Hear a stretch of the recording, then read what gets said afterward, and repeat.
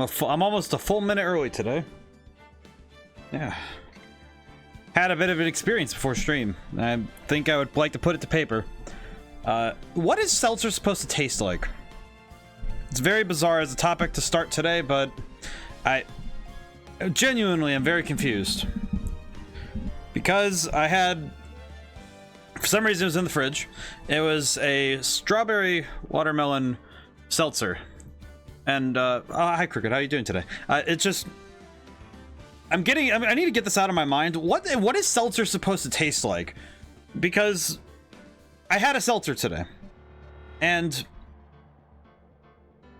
I had it before stream, and it's warping my head a little bit because I took a sip and I was almost like, I almost thought that I drank it too fast because I didn't taste anything. And then I took a taste again. It tastes like somebody's trying to describe watermelon from memory. Like they haven't had one in a year and a half, and they're describing the taste of it without using the word watermelon. There's no strawberry in there. Strawberry's like an afterthought. That was like, the strawberry was something that was dreamed of in the next room over. And that's what was in the drink. But I've never had seltzer. It's like, I don't really understand it. It's like, it tastes like the feeling of waiting. Like you're waiting for something to happen and nothing is. It tastes like empty air. And I started burping a lot, so I guess that's also true. But it's just, how do people make a successful business selling something that tastes like an approximation of an estimate of what a fruit tastes like? It just, I don't quite understand it. I don't really get it. It's very bizarre to me. But yeah, it's like before stream I had that like about an hour before stream started, right about 6. And then before that I had a 3-hour block period roughly where I was like in pure elation, and then there was like that 10-minute gap where I fell asleep. Like I was really tired. I was having dinner and I was just tired. Then the seltzer incident. And now I'm like realizing that I probably only have about 4 hours of energy to work off of because of this morning, because of Persona 5. So I'm like, very strange day. I've been in transit all day. I had to go take my guitar in to get it restrung because I need it restrung for the cover album. So I wanted, new strings and get the guitar checked out, have things looked at. Took that in today, which was driving over, like, it's like a 30-minute drive, but it's like, yeah, it's whatever. But it's like so many weird things, but I spent a few hours at a very good friend's stream, Quality Individual, and I the whole time, like, I'm over text, but the whole time I'm sitting there like my cheeks are red. I'm just like so happy. I'm just like had an uncontrollable smile the whole time because I'm just like, oh my god, I'm watching someone play the game and they're having fun, and I'm like, and everyone's having fun. I'm like sitting there with like my hands together, like just so excited, just. But I've had quite a day, and it's been good. The hills and dips are very curiously placed because none of them go particularly low. It's just some of them spin in a certain way that I'm not quite sure how to, like. Probably gonna have weird dreams about seltzer and positive reinforcement, I guess. I don't know. Just good stuff, but just really confusing.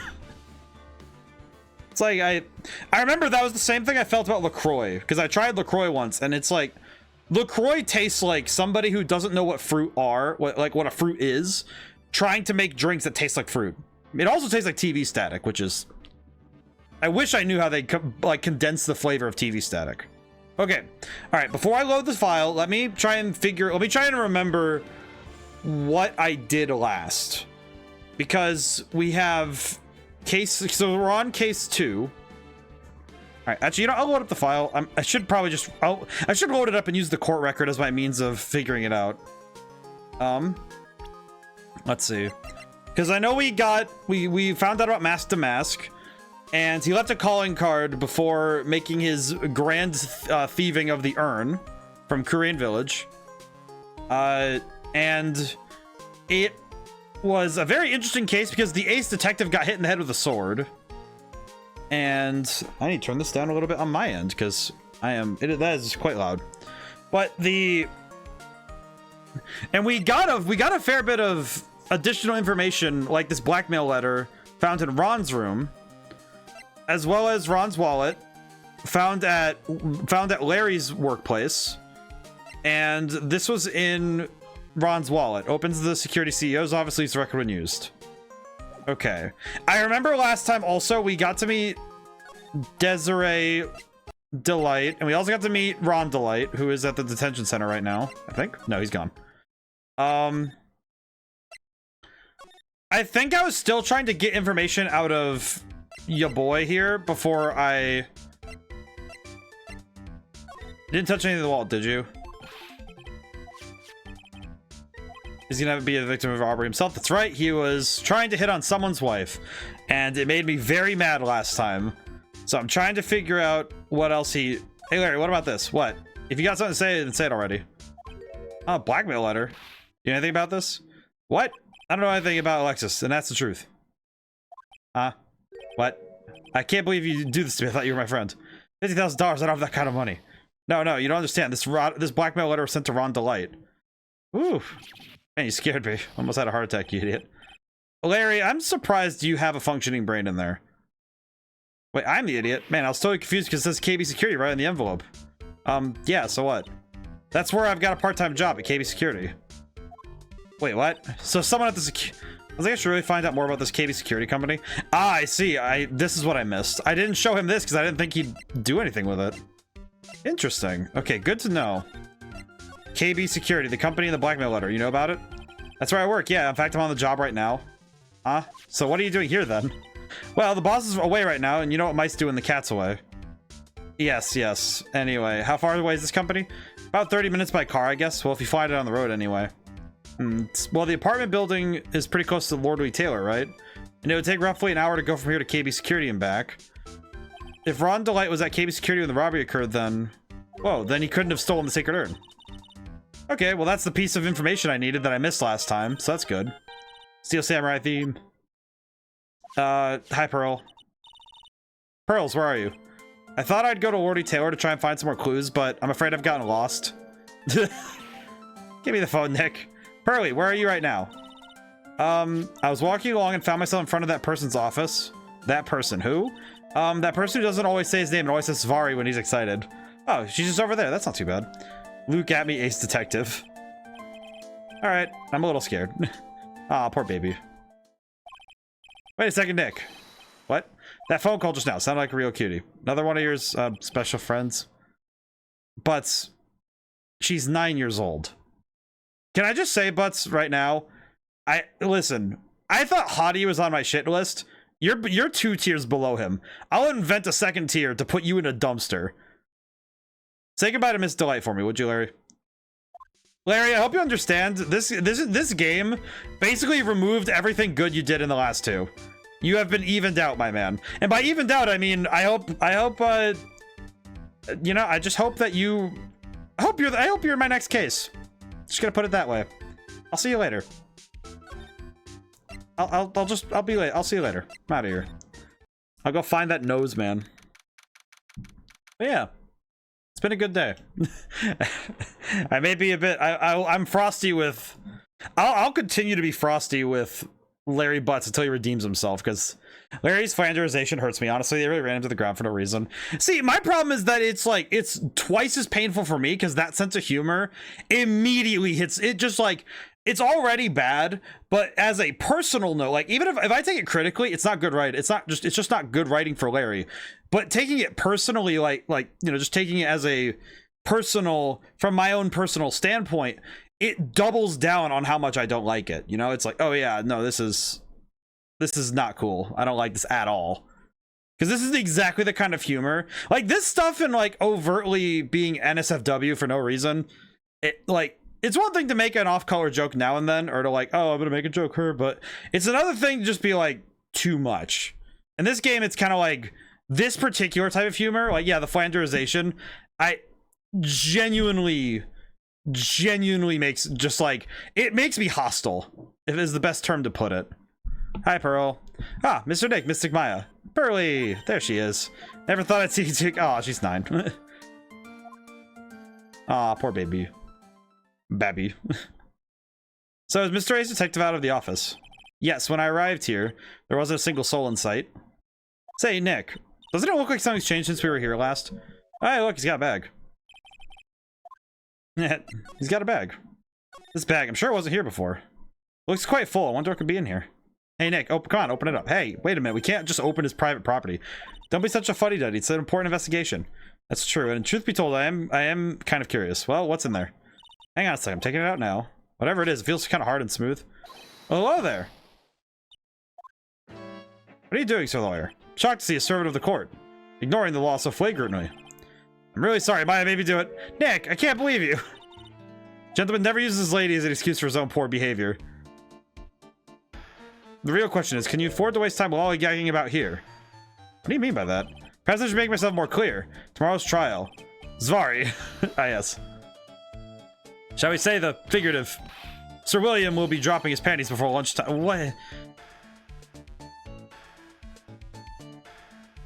I don't like this. Something about that really just... What are you talking about? What do you mean? What does that mean? What even is that? What? Dropping his panties before lunchtime? What does that mean? Are you saying he's gonna shit himself? What does that mean? What is... I need to look up this. What is this slang? Yo, your guys' slang is from like the 1950s. And it's just as sexist. Don't need that right now, man. What does this mean?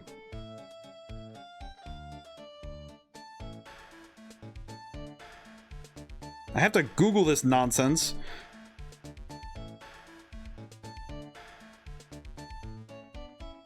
Dirty Hungarian phrase book. What the? Monty Python sketch. Well, I found a Monty Python sketch that is this apparently is what?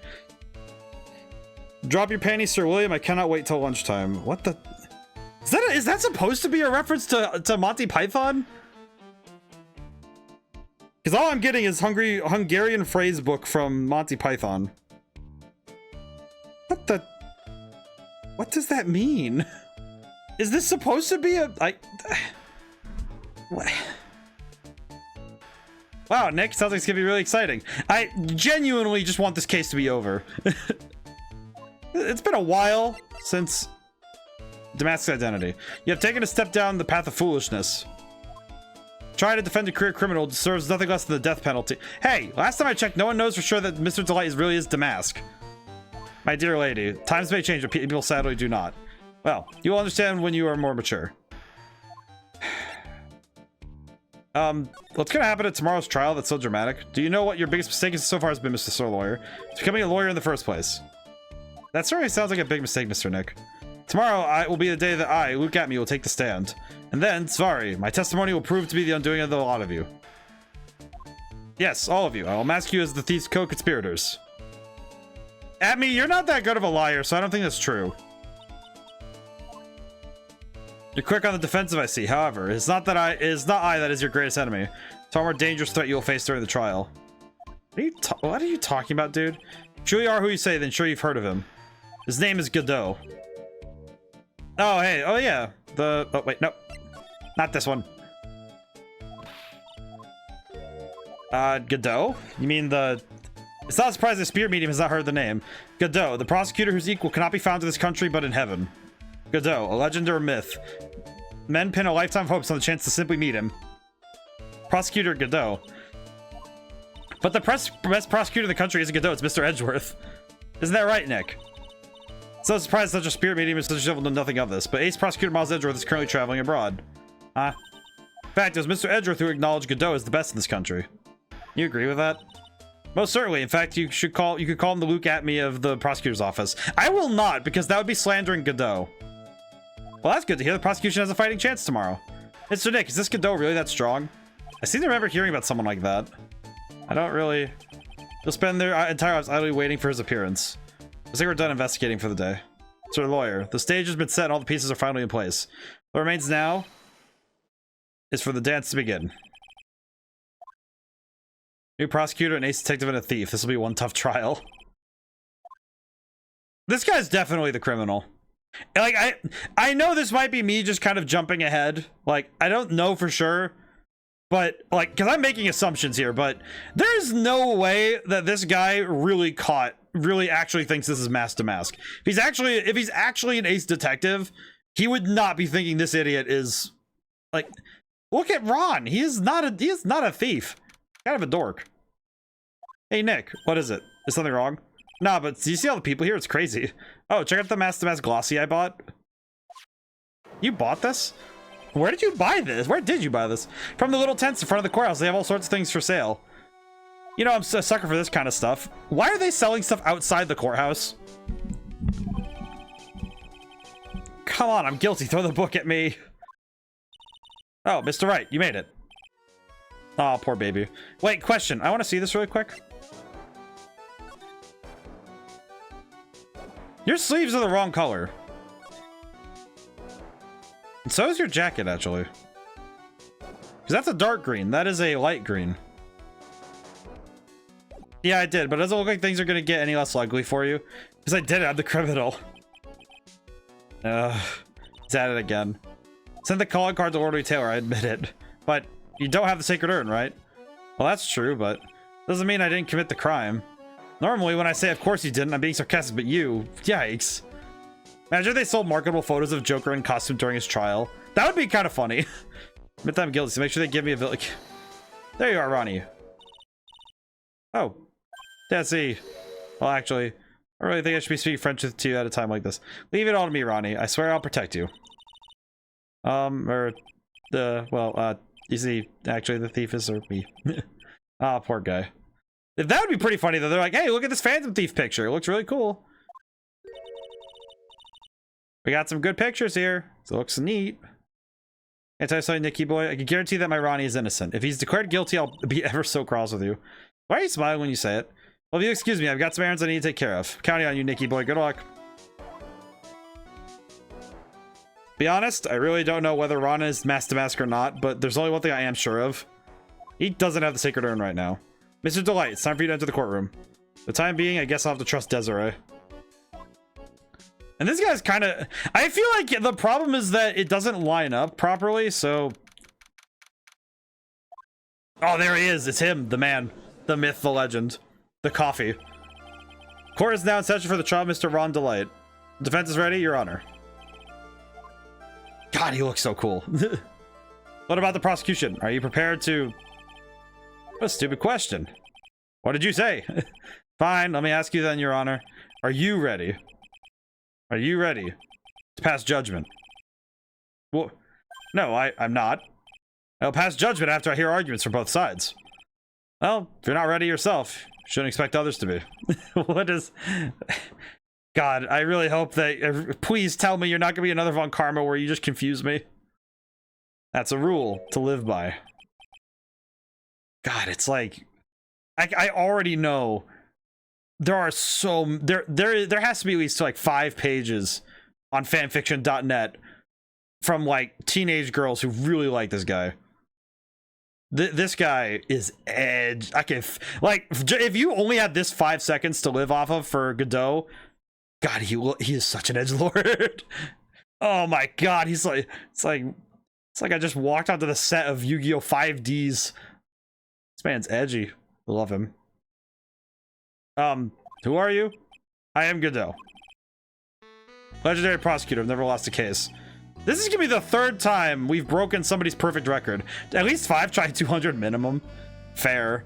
I see it. I see why though. He's got the facial hair that's way too hard to maintain. Because let me be honest, that type of facial hair, I've tried that look once. It is extremely hard to keep in a straight line. That is way too much work for such a weird look. Because it looks good, but it's like his theme slaps though. I appreciate this. Theme's pretty good.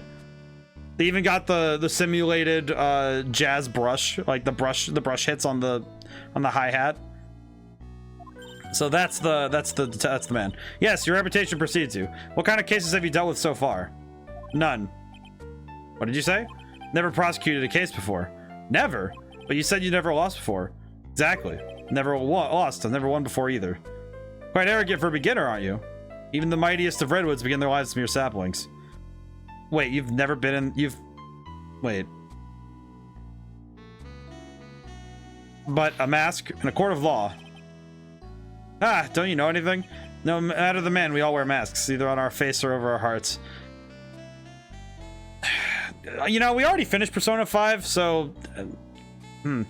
Also, just to throw it down really quick, Godot, my man, quite the contradiction, this guy. So wait, let me get this straight. You've never actually been in a court of law before. You've never been in a court of law before this point, and you're a legendary prosecutor who has never... How could you be a legendary prosecutor who's never been in a court of law? This guy's the real deal, right, Nick? Why does it seem like all prosecutors are the real deal? If I meet Mr. Phoenix Trite.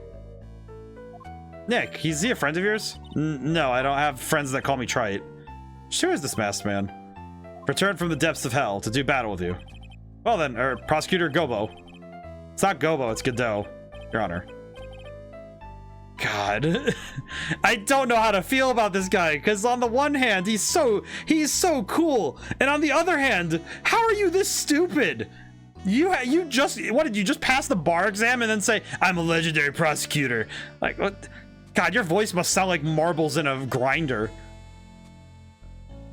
In any case, please give your opening statement. Opening statement. Those things are not fit for even dogs to consume. I have only one thing to say to you before we start to you, Mr. Trite. What are you talking about? Are you familiar with the saying, a chain is only as strong as its weakest link? Wonder, how much can you withstand before you and your case break in two? Well then, let's hear from the first witness. Hi, my good man. My name is... No one asked for your name, witness. The important thing is what you know, that's all. Start talking. We're listening. Yes, sir. Alright, witness, let's hear about what you know about the thief that stole the urn. Yes, sir. Oh my god, I'm like trying my best to take Godot seriously, but he has said nothing that means anything yet. It's like he has straight up just been a bundle of dialogue wrapped around like Edgeworth acknowledged him as a powerful prosecutor before he even took out the prosecutor's bench. I really am curious what that has to mean, because that doesn't make any sense. How have you never been in the prosecutor's bench and say, I'm a legendary prosecutor? Like, how does that work? Is it like anime where you can just sense the power levels of somebody before they start? Like, how would Edgeworth have figured that out? How would the rest of that office have let Godot come in here? Master Mask is a master thief that first started his crime spree 6 months ago. He's so confident that he sends his calling card before he even commits the crime. This is his 5th heist, and as usual, he sent a card to Lord Taylor. His patterns to always go after the most precious art pieces. Oh god, I'm burping.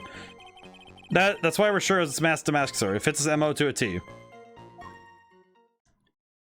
So then, the actual identity of this Master Mask is... Mr. Godot, what are you?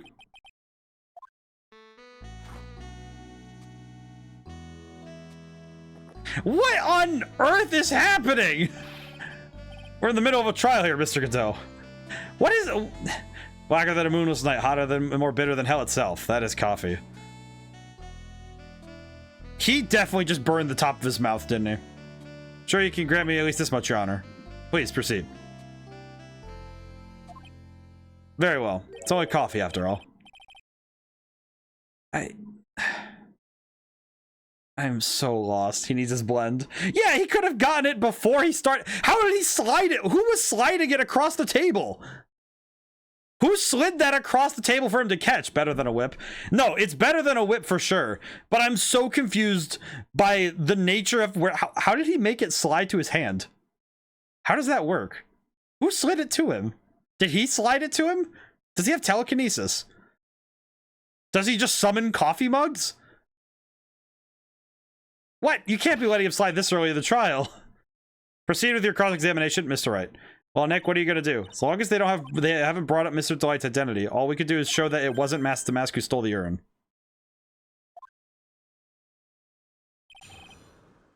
Actually, couldn't we prove that... Alright, just start pressing, I guess. Have you been involved in the investigation from the beginning? Yep, nobody knows more about the thief than me, pal. It's true, I'm a Svari, author on thieves. An author? He's written books about the thieves. I think he probably meant to say authority. Fact is, this guy can slip through my fingers, even through my fingers, shows how good he is, pal. It's better when these fingers have to be butterfingers. I'm just gonna leave it for now. Real authority is on the thieves detective. I don't need to ask this one any more questions.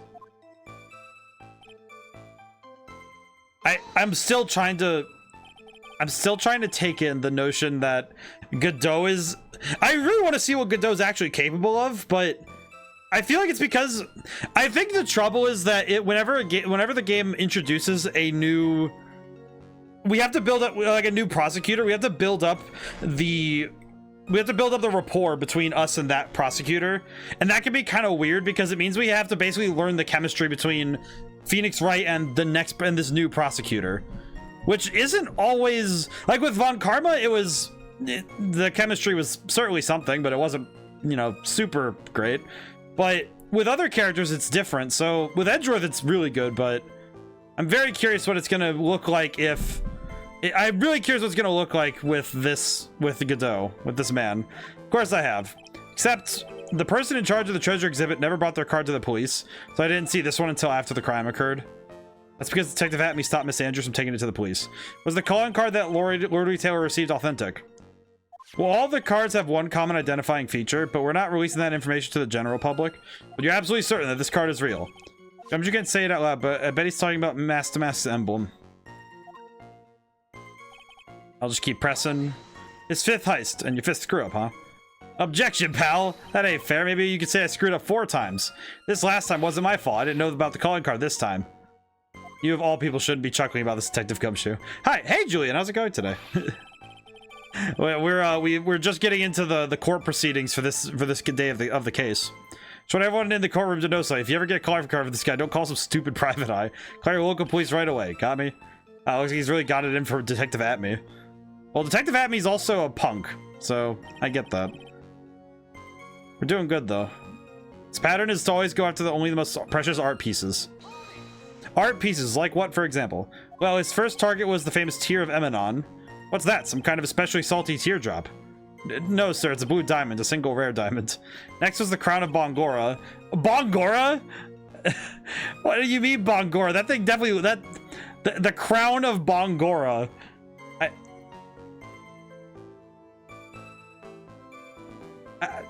You know what? I'll just let it go. Just let it go. Next was the Left Hand of Hades, and then the Portrait of Megina. Megina? Left Hand of Hades is kind of cool, though. Detective Atme retrieved the Portrait of Regina and returned it to museum. And the target is fifth and sacred robbery was the Sacred Urn, right? But isn't it difficult for him to dispose of such famous art pieces? Well, we assume he must have some underworld connections. Somehow Mr. Delight doesn't look the type. He's a little too sunny to be hanging out in the underworld. Press again, see what we got. What do you mean when you say it fits MO to a T? I was thinking of asking the same thing myself. I wish you would listen a little more closely, pal. First of all, there's the calling card. We're 100% sure it's authentic. Then it's the fact he seemed to know all about the security system. And finally, his target was an art piece. These are all parts of the thief's modus operandi.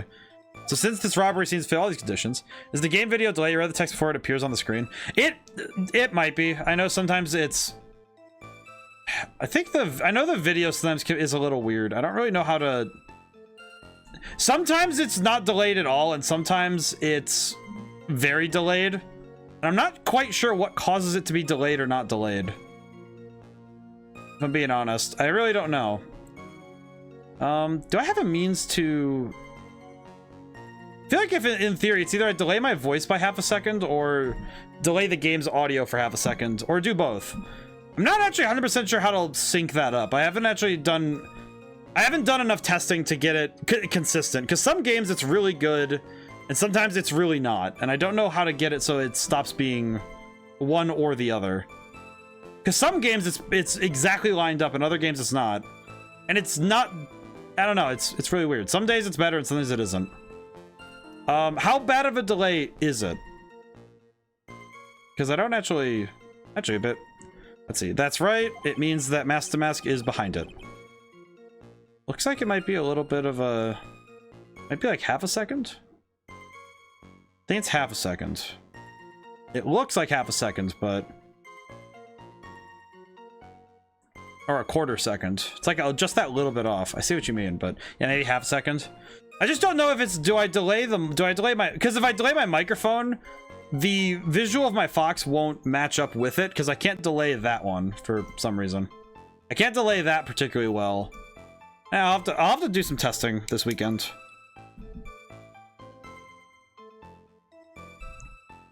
I don't really know if I can fix it right now, but I might be able to fix it this weekend if I can. I'll see if I can. I haven't really found it consistent. It's all good. Yeah, it's like I haven't found a consistent fix for it, because some games it doesn't need a delay. In other games, it's like it's, you know, it's a good half second to 3/4 of a second difference. But it's weird because it's not the trouble is that it's not a consistent issue, so I don't know how to deal with it. It's kind of like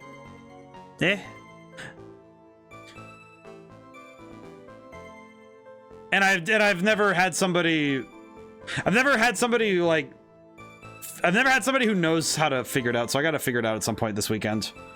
See if I can figure it out with Sonic Heroes. Maybe that'll be a good practice for it. Negative. Well, it definitely looks like it was Mask the Mask who stole the urn.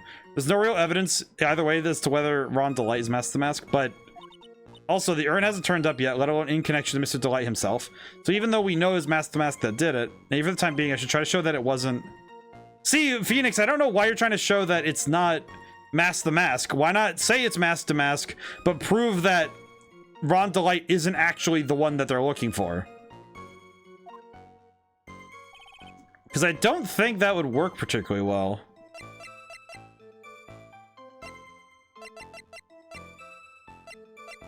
Because I don't think that's really how it works.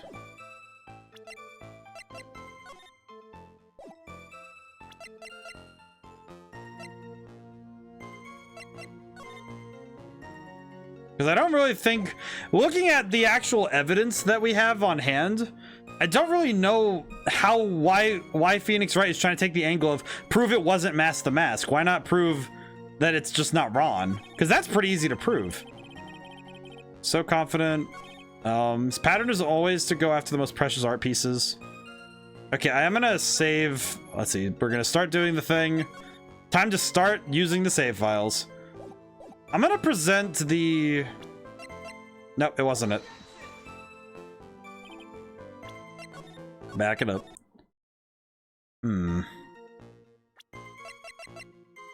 Oh, well, that works. Can I ask you a little something, Detective Gumshoe? Just hearing the little in that question is making me nervous.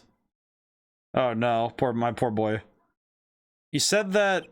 Yeah, I see it now. You said that he always goes after the most precious art pieces, right?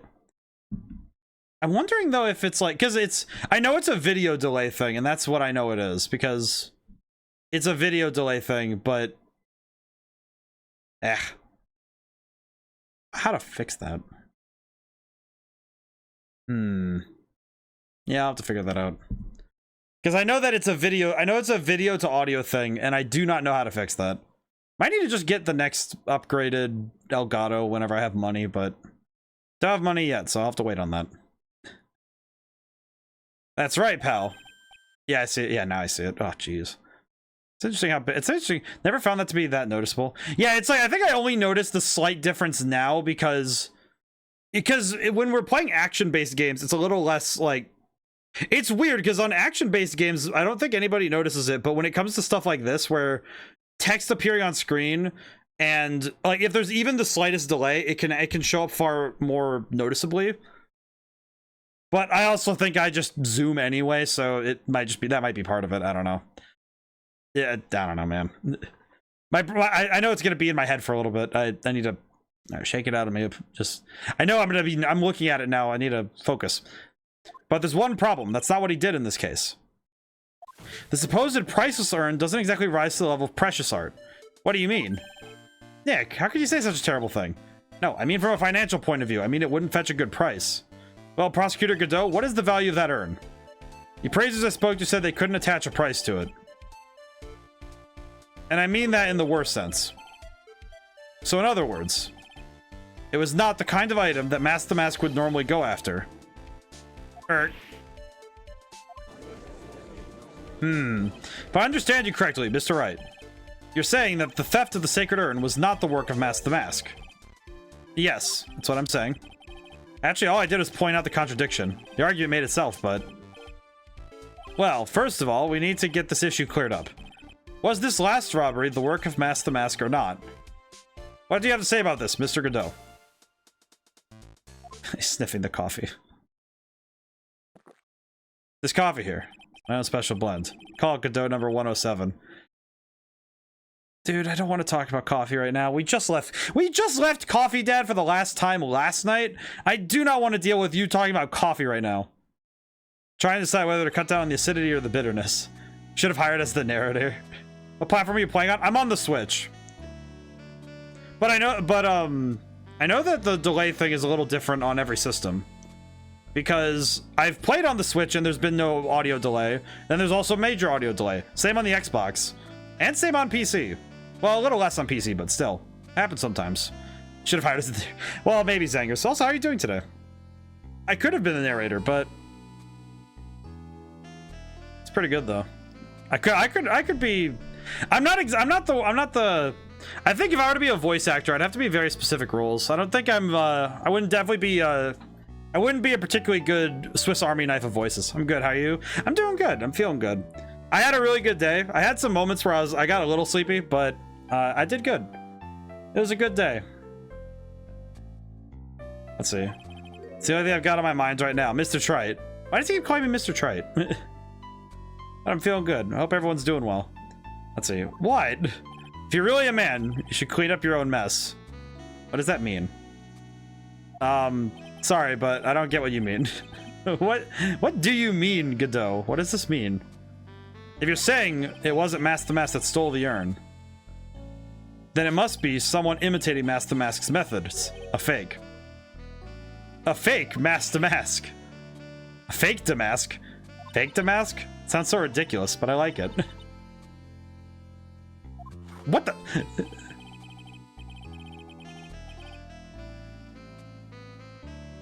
Before I decided my coffee, I believe some proof is in order, Mr. Trite.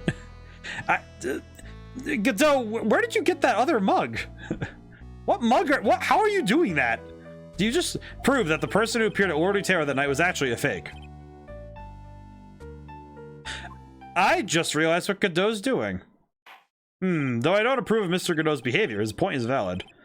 I just realized I know what Godot's doing. He's making us do his job.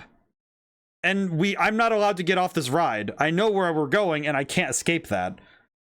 He's trying to make me prove that it had to be somebody who's a fake. So then when I try to say, oh, but Ron Delight can't be Mask the Mask. Wait. Like, I can see that. Mr. Wright, we're waiting. Looks like I'm going to have to prove it. I'm gonna have to prove it, man.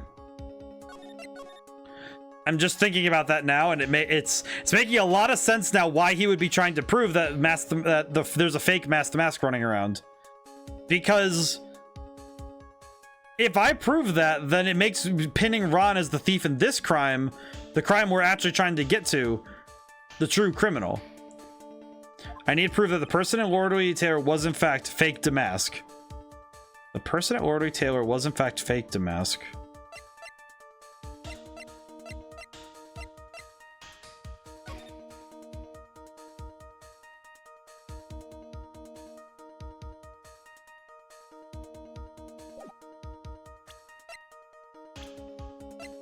Wait, can I see this? He seems to know me somehow. Let's see. What does your outfit look like, my man? Your drip is weird. But let me compare your drip to the enemy drip. That's about the same.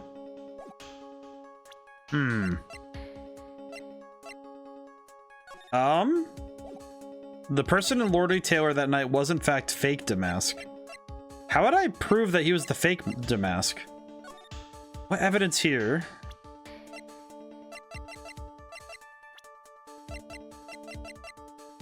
I'm trying to think. I just saw that he has great powers of deduction, yet rarely makes any sense. I forgot about that. I need to read the evidence again.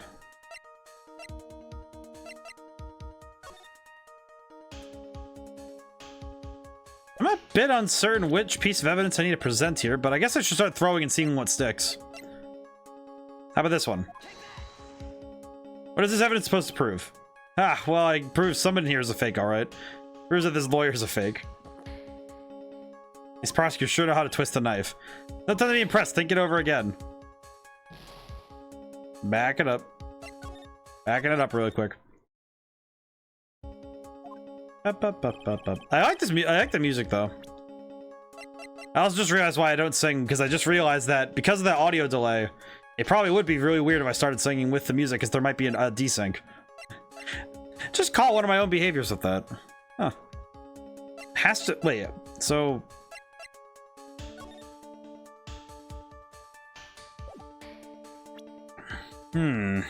So what am I looking at here?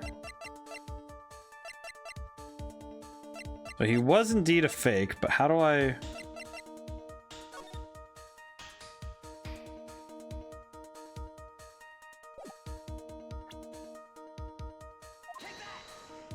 What is this ever supposed to... God. Yeah, I feel like this is what happens a lot when I end up at this point, when we're at this certain point, where it's like, okay, how am I gonna prove it? I have to find the evidence. I do this a lot. This tactic seems to have worked pretty well, but, well, I guess it's the urn. And you know, it probably is the urn again. Never mind, it is not the urn. Really? I thought that one would have been a slam dunk, but I guess not. The person at Lord Taylor.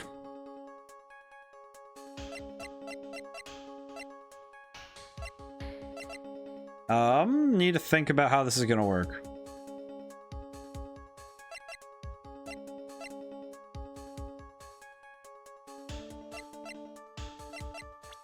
Maybe I need to present the mask himself?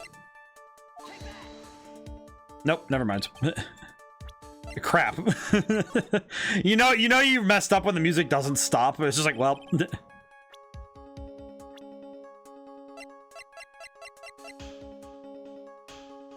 I'm not supposed to throw Ron at this, am I? That can't be correct. That cannot be right. I do not think I'm supposed to throw him at it. I'm gonna try, but I want to see. Okay, good. Thank goodness. It's like I'm trying to think of what the... It says... Alright, so, well, I have to find the evidence. It's evidence. Let's see. Calling card, camera data... Shinjishido... Maybe the camera data? Nope.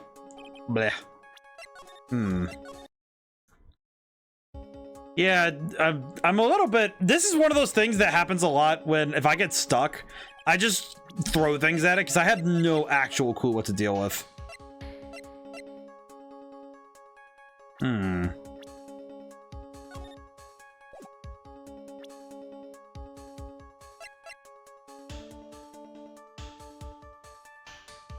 Oh dear.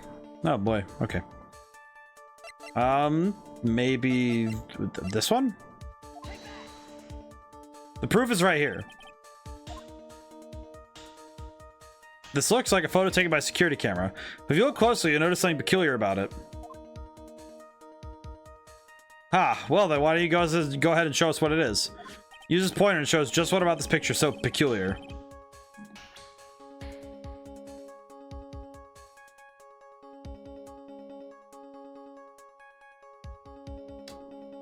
You know what? I actually don't know what's so peculiar about this. I'm trying to... Is it here?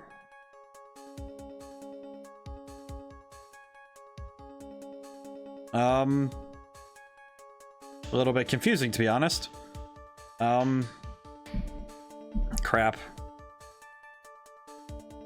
Because in my head, it's like, well, this is not the right color. He's not wearing gloves. Actually, it would be the fact that he's not wearing gloves. Wouldn't it? It's right here, I think. Is that what's so peculiar? Places that you're pointing to is all wrong. What do you mean? The only peculiar of this courtroom is on the top of your head. Nick, are you gonna let him get away making fun of your hair? Yeah, that's how I know he can't use goggles to fry me or something.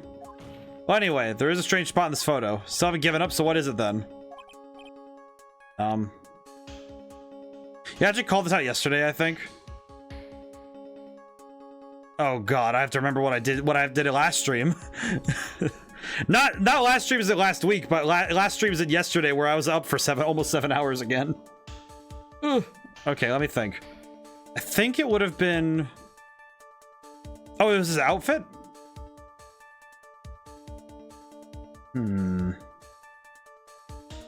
It's either his outfit or this paint. No, not yesterday.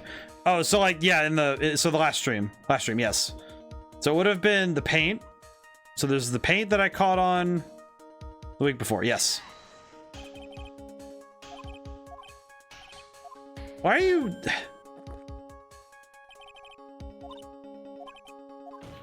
Okay, brain, work with me here. Come on. I have to like twist the gears in my head to get something unstuck. It's definitely something. I know I'm trying to remember what I said last time, because last stream. Trouble is that I'm trying to catch the... Hold on, maybe I should look to a guy before I say these things. I think I'm getting closer though, because it's not the paint. I don't... Well, at least I clicked here, so it might not be this.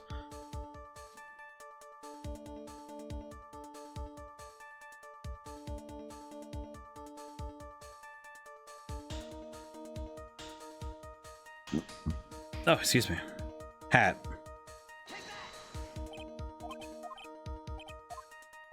I like how Godot just keeps going like, yeah, you keep...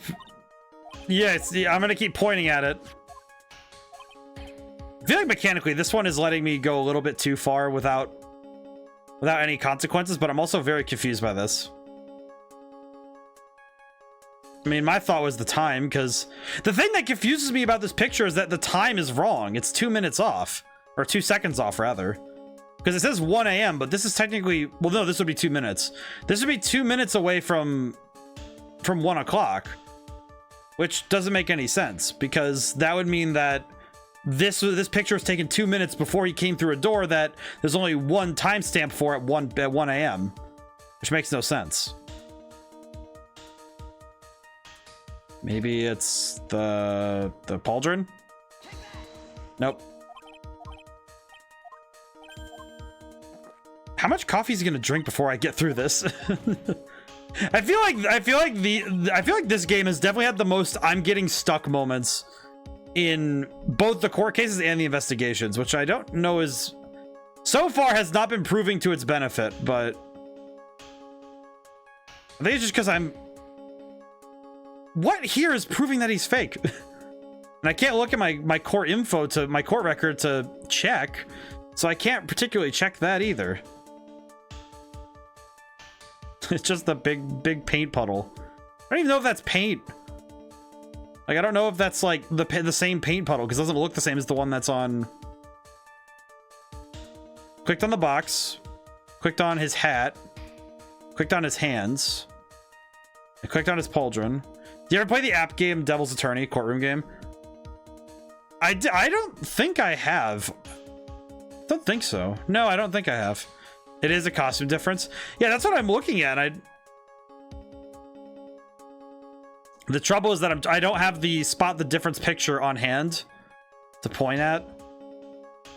I think it's, you know, it's either his sleeves or his mask. Probably the sleeves. Wait, no. Wait, what about these pedals? Nope, it's not. God bless America. I was probably on the... Wait, court record. Let me look at the picture. His sleeves are backwards. Okay, it is. Wait, is it the sleeves? Wait. It's either the sleeves or his... Oh, I see it now. Wait, no, I see it. Nope, I see it. No, I see it now. He doesn't have the cape thingy. Right here. It's right here, of course. Me, Mask the Mask. I have here a piece of reference I would like the court to take a look at. Is that the publicity photo I brought this morning? Yes, but okay, I see. Big ass effing brooch. It's the brooch on Damask's chest. It's like I wasn't thinking about that as a detail. My brain just went, what? A breach. Here, bailiff. Get my steed. You need to retreat at what? Your steed? I know. It doesn't make sense. My brain just went, I forgot it too. It's just like looking at it. It's like it didn't register as a piece of his costume because it had a face and had the same glowing eyes as his face. The class are holding one's cape on. A class pay. Ah, I see now. But the mask in the security camera photo. Ah, he has no brooch. The brooch is the same as the emblem on Damask's calling card and serves as a symbol. But the thief that broke into Lordly Taylor wasn't wearing a brooch. In other words, this Mask the Mask is a fake. I've been fooled again! Order. It's true. Undeniably true. Detective Gumshoe. How could you have overlooked this? I'm sorry, sir. I don't know how I... With the third coffee cup already? Hey now. If you're going to have a pity party, invite me too. Mr. Godot, you deserve some blame in this too. He is 3 coffee mugs in. How could you overlook such a large brooch? Ah, the brooch you're talking about. Do you mean this? Ah, that's his brooch? Where did you find it? Well, I've always had a good nose for evidence. I got it at the crime scene. It was hidden in the shadow of a big female Buddha statue. Buddha statue? He must mean the Ami Faye statue. Well, why didn't you tell me about that, sir? I always put evidence away in my pocket. After all, it's the safest place for crucial evidence. Or, this guy's one cool customer. Yeah, but why would he have put it somewhere where why would he wait until now to use it? That's his 4th cup! It's a little early to be shaken up, isn't it, little lady? That friend of yours left pretty little hickeys on there, too. Hickeys? Figuratively speaking, of course. I'm referring to Ron Delight's fingerprints. What? What? The defendant's fingerprints are on the brooch. Order in the court. Mr. Godot, let's see that brooch. Grown attached to my metallic girlfriend here. Take good care of her. That is disgusting. I mean, it appears to have been torn off some clothing. It's a little bit of cloth left on the back. Obviously, there must have been a big struggle that night at the crime scene. Uh-oh. Phoenix, we have a problem. Actually, that's wrong. That would be incorrect because that would be incorrect because from what we understand, we know that he got out without a struggle, so you're messing with Godot. You get burned. I just realized what probably happened. The real Mask to Mask and the fake Mask to Mask probably got into an altercation, and Ron probably got, like, knocked over, while Mask to Mask took something else, or just dipped, ran off some other way, and then the fake one probably went out the way that we think he went. To play me like a violin. Well, Judge, I'm about ready to call my next witness. Hi, you're done with me? I haven't proved anything yet. You've proven your own incompetence. It's good enough. That doesn't sound good at all. Bailiff, bring the next witness into the courtroom. Time for the ace detective to make his appearance, huh? God, he still looks like such an idiot. 1 second is one drip of the coffee pot. Let's hurry it up. Just silence. I see now. It's becoming all clear. What's clear? Zvari. The truth has once again been elegantly revealed to me. The fact that I'm surrounded by morons is really kind of starting to grate on me. What we have here, a judge and a prosecutor, a coffee maniac at that. Am I correct? Well, yes, that's right. You're in a court of law, you freaking... God, we need to put you in an institution. Ah, not bad. Not bad at all. You're the first person that's able to penetrate my secret veil. Oh, Sir Prosecutor, let me introduce myself. My name is Luke Atme, ace detective and rising star illuminating the heavens. And a totally humble human being. Boy, these two make a perfect pair. They'd either be best friends or they'd tear each other's heads off. Heard that on the night of the crime you were all alone on security detail. You have heard correctly. And you were not... My specially made monocle is worth more than 100 Detective Gumshoes. So, like, 10 cents? Detective Gumshoe is worth anything, that is. Actually, no, it'd be the other way around. Your monocle's worth, like, 1/100th of a gumshoe? Let me turn that around. Let me inverse. Why is this guy all by himself anyway? There must be some reason, I'm sure of it. Well, then tell us what this special monocle of yours witnessed. God, this guy. This guy sucks. Gumshoe is priceless. Gumshoe is priceless. This guy's an idiot. It's approximately 1 o'clock in the morning, just after the date changed. That's why Nemesis, the infamous Mask to Mask, dancingly descended upon me. Just as I began to turn, the coward struck a fierce blow upon my noble head. Darkness swallowed me before I could land a single strike. When I woke, he was gone. 30 minutes later, I used an emergency phone to notify the police. So you didn't get a clear look at the criminal. My specially made monocle never misses a thing. However, that is limited to the things that fall within my own visual range. But of course, that's only natural. I fail to see why this witness seems so proud of his performance that evening. Thank you, Judge! Well, Sir Old Timer, let me explain. We are not speaking of any ordinary thief, but of the King of Thieves, the Great Mask the Mask, my arch enemy.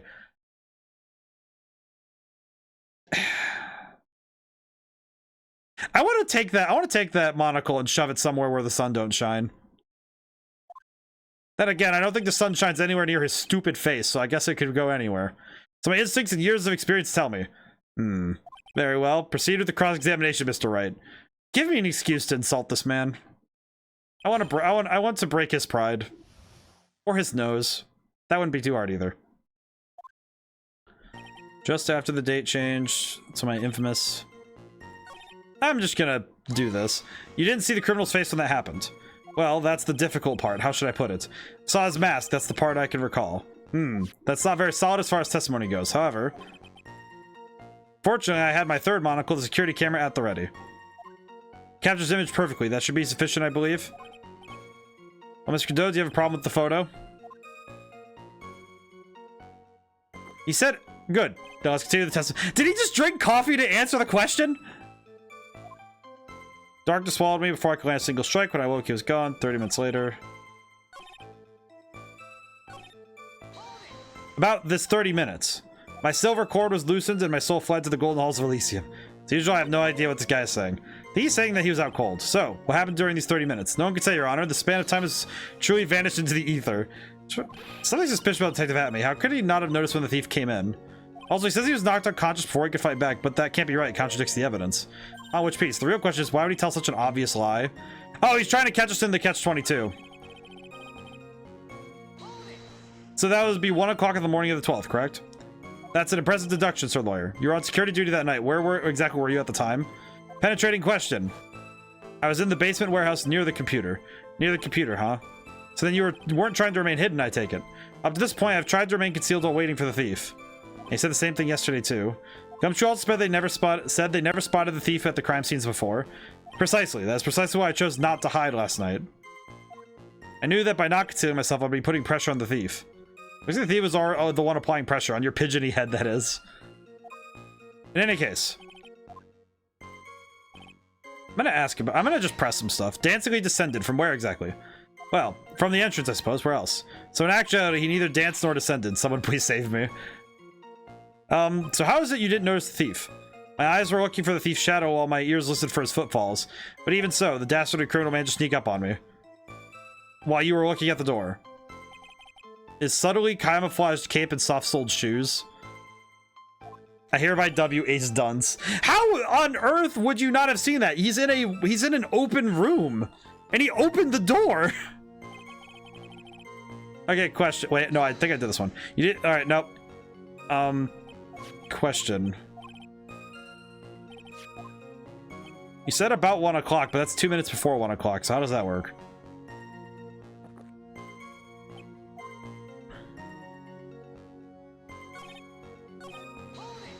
Attacked and knocked unconscious, and you weren't able to do a thing. It's certainly some very impressive detective work. Well, Sir Lawyer, have you ever been suddenly struck on the head? Actually, yes, a few times. Oh, I just realized I'm only up to Justice for All Episode 3, a few chapters ahead of me. Oh! Well, actually, yes, by a fire extinguisher. Thankfully, this out of context might not be too bad, but if you like, here's the thing, if for spoiler's sake you need to dip, I fully understand. I don't want you to get spoiled because you're watching somebody who's ahead of you. I definitely understand that. Yeah, I played Justice for All. When was it? It was the last game we played. I played through that for the last month and change.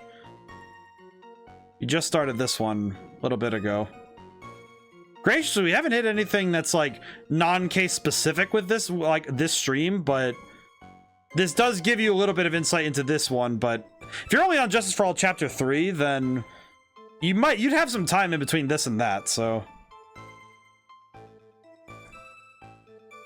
And what happened?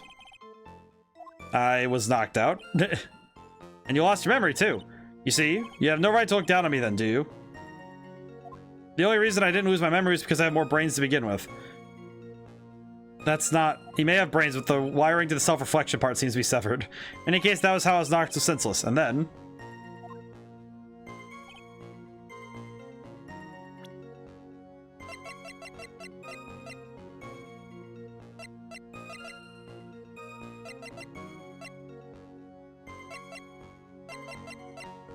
Okay, I'm gonna very quickly save, but... I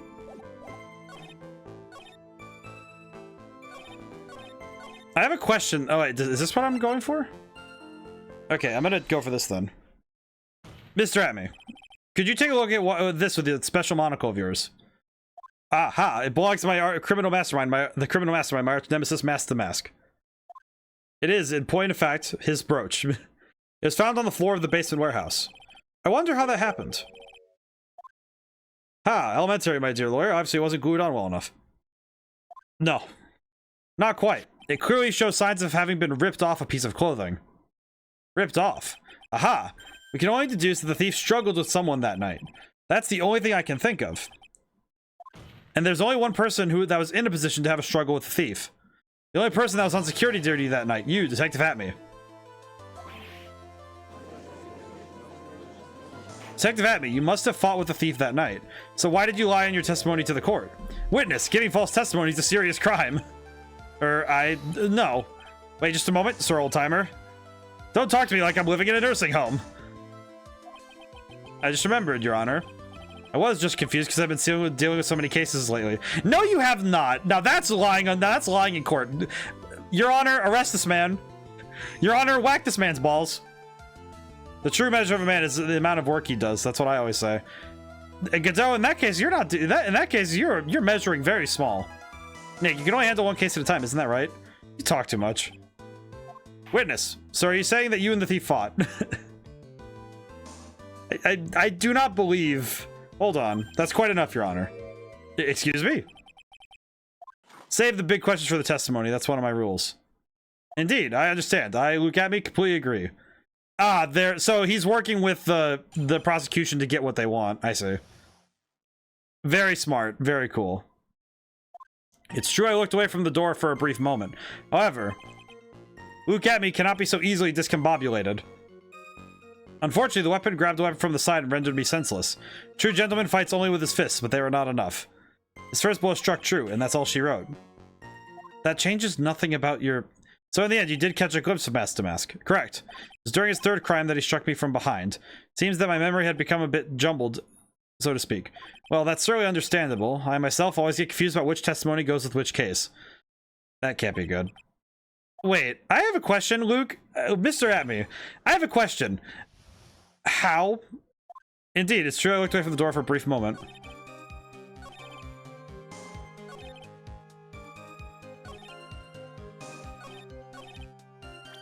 I'm gonna just...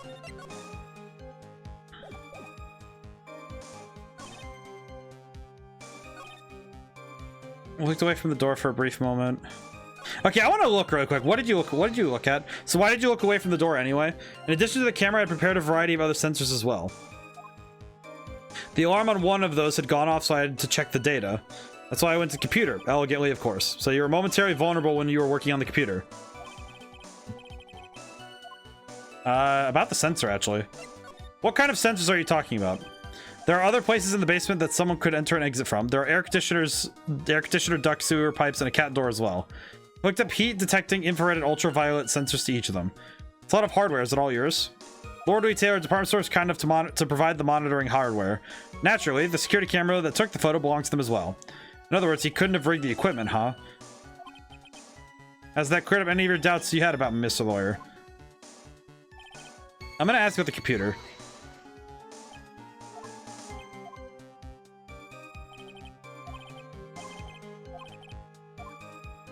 What did the computer belong to Lord Taylor? Except for the program that manages the data. That was specially designed by me, Luke Atme. Wait, the program that manages the data was designed by you? In that case, he could have easily manipulated the data. What's wrong, Sir Lawyer? I see. So he could have very easily taken the data for the pictures and the piece of information he had and set it to 1 a.m. even though it doesn't match the picture. I see. What do you mean by weapon from the side? Naturally, the thief had no idea that I was hiding in the area. Grab the sword from the statue that was standing by the door to the warehouse. You mean the sword that's all twisted like a tree branch? Correct. Fortunately for me, the blade is not sharp. Okay, so he is talking about the Shichi Shido. So the thief arms himself with the sword. And what about yourself, witness? This guy is very stupid. Can you tell us a little more about what happened? My opponent's both powerful and vicious. You might say powericious. I will never say that. Powericious, huh? I assumed the at me fighting stance, but a sudden flash of light blinded me. The at me fighting stance definitely looks like somebody cowering in a corner like an idiot. That, of course, was checkmate. My opponent had bested me.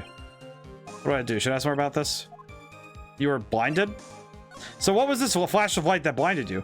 I was bathed in a golden light that seemed to come from the statue of the woman. The statue of Ami Faye, I'm guessing. Well, that wasn't very much help at all. What do you think, Nick? Well, there's one thing I'm absolutely sure of now. Yeah, what is it? This Luke at me guy is definitely hiding something, but why? I think I'm starting to figure out what really happened that night and about the true nature of this detective.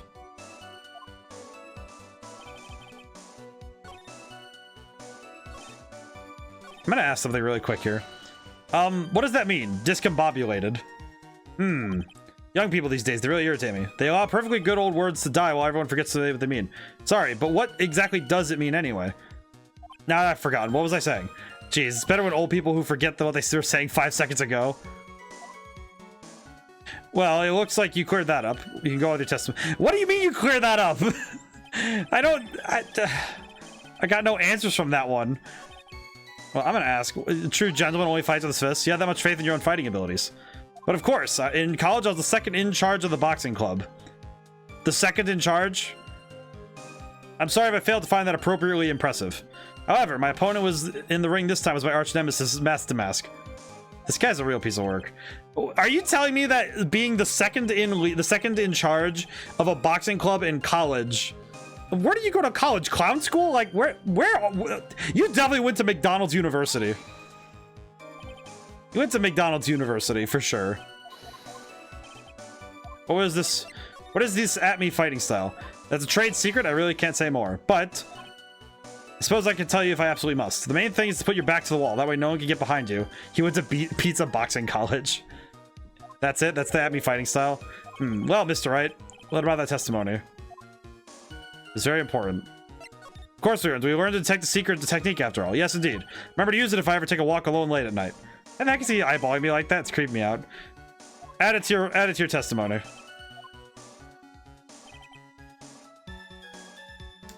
I have a question about this. I have many questions about this, actually. So let me get this straight. Your fighting style is to put your back to a wall and hope that you don't get knocked out? What are you, like 12? Like, keep your eyes on your opponent and your hands up around your head, you idiot. To quote a misquote of Edgeworth, you're not a clown, you're the entire circus. This guy does not qualify to be the entire circus. We've seen an entire circus in these games. The entire circus is at least they're like coordinated. At least they're nice. I like the circus. Present. Yeah, we're shutting that off. Detective at me. Your testimony is crumbling like a house of cards. What fun this is, Sir Lawyer. It's truly a pleasure to cross swords with you. And now, once again, you have thrown down the gauntlet at my armored feet. I believe this is what you said yesterday. No, the coward must have wormed his way in through somewhere besides the door. Then my arch nemesis struck me on the head from behind with this gruesome item here. From behind, huh? But just now you testified that he struck you on the forehead. I hardly think you could forget where you were hit on the head. Or it seems I've made another mistake. You're lying out your ass face. Which is to say that you are spewing a lot of nonsense from the rectum that is your brain. My good man, you need to stop this. Detective at me. That's not the only strange part of your testimony. What do you mean by that? For example, the very fact that you hid the calling card from the police itself is strange. It's almost as if you were afraid they were going to help with security. Geniuses such as myself have always been misunderstood. How sad. Hey, you know what's funny? I remember the last time somebody said, hey, you're misunderstanding me, and keeps going on about this stuff. That was last game. You know what I did to him? I put him in jail. How about you stop lying? That's wrong. Oh, his objection is cool. To err is human, to forgive divine.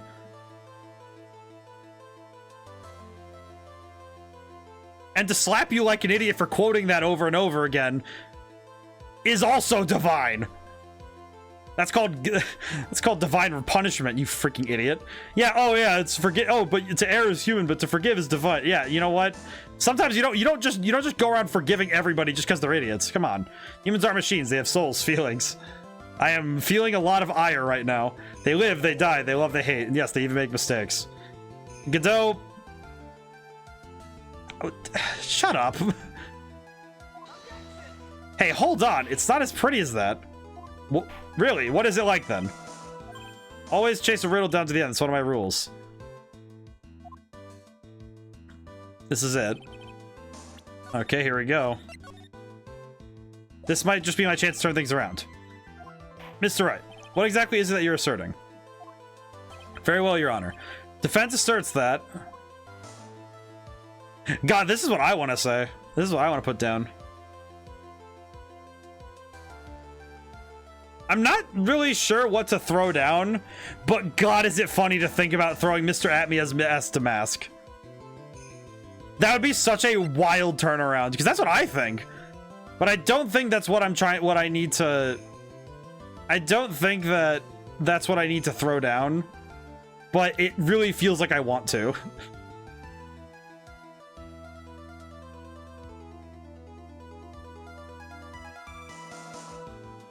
I'm thinking for a moment, apologies. I'm just like, I'm taking in each option, trying to think, okay, well, Mr. Atme's no ace detective. That could be disproven because he does have an office. This Mr. Atme's a fake doesn't really make a lot of sense because why would he be a fake Atme? Or he could be the mask.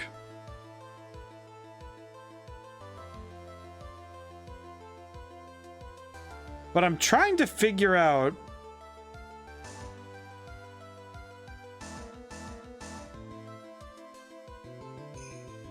Trying to figure this out precisely because I'm not 100% sure. Wait a minute. No, it does make sense if he's the mask. Because theoretically, say he is the mask. If he gave the blackmail note that he was given to Ron, then of course he'd know that the thing was there because I'm going to try it. The answer is simple. It's all clear to me now. Detective Luke Atme's true identity is actually Mask the Mask.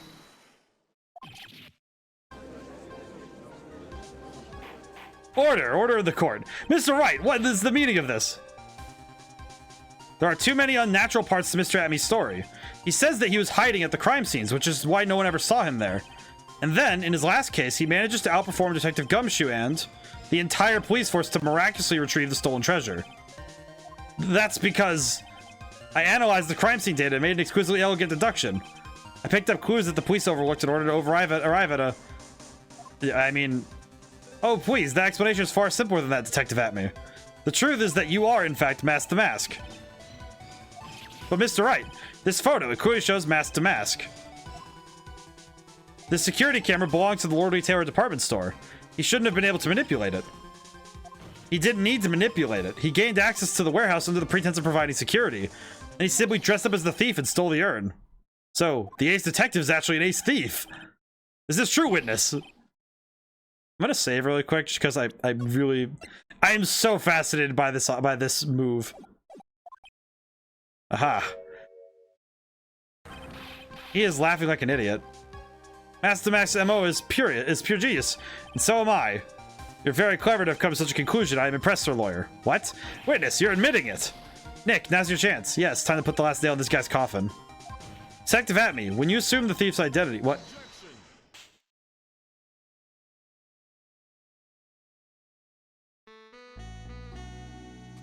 Godot blend number 102, my personal favorite. Did you just throw coffee at Phoenix Wright? That is hot coffee, dude. That could burn his eyes. That could blind him. All right, you know what? Never mind. Von Karma whipping people. You know what? Bring it back. You know what? At least she was aiming for the chest. At least she was aiming for someplace you were supposed to take hits to. You freaking idiot. Mr. Godot! The Ace Detective is actually an ace thief. I smell a best-selling novel. It's only one problem. It simply isn't true. But Mr. Godot, Mr. Wright and I has made some very strong points, and I will admit my opponent is woven to comparing narrative out of whole cloth. But it is, in fact, nothing more than a patchwork quilt, Mr. Trite. If this detective really is a thief, then show us the proof of your claim. But it better be hot, and as perfect as the coffee dripping down your face. I think it's coffee cool. Phoenix doesn't seem to react like it's hot. Well, Mr. Wright, I'll just stand there. Save again. Wait, where's the one that I'm not supposed to save over? I think it's this one. Yeah, it's that one. Okay, save over 6. This court would like to see decisive proof you have, quickly. Huh? Oh, yes, of course. What's the big rush? You're right, Nick. Emmy looks pretty rattled right now. I'd like to finish this right now if I can, but can I really do it? Decisive evidence to prove Mr. Luke at me is in fact Mask the Mask. I am going to save really quick because I think I do know what evidence. I almost feel like I need to rattle him by saying it's right here, but it's because I think we do have everything we need to prove it. Because I think we have what we need to prove it, but I'm curious if we can actually do so. Yes, it's here. As usual, the defense becomes prepared, Your Honor. All right, very well then. Let's see what you've got. Please present proof that Mask to Mask is actually Mr. Luke at me. Yo, Mickey. Hey, Zero, how's it going? How's it going today? Let's see. What evidence do I have?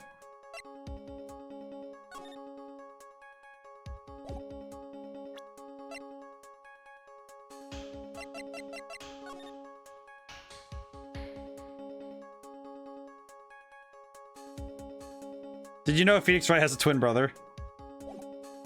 I feel like this is a setup to a punchline, but now I'm curious. Now I'm very curious.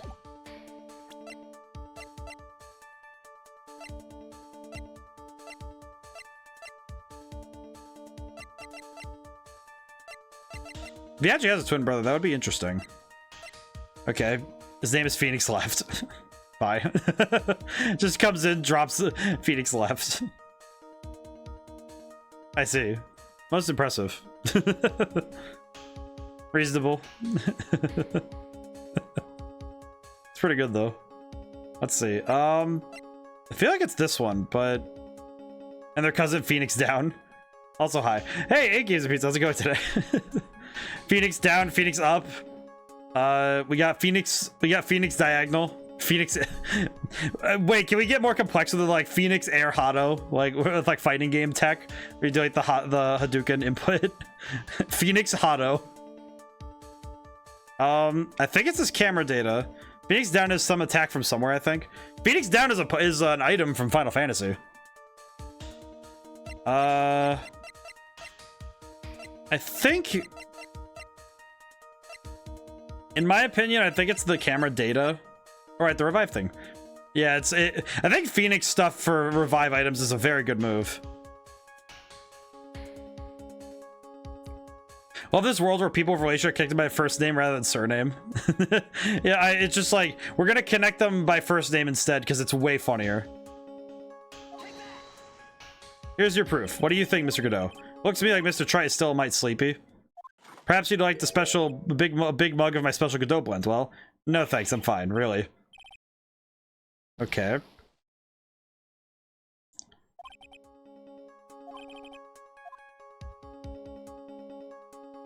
Actually, wait, I'm gonna go back. I'm gonna go back really quick because now I'm thinking I don't think we've found it yet, but we need another day of investigation to prove it. Because I don't think we actually have. Let me look through the evidence. Do I actually have something that proves that he's the mask? Remember all the Nurse Joys? I do remember many of the Nurse Joys. Let's see. Do I have written with a fountain pen?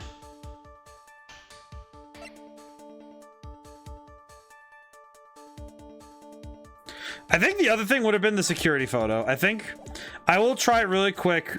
I'll check the security camera thing. I will try the security camera.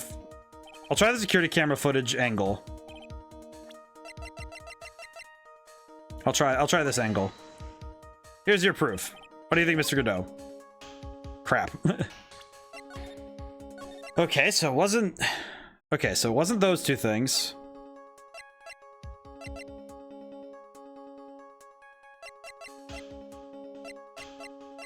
The only other two pieces of evidence I think could work in theory would be Damask's calling card and the brooch. I think those are the only two things that I can think of. The angle is too obtuse. You're right. Let's see. Okay, let's try the calling card first. Nope. Ah. Okay. Though I do wonder if the whole point is present a piece of evidence, then back off. Because that might be the angle to take, but... Nope, okay. I'm gonna try has yet to be found, because I don't really think... Proof. I've got nothing. Ha, just as what I thought. Man has told his head up high no matter how bad things get after all. Ugh, I see. Thought perhaps you had some evidence to back up your assertion. This is no good. I've got to stay on the attack.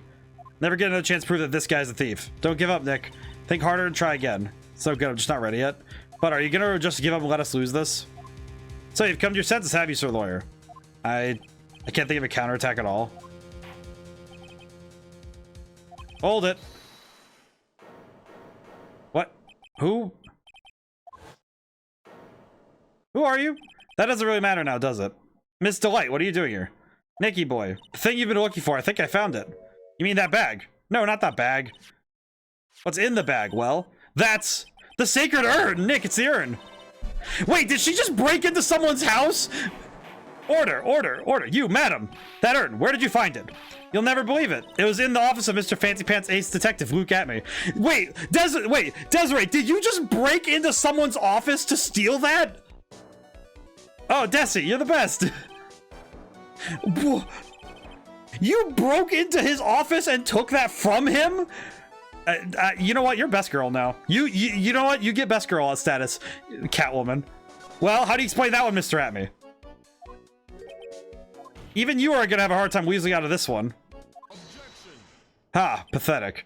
Mr. Godot, do you have something you wish to say? Yes, Your Honor. It simply amazes me how quickly times change. In the old days, a man has to be taken by his word. It's truly sad. Still denying that Mr. Atme was involved? For forecasting aspirations at Detective Atme, consider the young lady here. Your name is Desiree Delight, is that correct? Yes, what about it? Ha, how charming. The lengths a woman would go to save her life. What are you insinuating? As the wife of the criminal, you could have discovered that urn anywhere. Including the office of the good detective here. So you found the urn. What does that prove? It certainly doesn't prove where the urn was before you found it. What? I just brought it here from the detective's office. Desiree, according to Ron, despises criminals, yet she absolutely stole from Atme. Please, madam, this town is already filled to the brim with lies. Any more could only compound the tragedy we have been witness to. You're wrong. I would never do such a thing. Miss Delight. Please, Nicky boy, you gotta help me talk sense to these people. Must be some way.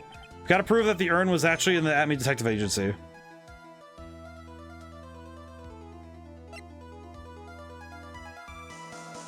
Let's see. I'm gonna save here, but... Let's see. Show fingerprints on the urn. I can prove where the urn was by the fingerprints on it. Fingerprints, eh? Oh, come now. Now you're really making me laugh, Mr. Lawyer. Fingerprints indeed. May I go on? Good. Now, it'd be perfectly understandable if my fingerprints were on the urn. After all, it was I who was guarding the urn in the first place. In any case, I am always in the habit of wearing gloves, as you can see. So, unfortunately, my fingerprints wouldn't be evidence of anything. Nick, what are you going to do now? Must have brought it back to his office yesterday. Someone must have left the fingerprints on it. This is a definite Columbo reference. Of this person should be on the urn.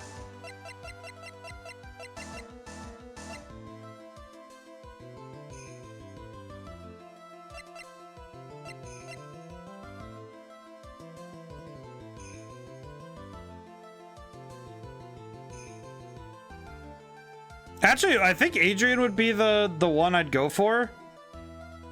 I'm very uncertain as to what to do with this one.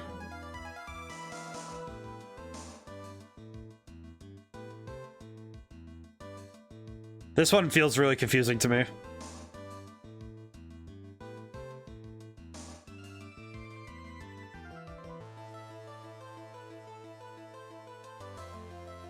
I'm curious though, would it have, I'm trying to think of like, would I, I really should have saved again, crap. Actually, Adrian would be the one, wouldn't it? Because she worked there. You have to think about who touched it at the crime scene, but after it left the crime scene.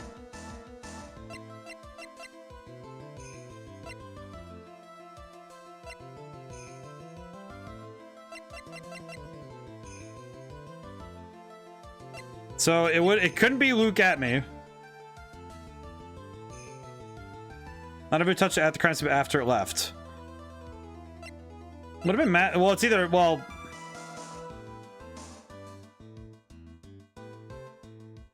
Well, it's Matt's the mask. I gave you a poor piece of advice. The one who keeps a cool head all the way until the game ends the winner.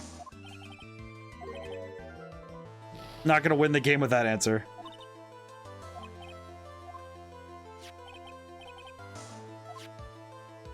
Left their prints on the urn yesterday at the Admin Detective Agency. Name another person. Your Honor, please give me one more chance. Okay. Fingerprints. So it's after it left. When it reached the Admin Detective Agency. So it would just be Luke at me. He says he's always wearing gloves, but that doesn't make any sense.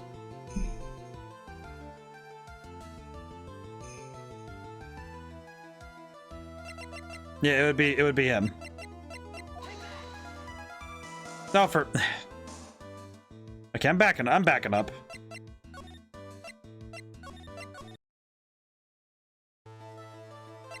I'm also curious about what happens if I say testify about what I saw. Because we saw that bag there at his office. More curious. I don't think this will help, but I'm really curious about it, but the urn was by the fingerprints on it. Oh, come now. Let's see. Fingerprints. Let's see. Because he was guarding it. He just said his fingerprints would naturally be there because he was guarding it. I'm in the habit of wearing gloves, as you can see. My fingerprints wouldn't be evidence of anything.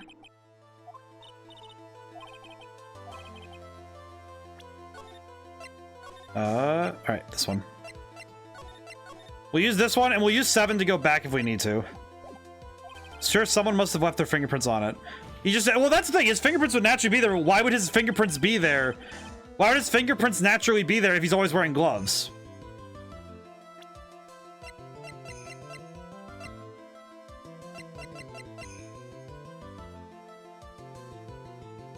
After it left the crime scene?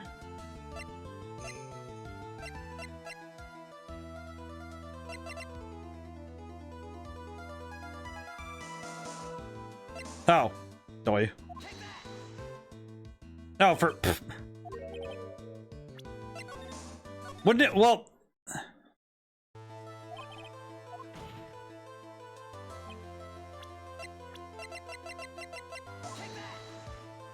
nope.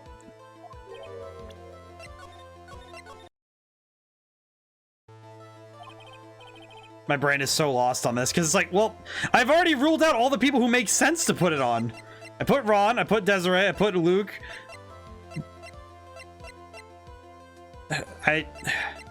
You aren't thinking crazy enough. Phoenix already has this answer. Oh, Pearl. Nope. My brain is so lost. Somebody must have left their fingerprints on it. Oh, it's him. That's right, him. So what is all this fuss about fingerprints anyway? Mr. Atme, do you recall the events of yesterday? Ah, that's right. Hey, Nick, come on. Open it up. Hey, wait a minute. Can we just open his private property? Just because it's a fuddy-duddy. It's an important investigation. Well, what's in there? Hang on, I'm taking it out now. Whatever it was, it feels kind of hard and smooth. Well, hello there. It's true that I didn't get a chance to look in the bag at the time, but I did touch what was inside. What? You touched it? And I remember it very well. It was smooth and hard. Well, that was just... Your Honor, I'd like the court to examine the fingerprints on that urn. If my fingerprints are on there, then it proves the urn was in Detective Atme's office. Well, even if your fingerprints are on the urn, it still doesn't prove when they were put there, does it? Of course it does. What did you say? It's not what I say, but what Adrian Andrews, the person in charge of the exhibition, said. I polished it until it was just about glowing. I thought maybe I could make it look more valuable. Oh, Columbo once solved the case by dusting an object for his prints because he reached into a folder the suspect owned. Oh, I see. Okay, that's actually really smart. Holy crap. If she polished it that much, she must have removed any and all fingerprints on it. And the only chance I had to get my fingerprints on it after that was yesterday at the Atme Detective Agency. Ha! This blend, Godot Blend 107. Decided it's all a little too bitter after all. Man, say you're talking about coffee. Order! Accept the defense's request. Bailiff, take this urn and... Wait! Wait a moment, Your Honor. There's no need for that. No need, you say. Precisely. I already know Mr. Wright's fingerprints are on that urn. What are you saying? Well, yes, I finally broken him down. Is he trying to... What is he trying to do? Take a good look, everyone. Unable to find a rival worthy of my genius, I was forced to cradle by myself. Here I am, the tragic clown. This guy's nuttier than a fruitcake. Fruitcake? You see, it was me all along. I am the one and only Mask to Mask. Hope you all enjoyed my little performance. Is he going nuts? He's losing his mind over there. Is he okay? Are you good, my man? Well, Mr. Godot, what's Mr. Abby's condition? He's still in the lobby laughing insanely, Your Honor. Wish I could enjoy the joke as much as he seems to be. Well, it seems the matter has been settled. I came perilously close to besmirching the record of an innocent young man. Besmirching him of the title of thief. Nick, you were right after all. Yeah, guess Mrs. Delight really wasn't the thief. The court finds the defendant, Mr. Ron Delight. Hold it.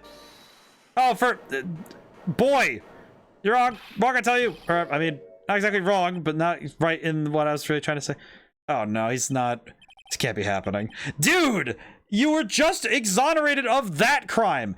We can have a case for for a different crime. Are you going nuts? Are you okay? Thief, the sneaky, obvious thieves, steal the treasures. It's me. I'm him. I'm the one you want. I'm the thief, I tell you. Let's do it. Okay, what is wrong with you, dude? Do you hate being married that much or something?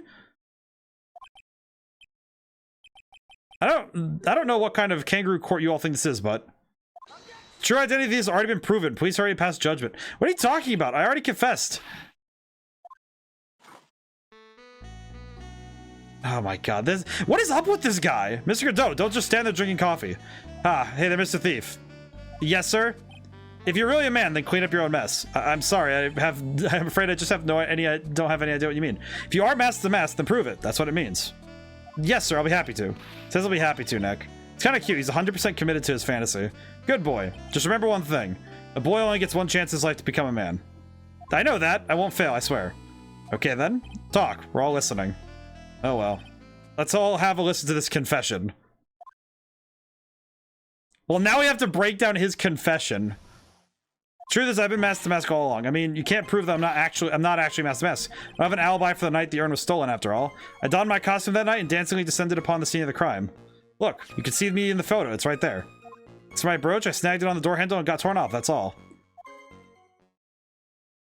I don't like the direction this trial's taken. This is how every trial goes, at least with me anyway. Ha. He's already wrong, though. You're doing great. Stop, Mr. Godot. You're embarrassing me. Like I said, you only get one chance to testify, right? If you're gonna make it through this with flying colors, I'll keep my promise too. Make sure you stay locked up in prison as the one and only true Mask to Mask. Thanks so much, Mr. Godot. I'll do my best. All right, Mr. Wright. I'm afraid it's time for the cross-examination. Wait, is he trying to get arrested because he wants to be cool? Does he want to be cool for his wife? I don't have an alibi for the night. I already have. I'm sorry, dude, but I already know that you failed. Yeah, me too, Games of Pizza. Also, you already messed up.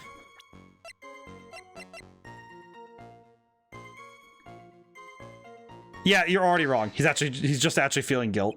Mr. Delight, this wallet belongs to you, correct? Ah, yes, it does. I had lost it somewhere. Mr. Wright, when you find a wallet, you should report it to the police right away. Ah, no, you don't understand. This is an important piece of evidence. Evidence? Mr. Delight, when did you first notice that you'd lost your wallet? Let's see, I think it was on the night of the crime. But I know I still had it when Desi and I went out for dinner. This wallet was found at approximately 1 a.m. at KB Security Headquarters. What? Sure, you're not serious. Yes, I am serious. This proves that Mr. Delight was in fact at KB Security that night. How did you try to tell he's not trying to be cool for his wife? He thinks he doesn't deserve his wife. Oh, poor baby. So the defendant was at KB Security at 1 o'clock in the morning. Then that proves he has a watertight alibi. Furthermore, considering the distance between Lord Taylor and KB Security, it would have taken 30 minutes to get there by car. According to Larry, anyway. Why does he not think he doesn't deserve his wife? His wife is awesome, and she loves him. Well, Mr. Godot, do you have anything to say? Stop drinking that coffee. I have a question. How many cups of coffee has he gone through on this one trial alone? Because my count is 6. 6, like maybe 7. This dude drinks so much coffee. Come on, Mr. Thief, don't let that guy beat you. Tell him why he's wrong. You're the only one who calls me thief, Mr. Godot. All right, I'll try. I'll do it. I will. It'll be 17 total. If every time we see him, it's a different cup, it's 17. I'm gonna check something really quick. Hang on. I need to look something up really quick. I'm curious is all. Type in my phone password. Need to Google something. Okay. Average. Okay, let's see. Average caffeine in coffee. Most 8-ounce cups of coffee contain 80 to 100 milligrams of caffeine. Okay. Thank you. Now then.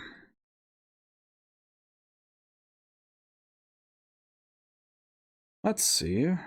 Something else.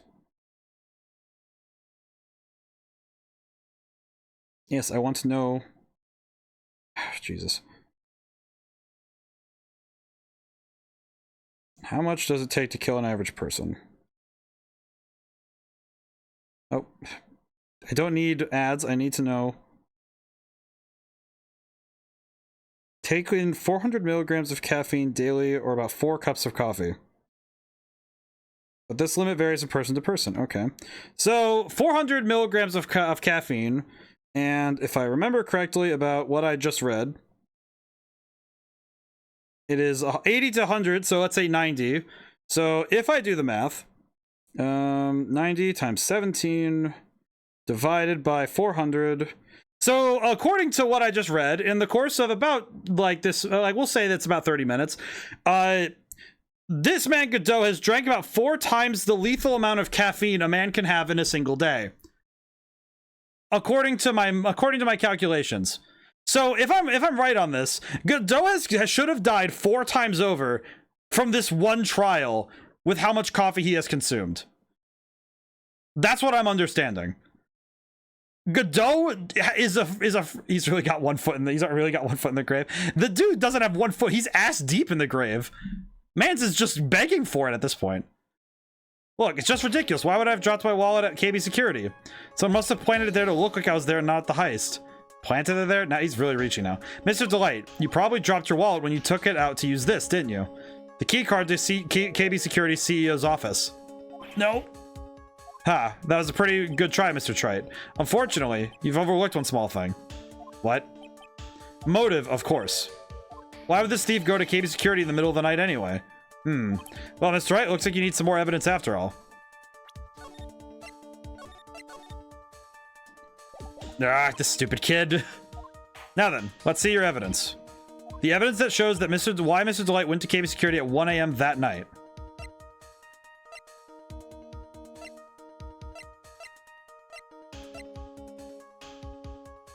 Oh, it's right here. It's right here. Mr. Delight, I believe you've seen this before, correct? That's... What is it? A blackmail letter. That's what it looks like from the contents. Blackmail? Yes. Basically, it says bring $50,000. That certainly does sound like blackmail, right? At the time of the theft, Mr. Delight was dealing with the blackmailer himself in KB Security's CEO office, a full half-hour away from the scene of the crime. No.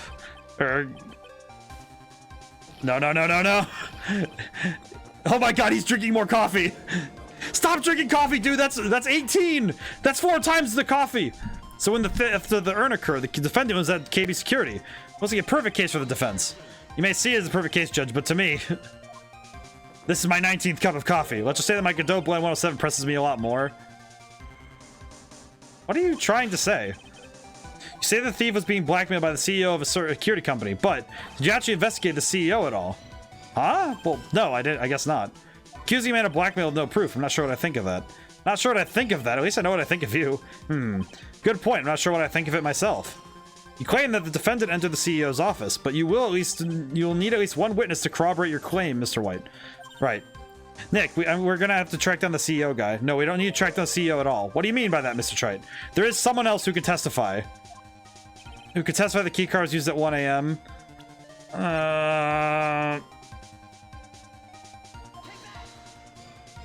Who is this useless looking young man? Thank you for my number of 17 comes from the amount total across this trial day. Yeah, but it says here that you can only have 4 cups of coffee a day. Like 400 milligrams of caffeine is already pushing your limit already, like pretty hard. But if he's at, here's the thing, if this guy has drank that much coffee already, that is so much more caffeine than the human body can take. You don't remember him, Your Honor? Not exactly.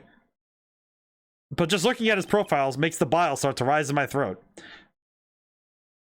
At least me and the judge are on the same page there. I'm gonna drink some water.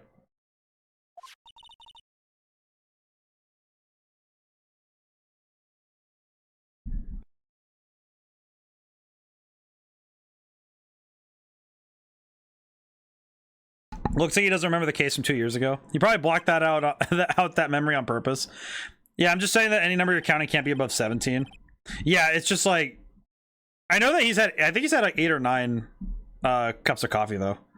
It will be 17 total over the trial day. That's still enough to kill him. This man was working as a guard at KB Security that night. Oh? The question at hand is this key card. Yep, that's the key card they use in the building I work. According to the serial number, this one is for the CEO's office. You needed to get into that room, and every time you use that card, it leaves a record. Yeah, it tells you exactly who entered the room and when.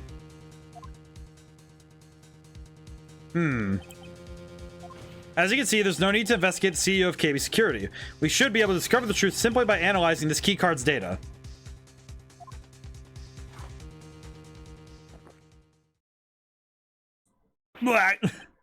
He just had to spit. He had to drink some coffee to spit it back out.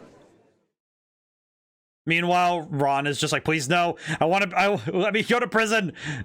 Well, Mr. Godot, the name of the CEO of KB Security is Kane Bullard. I was unable to contact him directly, but I got the keycard data here. So what does it show? Each keycard has its own serial number, and they leave detailed records of their use. According to this data, this card was used at 1 a.m. on the morning of the crime. But that means it can't be Mr. Delight dressed as mask to mask in this photo. Ah, looks like you're right.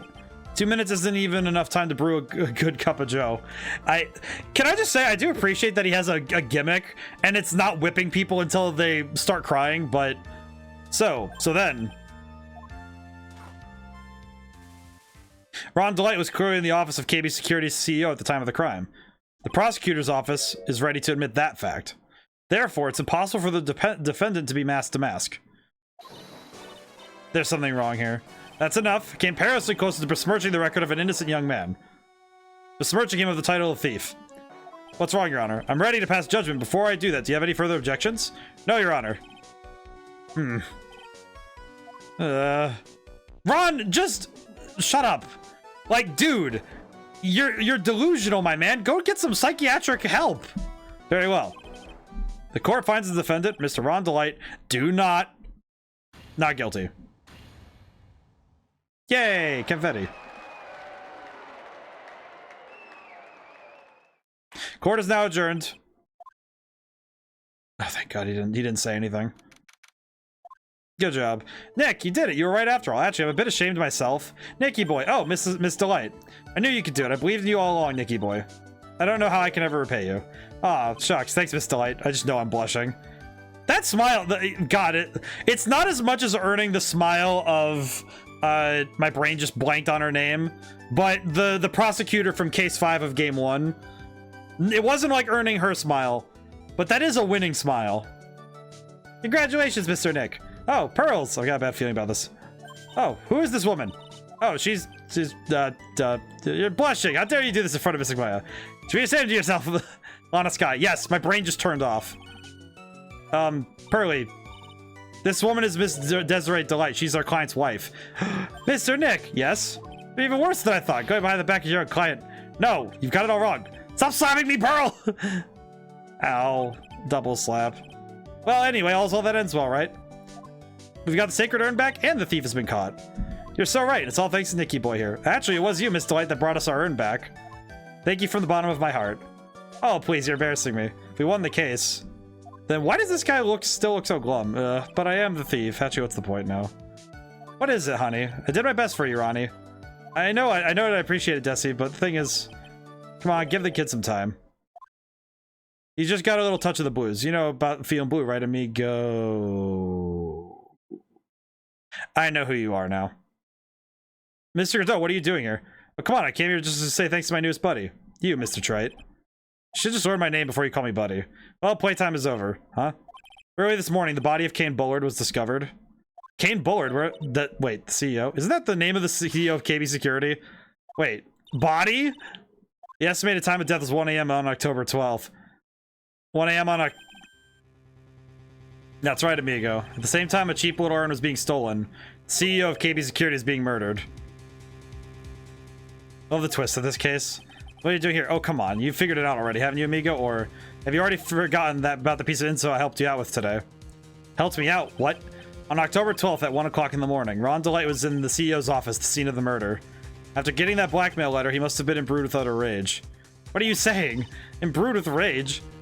Come on, don't tell me you didn't know. Ron Delight was once an employee of KB Security. He was a professional security guard. An employee of the KB Security. Looks like that alibi that saved him from being convicted as a thief is going to be the noose that gets him hanged. Kind of an anti-alibi. No way. He can't be the thief because he was at the murder scene when the murder occurred. No, that's a lie. It can't be true. Oh, well, but I am a thief, I tell you. Ron Delight, you're going back to prison again. This time the charge is much more serious. This time you'll be tried for murder. What? Oh god. Up until this is the one case where nobody died. You and I aren't through with each other just yet. Surely you won't back down from a challenge. You've never been a coward. Mr. Nick, is there something personal between you two? Return from the depths of hell to do battle with you. At least let me have some fun while I'm here. This guy. Who the heck is he? Maybe quiet, but he's the most dangerous enemy I've ever faced. Well then, time to say goodbye to Mr. Delight. He does look really cool though. Nick, how could this be happening? Right in front of our very eyes, our client has been arrested for murder. And the one who established his presence at the scene was me. Oh no, she's worried about Ronnie. Ronnie boy. Well, that took a turn! Arrested for murder on the very same day he's declared innocent of larceny. What the heck's gonna happen next? How? I'm genuinely impressed with the fact that it's like, oh hey, by the way, he's dead too. What? Oh, excuse me. Oh, jeez. Can I just say the fact that this turned into suddenly, hey, we now have to solve a murder. What? You know, I'm glad we found the urn and all, but poor Mr. Delight got arrested again. Well, supposedly Mr. Delight was in the CEO's office when the murder occurred. No way, Jose. I said Jose. I don't buy it. But the one who proved that Mr. Delight was there was Mr. Nick himself, at least from what I can understand. Looks like you did too good of a job this time. How about we get started by looking into the KB Security murder? I think I'm going to head back to Crane Village for a little while, that's alright. Sure, but why? Well, I'm going to bring the Sacred Urn back and have some people take a look at it. Oh, that's a good idea. I think I'll go with... No, Mystic Maya, you should stay here. I want you two to spend some special quality time together, full of love and happiness. Pearls is so caught up in her fantasy, she forgot there's a murder to solve. Now remember, no fighting, okay? Actually, fighting is a healthy part of a relationship. In fact, I used to play fighting games with, one of my healthiest relationships. We played Smash Brothers a lot. Like the video game. And I'm clarifying to make sure that no one can take a euphemism to it. But, yeah, we used to play fighting games a fair bit. And it actually worked out pretty well, because we were very healthy about it. Because we could absolutely body each other in a video game, and it worked out just fine. It's also the same person who, when using like practice training swords, hit me across the arm hard enough that I couldn't flex my arm properly for like a week.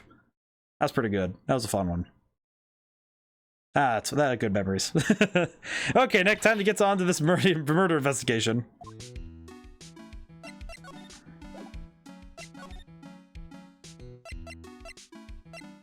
Let's see. Where to start? Let's start at the detention center, see if he's here. Alright, I told you it's not me. It's that pitiful whine that tapers into silence. Sounds like they're interrogating Mr. Delight right now. Man, we don't have enough time as it is. Yeah. Guess the police are going crazy just like we are. Yesterday they thought he was just a thief and now they got a murder case on their hands. Guess you're right, that guard over there looks a bit on edge too. Come on, we'll just have to come back later. Okay, let's go check some other place out. How about we go see his wife? Oh, Nicky boy, Maya, Miss Delight. All I wanted to do was help my dear Ronnie. Yeah, I guess it ended up hurting his case. Don't say that, Nick. She doesn't need your help beating herself up. Hey, Nicky boy, please help Ronnie. He's not a killer, I swear. My Ronnie wouldn't hurt a fly. All right, I'll poke around and see what I can find out. Really? Are you serious? Aw. Knew asking for your help was the right thing to do. I don't know what I could do to help anymore. Had no idea Miss Delight had such a vulnerable side. Well, do you happen to know anything about this? Miss Delight, do you know about KB Security? Don't be silly, of course. That's where my Ronnie works. So she thinks he still works there, huh? And yet, according to what we heard yesterday... Come on, don't tell me you didn't know. Ron Delight was once an employee of KB Security. He was a professional security guard. Ron quit. He doesn't work there anymore. Looks like Miss Delight doesn't know. KB Security is only about 20 minutes away, by motorcycle, that is. Larry told me it takes 30 by car. Well, I have to admit, I tend to fly pretty fast on my bike. To make it to KB Security that fast, are you sure you aren't literally flying? Why don't I give you a ride sometime? Or better yet, how about now? No thanks, I'll pass. Why don't you just tell us where it is, we'll go ourselves. Haha, what a scaredy cat you are, Nick. Miss Delight told us the location of KB Security. Okay, let's head over there right away. Hate these kinds of people more than anything. You mean Ace Detectives? No, I'm fine with Ace Detectives. Oh. No, they're alright too. I just hate thieves that pretend to be Ace Detectives. There's nothing I hate more than cowardly men. By the way, why did you go to Detective Atmy's office anyway? Well, as the trial went on, I started to get more and more anxious. I went there to try and find out more about the real criminal. The real criminal? Yes, obviously the real Mask to Mask is not my Ronnie, right? Yeah? And Detective Atmy knew more about Mask to Mask than anyone else. They mentioned him on the Great People Around Town segment on TV. So then you went there to ask him some questions? That's right. I'll do whatever it takes to save my man. Secretary said the Ace Detective isn't in right now, but I forced my way past her and into his hideout. Wouldn't exactly call that office of his a hideout. The bag was sitting right out there on top of the table. Oh yeah, we saw that bag there yesterday too. There's nothing lower than someone who would try to pin a crime on someone else. I've seen a lot of people like that, Desiree. It happens all the time, apparently. Listen carefully, Nicky boy. My Ronnie would never ever kill someone. It's just not in him. I don't think he would either, Nick. Yeah, but you have to admit, he's got a bit of a temper to him. It's not hard to imagine him snapping and screaming. He would never say that. Anyway, Miss Delight, he might not be a killer, but he's still going around saying that he's a thief. I already told you that's just a fantasy for him. Miss Delight, I hate to say it, but you're the one living in a fantasy world. What? How dare you say it to me, Nicky boy? I know everything about my Ronnie. We don't have any secrets between us. Ronnie isn't the thieving type. He's so honest he wouldn't even sneak a nap. He's so honest he wouldn't even steal a glance. A thief. The very idea. I guess I just don't get it. Huh? Get what? I can't understand how they can be so different yet be such a happy couple. Yeah, they sure are different. Come on now, Nicky boy. It isn't that mysterious, is it? It was love at first sight for me anyway. What? For you? Oh god. So how was it really love at first sight when you first met Mr. Delight? Well, maybe not at first sight, but Ronnie saved my life. Saved your life? I was at work one day when two robbers suddenly rushed in. Well, I'm not that kind of just curling a little ball in a corner, so I fought back. They took me hostage. I was so frightened. They were both carrying these huge knives, and I broke down into tears. Oh, I get it. Did Mr. Delight come running to save you? Yes, exactly. I remember you looked so handsome in that guard uniform of his. He went right up to those two knife-wielding robbers and screamed in their faces. Please stop it. He screamed at them like, please stop it. The high-pitched shriek of his does have a surprisingly strong effect on people. Then, crying and swinging his arms like crazy, he attacked the two robbers. All by himself. He came to save me, a total stranger, all by himself. He was so scared that he was crying and shaking, but he still risked his life for me. Wow, that's a great story. Yes, he may not look it, but in a tough situation, there's no one better. That's why I fell in love with him like I did. That's so romantic. I'd fall in love too, I guess. Nick, I hope you'll do the same for me if I ever get taken hostage. With Maya, the possibility always seems to loom in the not-so-distant future. It already did happen. What do you mean? You dare? Alright then. CEO's office. Let's just go to the new place. What is this room? This is your CEO's office? It looks like a mess. It's Luigi and Daisy dynamic. It really is. It's actually quite good. I really like it. It's fun.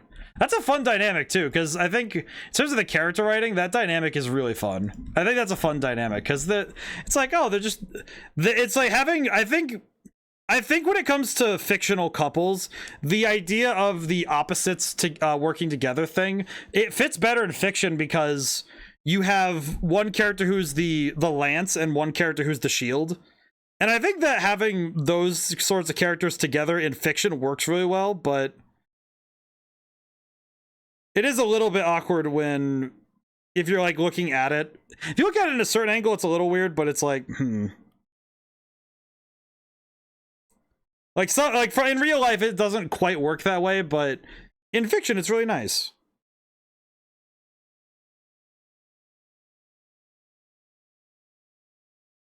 Fixing something really quick.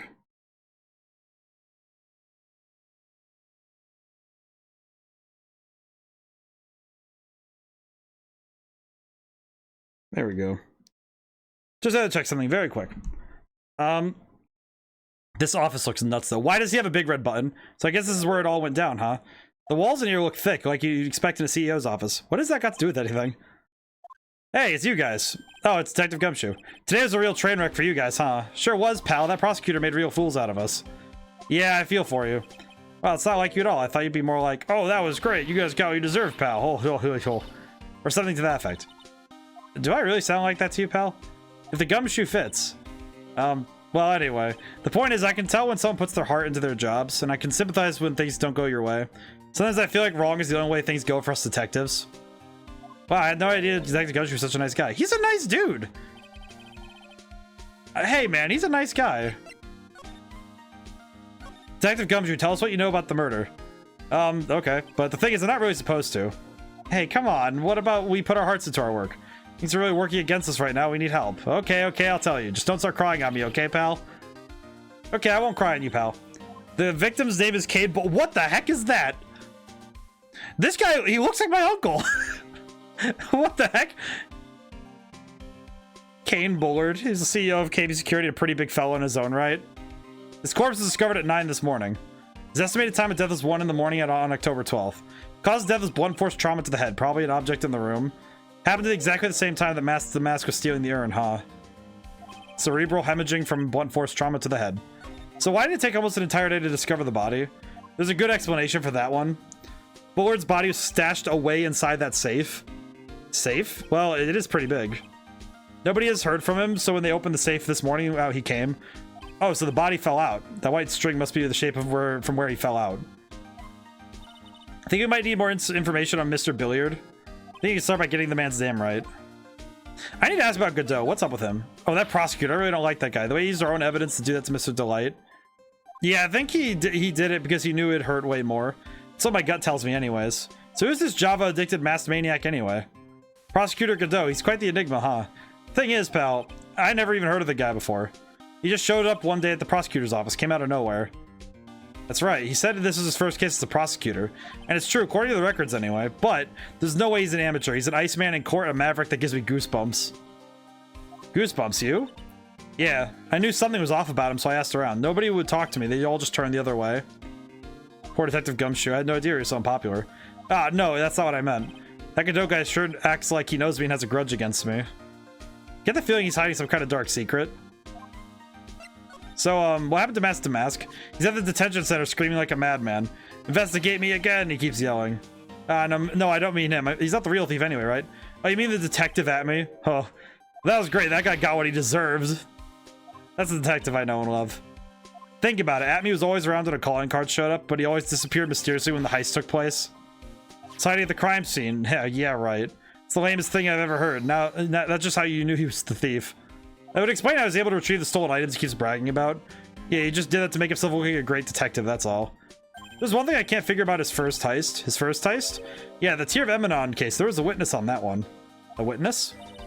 Here, I saved the newspaper clipping. Since the thief's already under arrest, you guys can keep it. Hey, this guard, haven't I seen him somewhere before? It's pretty small and kind of hard to see, but now that she mentions it. Oh, the first guard. I see.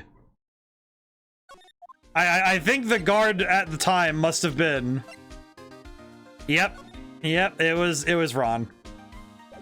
So, all of this is because he got caught, I see.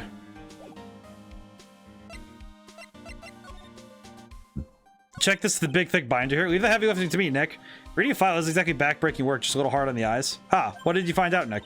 This file, it's not about any sort of security operations or anything. This huge file is all about Mask to Mask. It's filled with info on him. What? What kind of info? It's filled with incredibly detailed information about his methods in the crime scenes. Hey, Nick, look at the last page. It's a list. Let's see. Tears of Emanon, $100,000. So it looks like a list of all the treasures Mask to Mask stole. Then the $100,000 is the value of the stolen item? Don't know, but that number seems kind of low to me. Better secretly make a copy of this list. I see.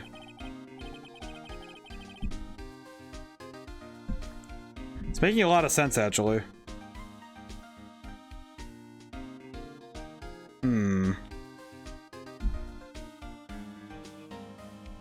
Hey, that looks like a super soft chair. Let me try it out just for a second. Oh, nice. It feels just like a CEO. Hey, you. Whip me up a cup of really expensive import tea and some scones. Move it. Oh, this is the life. The victim sat in that chair just before he was brutally killed, you know. Just scare her out of the chair. He was brutally murdered in that chair, just so you know. Oh, there's a button here. Let's see. Hey, cut that out. Don't press that. That was pretty funny. I didn't know. Never knew jumpsuit could jump like that. What is this button anyways? It's an emergency buzzer. It says right here on the panel. Oops, you're right. It's written right there. Hey, how many times have I told you to read the instructions first? This alarm is connected to the basement guard room. It's used to summon security up here. Really? Then it's possible on the night of the crime. Oh, when the CEO was attacked. Do you think he maybe pressed the buzzer? Yeah, I thought about that, so I asked around down there, but they said the buzzer never went off that night. Also, we couldn't find any fingerprints on the buzzer. Mr. Bullard, the victim, wasn't wearing any gloves, by the way, just so you know. Huh. I think we'd better go talk to that guard about the emergency buzzer. Oh, look at that huge framed photo. Tall mountains rising majestically. Try to think of how I came to that term. Majestically.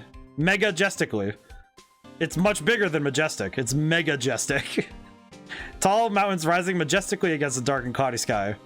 There's a title written at the bottom of the photo. The greatest sunrise of my life. This is it? This is his best sunrise? Either this guy doesn't get out enough or he has really rotten luck with the weather. Maybe if he had lived a little longer, maybe he would have seen some better days. Ew, think about it. A dead guy was laying in here all night.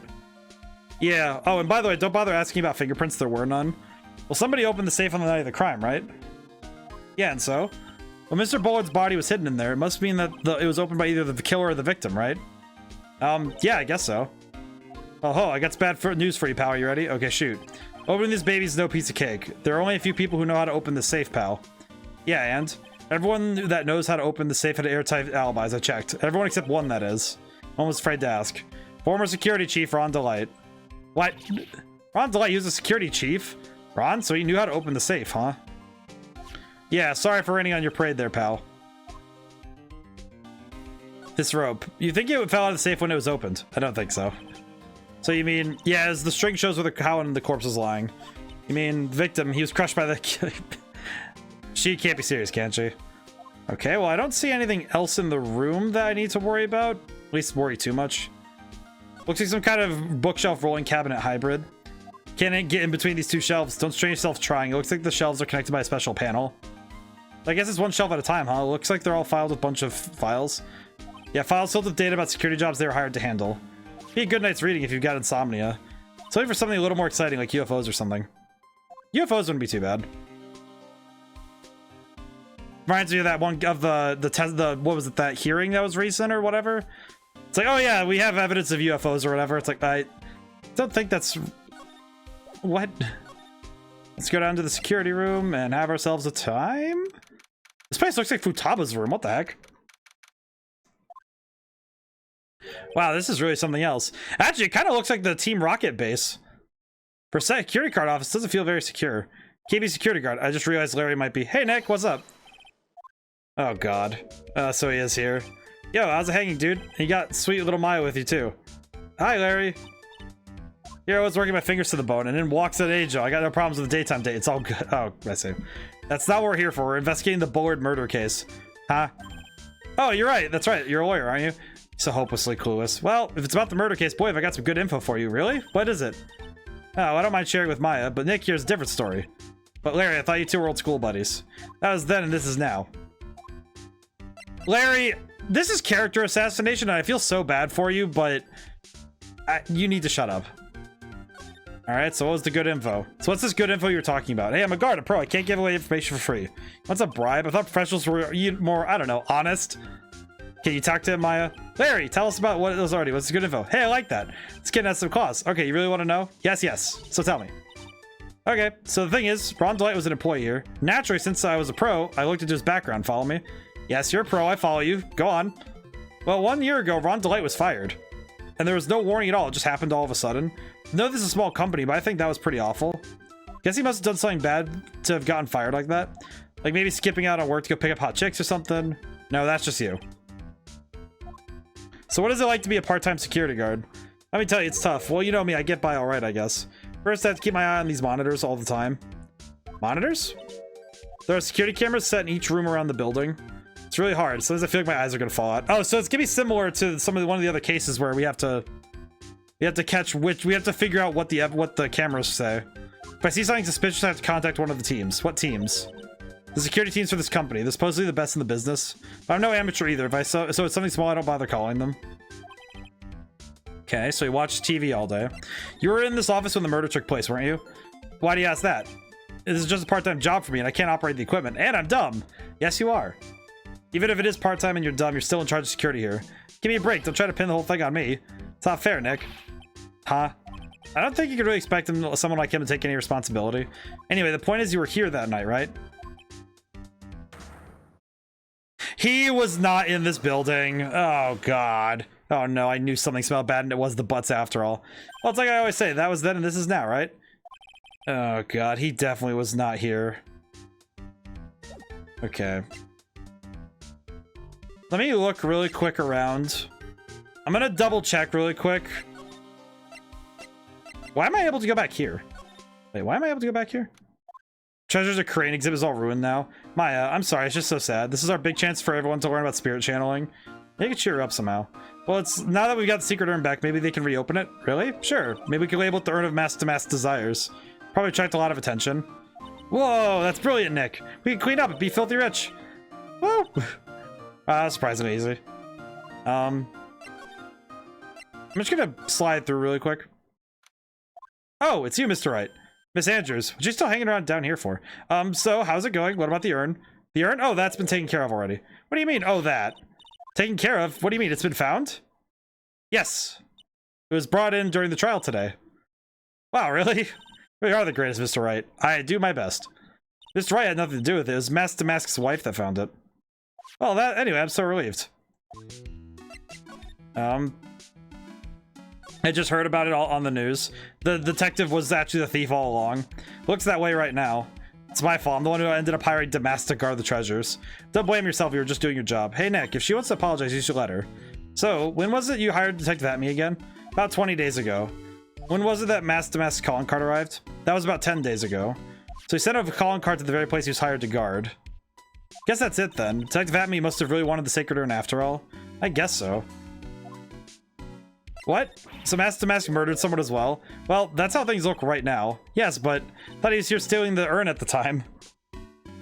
I don't know why, but seeing Miss Andrews with actual emotions just makes me so happy. I don't know, just like, yeah, she looks like nervous and scared, but it's like, it's funny seeing her just actually, you know, emoting. It's nice. Hey there, Mickey. I played through Game of Genie, man. It was awesome. Oh, I don't know how to say your name, but Beans Call?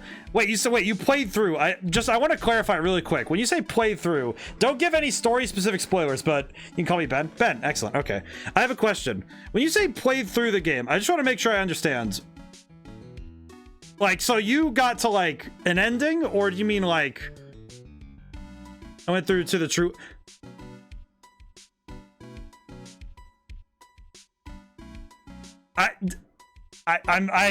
you know what? I shouldn't be like horribly surprised, but at the same time, I'm like, I played it twice. Well, actually, you did basically what I said, where it's like you play it twice, play it once, get a normal ending, play it again, do the... If you did it that way, but you played it twice, I'm just like... I'm curious how long it took you, but I'm also like... I'm dumbfounded that someone's got to the ending already. Absolutely wonderful. My goodness, man. That's absolutely amazing. I'm really happy that you enjoyed it. That's amazing. It's just like I'm just flabbergasted. I'm sorry. So you played through it twice already? My goodness, man. That's impressive. That's amazing. Well, it's great to hear that you had fun though. I'm really happy. Just like today's been a double. That's truly like I feel vindicated. Awesome, Ben. Some skills come in really handy, like a buff that heals and extra gives extra defense. Oh yeah, no, there's once you start getting down how the status effects work, and you start messing around with how the systems work. Oh yeah, you get some good stuff. Well, I'm curious then, because you must have done everything. You said you have a buff that heals. There's a couple of them. That's really good. You must have been really going. You must have been really playing for a while if you played twice. Well, that's amazing. What was your favorite weapon? I'm really like, what weapon was your favorite?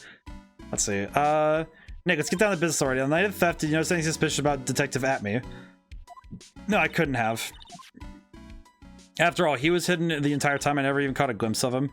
Claims that's always the way. That's the way he always operates. Just what he says, so he can have an alibi while he commits the thefts himself. He was caught in the crime scene photo, dressed as mask to mask pretty well. But yeah, no, Ben. Yeah, it's like, I'm trying to estimate how long you played to get through it twice, because I'm like, okay, well, with knowledge you can go pretty fast, but it's like, my first playthrough there was an axe drop from a wolf that was my favorite, and second playthrough was a spear that allowed me to gain more XP. The power pole and the wolfen axe, because the power pole was the one that you get early on, and that one you get pretty early, and that one's on the cliff on the way east, and the wolfen axe you must have gotten a lucky drop then. As I recall, I think the drop rate on that would have been, you know what, no, I'm not even gonna guess. I'll go look. I know I wrote it down so I can look it up. Open up the sheet. At least I believe I can look it up. Weapon checklist. Let me look it up, actually. I forget what the drop rate was, because I know the drop rates are pretty specific, actually. 3 would have been, yep, here it is, wolfen axe. Oh, it's a 1 in 10. That's not awful, but you have to first get the axe. You first have to run into the demon wolf, this demon step wolf, and then you have to get the drop, so it's like a bunch of different, it's pretty small statistics, but that's pretty impressive. The wolfen axe is really good. Getting the necro armor was super lucky because it keeps healing the player both HP and MP. Well, thanks for following, Ben. Thank you for joining our library. And yeah, the necro armor, if you get lucky enough to run into, first you have to run into the Reaper Spirit and then beat it, and then you can get the necro armor. It's like, it's beefy. It is beefy. And the nice thing is that with how drop weapons work, you're not always guaranteed the same weapons every time you play and the same armors. So sometimes you end up with more or less different, setups and doing different things. The only downside of the necro armor is that its defense relative to other ones can be a little bit lacking in defense, as I recall. Ben, I am curious, how many hours did it take for you to finish this feat? I'm very curious. I'm like genuinely intrigued by the timing, because somebody asked me earlier today how long does it take to play through the game, and I'm like, well, I don't have exact numbers. I don't have any out there in the field numbers. So I'm curious how long it took you for this particular feat. So glad you got your urn back. Yes, but there's still something that bothers me about it. What is it?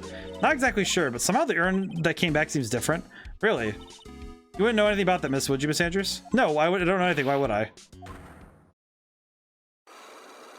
Ah, I see. Cyclops. What do you think this means, Nick? It means the person that holds the secret to the mystery of the sacred urn is our very own Miss Andrews. I ran around a lot finding some spots, so I know I had to definitely 12 plus in my first playthrough. That was about what I shot for. 12 was about what I shot for as my estimate for them, but because I was actually in a stream today. I was watching someone play it, because they asked me to, and I was just excited to see someone play it. I was like, yes. and I got to sit in, but that was what I guessed. But the first playthrough being about 12 hours made sense to me. I will say, as the dev, my speedrun playthrough for a normal ending is, because I did try speedrunning at one point just to see how fast you can go through the game, and also so I could test certain things. It's just going for the normal ending, I could do it in about just about 4 hours, maybe 3.5 if I'm really moving fast. But I think that it's especially if you know the dialogue and you're kind of going for specific things. If Maybe you caught it, Ben. Maybe you caught it that you could hold the button down and it just kind of like zooms through the dialogue and the scenes. Because that's what I do for speedrunning. It's there was some stuff I wrote to a PDF, sent it to Poji, but I think there's stuff that can be improved on, like some typos here and there. I imagine that I missed a few typos. You know what? I thought I was doing my best to be ironclad on typing, but if there was some stuff that I missed, I definitely will need to check it out. I'll have to look into that, Ben. That's really good, though. It's good. Well, and I'm grateful that there is stuff that can be improved on, though, because it's like, yeah, this is a game that I do know that, like, you know, I want to do more RPGs at some point, so I really do want to try and improve on what I learned from this one and take notes from both reviews that are on Steam and also checking out other, you know, like seeing what else I think of the game. But actually, if you wouldn't mind, if you could write, if of course, I don't want to like, you know, push on anything, but if you have the time, in terms of colors, I think I could be a lot of help. I just do some art in my free time. Oh, very cool. Yeah, I think artwork is one of those things that's like, I think the artwork was probably the place where things like I could have lifted it some more.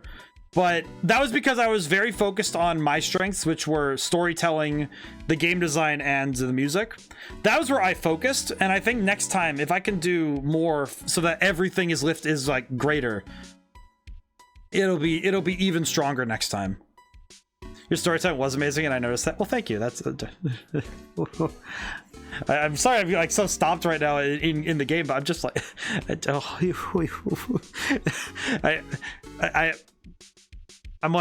just like I don't know. Just like it's very reassuring to be told that. Thank you so much. I just like I don't know. It's like it's another thing because I'm really proud of the work I did, but it's like it is something different when someone's like, "Hey, man," it's like hand on the shoulder. You did a good job, and it's like, oh my god, it's like it's different, you know. It's like it is really.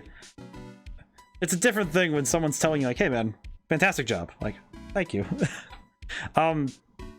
Yeah, it's like I know that I focused on my strengths with this game, and I think it is reflective in you know the final thing that in the final game that the you could tell where my strengths were and where sometimes it's like, well, I have to rely on my strengths rather than being able to make them the grandest piece, you know. It's like I have to like rely on it, and it's like, well, that's okay, but next time I do think I should be able to push even further than I did this time.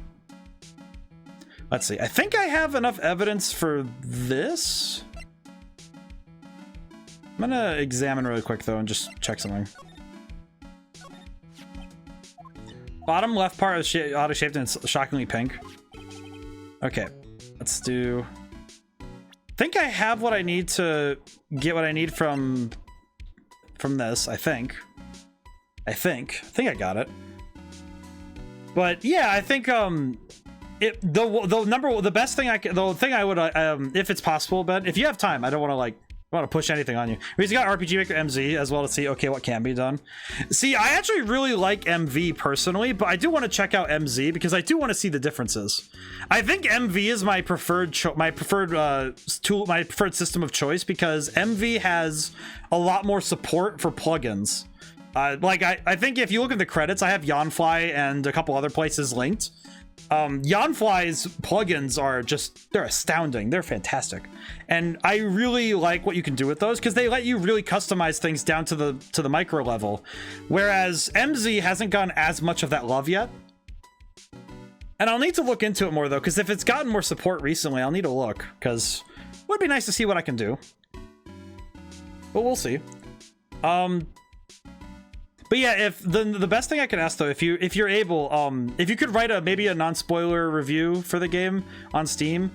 The reviews are like one of those things that actually like brings the game out to people because then they know that, oh, this game is getting reviewed. That is something that a lot of indie developers and a lot of indie games, if you ever want to help an indie developer, any indie dev, reviewing the game on Steam is really the best way to go.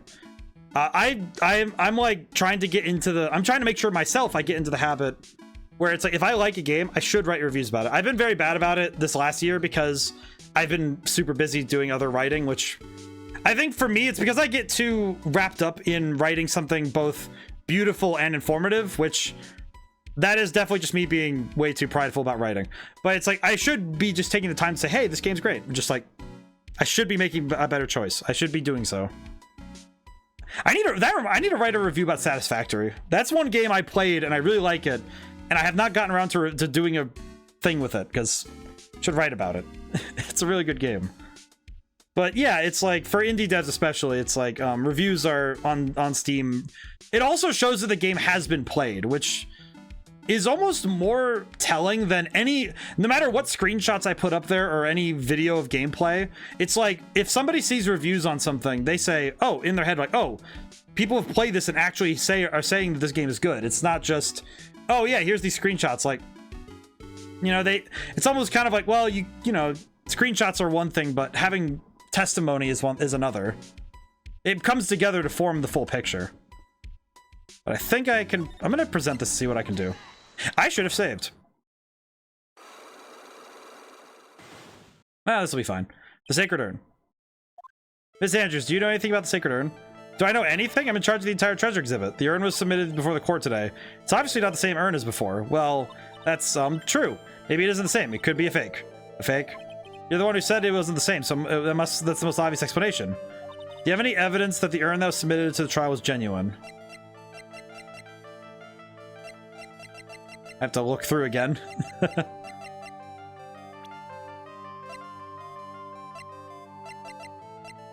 Part of me wants to say present Maya, but I'm not sure.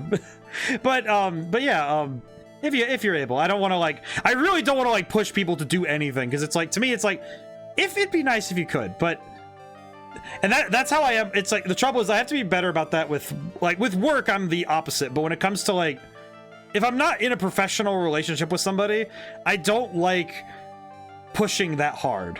Because when I work and when I'm working, I push myself very hard, and I'm sometimes a little bit too hard on myself, which it does sometimes have you know, it does have side effects. But more often than not, when it comes to like when I'm not working with somebody, I try to be like, oh, you know, if you can, you know, I'm very, I'm almost like, I don't want to like do that to people. I don't like being pushy. Because I want to be polite, I want to be, you know, just ask and request, not ask, like tell and demand.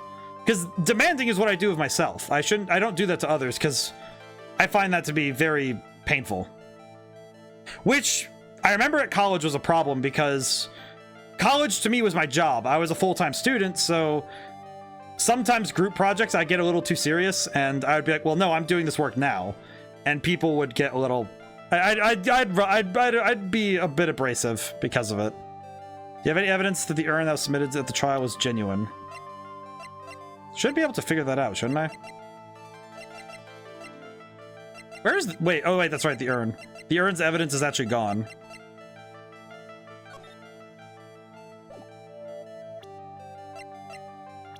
I think I'm gonna try... Hey, this is a bit dumb, but I think it's going to be... Maya? No. See, look, it was a fake after all, huh? I mean, your evidence is fake too, as I expected. Alright, I put my comment on the Steam page. Oh. Well, that's just nice. Well, that's just... Well, dang. Well, dang. Well, thank you so much. Well, dang. well, thank you. I was just like sitting here like, oh. Just like flabber. This is. I swear, I'm just like, I'm so like. I need to put myself back on 2 feet. I'm like, I'm on the back foot because my brain is just like, oh yeah.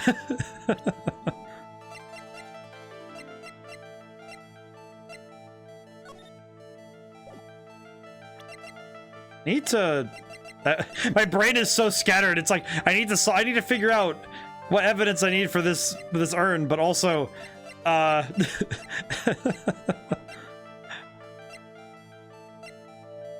But I'm also just like, oh yeah. That before. I don't think I have any evidence for this yet.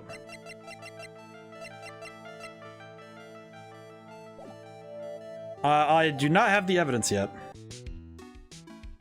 Going to need to figure some stuff out. Okay, I am gonna save really quick because I have not saved a whole lot yet. Oh boy. I will say Red Genie, between Red Genie, Persona 5 Royal, and the other RPGs I've played in the last, you know, ever since I started streaming, I've been like trained and drilled into saving religiously. Had some ideas for a future RPG as well. I better write it down, as it includes monster item drops, consumable items. Yeah, I know that one thing that was not as often, you know, used in the game that I think, you know, you bringing it up, I think you're about right with like in Red Genie. One of the things I didn't do a whole ton with was monsters dropping monster specific items, and specifically also consumables. You know, they're kind of basic. They are a little bit basic. There's not a whole lot. There's not many that are. There's not a lot of extravagance in the items list, but some of that's because items would get added to the list as I developed, rather than having a concrete plan as to what all of the items were going to look like in the beginning, which I think did have some effects as to how I did items. I know one of them was like the ball items, like the holy ball and the flame ball. Those ones weren't very. They were kind of added as a secondary thing. They weren't very well thought out, in my opinion.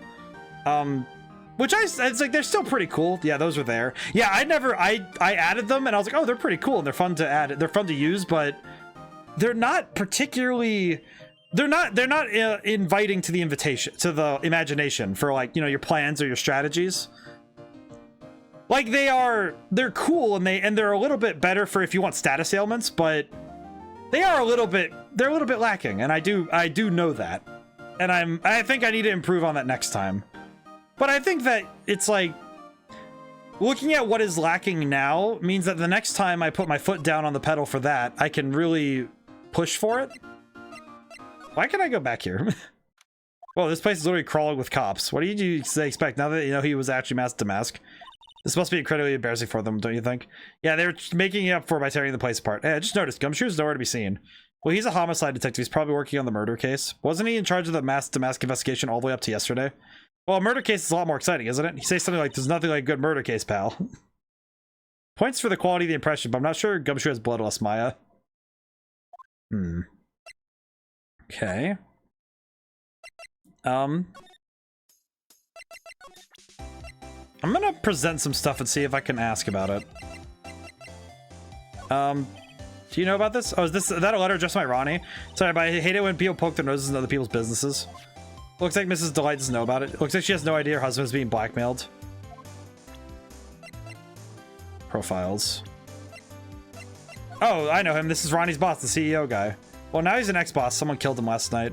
Naturally, I know that. He's a pretty sly man, let me tell you. Oh, really? You bet he was. He made Ronnie chief of one of those security teams, but that was just so he could work him like a slave.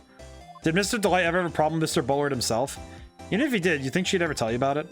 Well, Ronnie isn't the type to complain about that kind of thing. I tried to get him to talk to me about work, but he never would.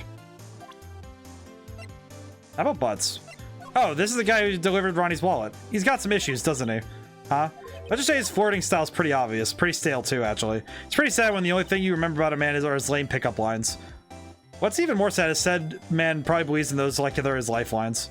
Looks like he blew it again, huh? Wow. Okay, you know what? Thank you, Desiree, for being just the best. It's like, yeah, this guy is definitely not my type. Like, thank God, dude. Thank God for your loyal wife. I appreciate the loyalty. The power of good wife. Excellent job. Oh, can I ask you about Godot? Do you know anything about him? Yeah, I don't like this man one bit. He's had it in for my Ronnie from the very beginning. It's his fault that Ronnie's under suspicion of committing murder. Plus, he lobbed a coffee grenade at me. There's actually a lot that can be changed from within the files themselves. Very true, actually. I'm gonna guess, Ben, that you started fiddling with some of that.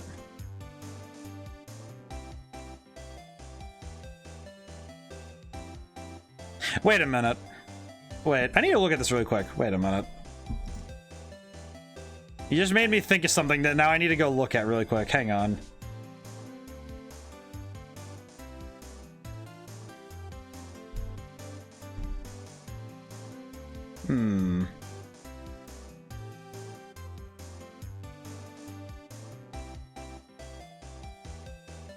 I'm curious, Ben, did you take a look at the files? Intriguing. Not conventional, but I see what you mean. It's pretty silly wearing that mug on your head like a birthday hat. Oh, I know. We get him back tomorrow by returning fire with a milk grenade. Yeah, I like to read into the game's code and texture, see if I was missing some items. Huh. Well, to be fair, I guess an RPG Maker game is pretty easy to read into if you know what you're looking for. I will say, I only do that after completing the game, to be fair. Oh, I don't really, it's like, I could only really hold you to that by the honor code. It's not really like I could be like, oh no, don't do that. It's like, it's right there. Even if I wanted to tell you not to do it, it's like, it's right there. You know, it's like, what am I gonna do? Tell you you can't do that? Like, you bought the game. Like, I can't really like tell you like, oh, you can't look at the like, you got the files on your computer. What do you mean? Like, I can't tell you that. Like, that's unrealistic. And truthfully, it's like if you complete the game and you're like, oh, I wonder what else there is, and you know where to look. It's like, if you know how to find that sort of thing, it's like, I don't know. It's just like, I don't know. It's like, I can't really, there's no real, I'd say I'm just more intrigued that you're like, I'm intrigued by your curiosity, and I'm really happy that it's like, yeah, and the maps are just like, whoa. Oh yeah, no, the maps are huge. The maps are like, I think looking at the JSON for those, they get a little nuts, don't they? Because the JSON for those look a little nuts, and then also the actual size of them is just, it's a little bit like, ooh boy. Only an editor can make this make sense big time. Oh yeah, you really need to have a code edit, you need to have like Visual Studio Code. Oh, by the way, I guess I'm gonna type this down really quick in chat so people can. Visual Studio Code. This is free. This is a code work environment that is free. Visual Studio Code. I believe it's still free, unless they change something. But I got it for free. I think it's still free. Notepad++ is for free too. Yes. So if you want to try, I would recommend getting these programs if you're wanting to open a piece of code and read it over. Reading over code is a great way to learn, especially if it's well commented. You can read over it and learn about, okay, well, how does it work? What is it doing? And being able to take it apart and understand it is really good. And I think that it's really good to look at code like that, being able to read it over. Visual Studio Code's the one I used a lot in college. So I used Visual Studio I would have used 2016 or 2017 in college, but I used it I think it was 2017 I used for most of my college career. And it was very helpful. It was a very good system. And I wrote a lot of code when I was going through college, and it was always in a Visual Studio system. It's very good. Do you know anything about her? I have the faintest idea. I don't just get out enough. Do you have anything else about Kane's list? Oh, this. Excuse me, but do you have to look at this? No idea. Ron's wallet. That's Ronnie's wallet. It was found at KB Security on the night of the murder. Ronnie and I went out to dinner early that evening. I'm sure he had his wallet with him then. So it's true that he must have dropped to the scene of the crime. But yeah, it's good to have an editor, because the thing about a code workplace environment like Visual Studio Code or Notepad++ is that it will actually highlight key terms and specific pieces of your code so that you can actually visually parse out what the code is doing.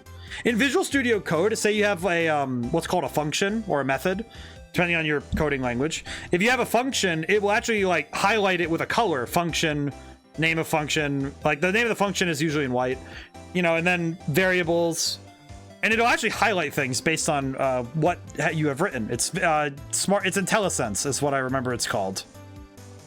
Some very cool stuff. All right, well, I'm not getting more out of her yet, so present.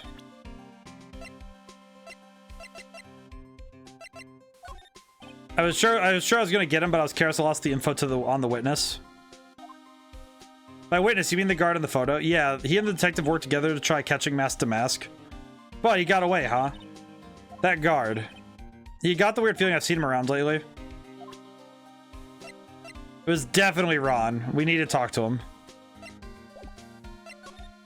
Let's go back down. Changing the spark animation from yellow colors to bright blue made it a little more realistic too. That's what I think when I plan on streaming the game, make sure to explain what I do to the textures and graphics throughout the stream. Or else people thinking I'm using mods. Interesting. Well, and I believe it's a piece of color theory as to why I chose yellow over blue, by the way. I thought, you know, I did actually, when you're in RPG Maker, you can actually use a slider and change the color of animations. So that's what I tried doing with lightning a couple times. But I chose yellow because it matches the symbol in the menus. And I wanted to keep that color coordination for the spells and the player and what's in the menus, which is why the spells tend to match the colors that are in the menus.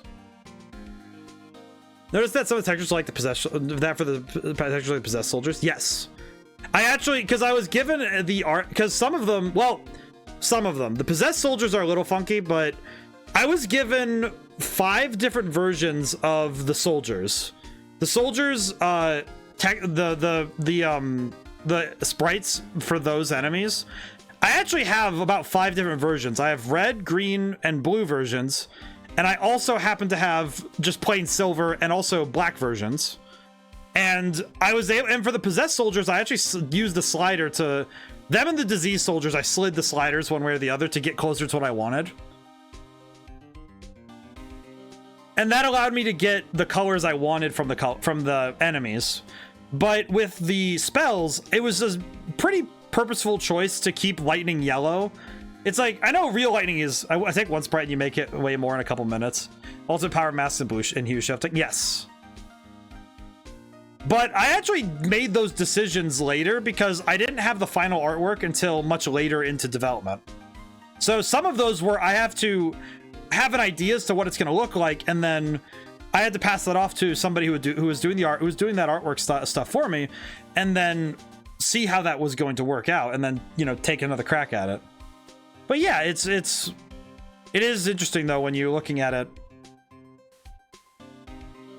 But the key thing is that with when you're making decisions about why something is a certain color or why something is going to be a certain way, sometimes it goes further than realism or aesthetic, and it goes down to, for me, I usually pull mechanical knowledge. It's a psychological thing for me, because the thing I want to do is make sure that if you're using a spell, it should feel like that the spell you're casting and the spell that you're reading match up in a sense, right? At least in my head. And to me, the key thing is that the colors of stuff, the colors in the menus were my base point. If you went the other way around and use the colors of your effects to decide your icons, then that would be a different story. And it depends on which order you go through, right? I think that's what really changes it.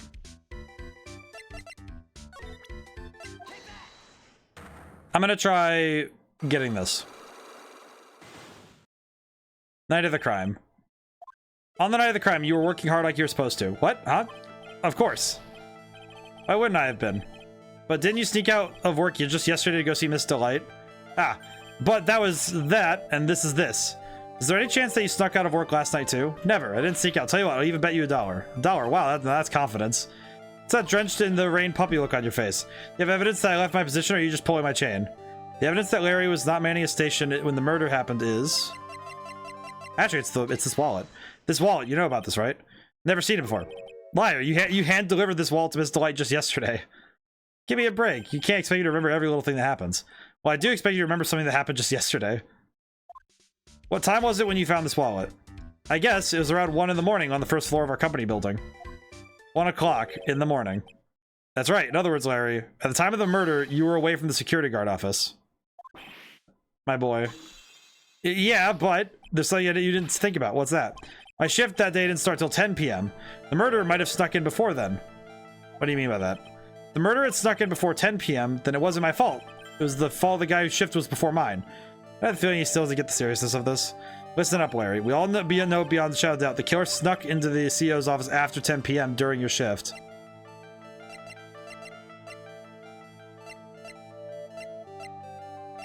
Actually, it's the keycard.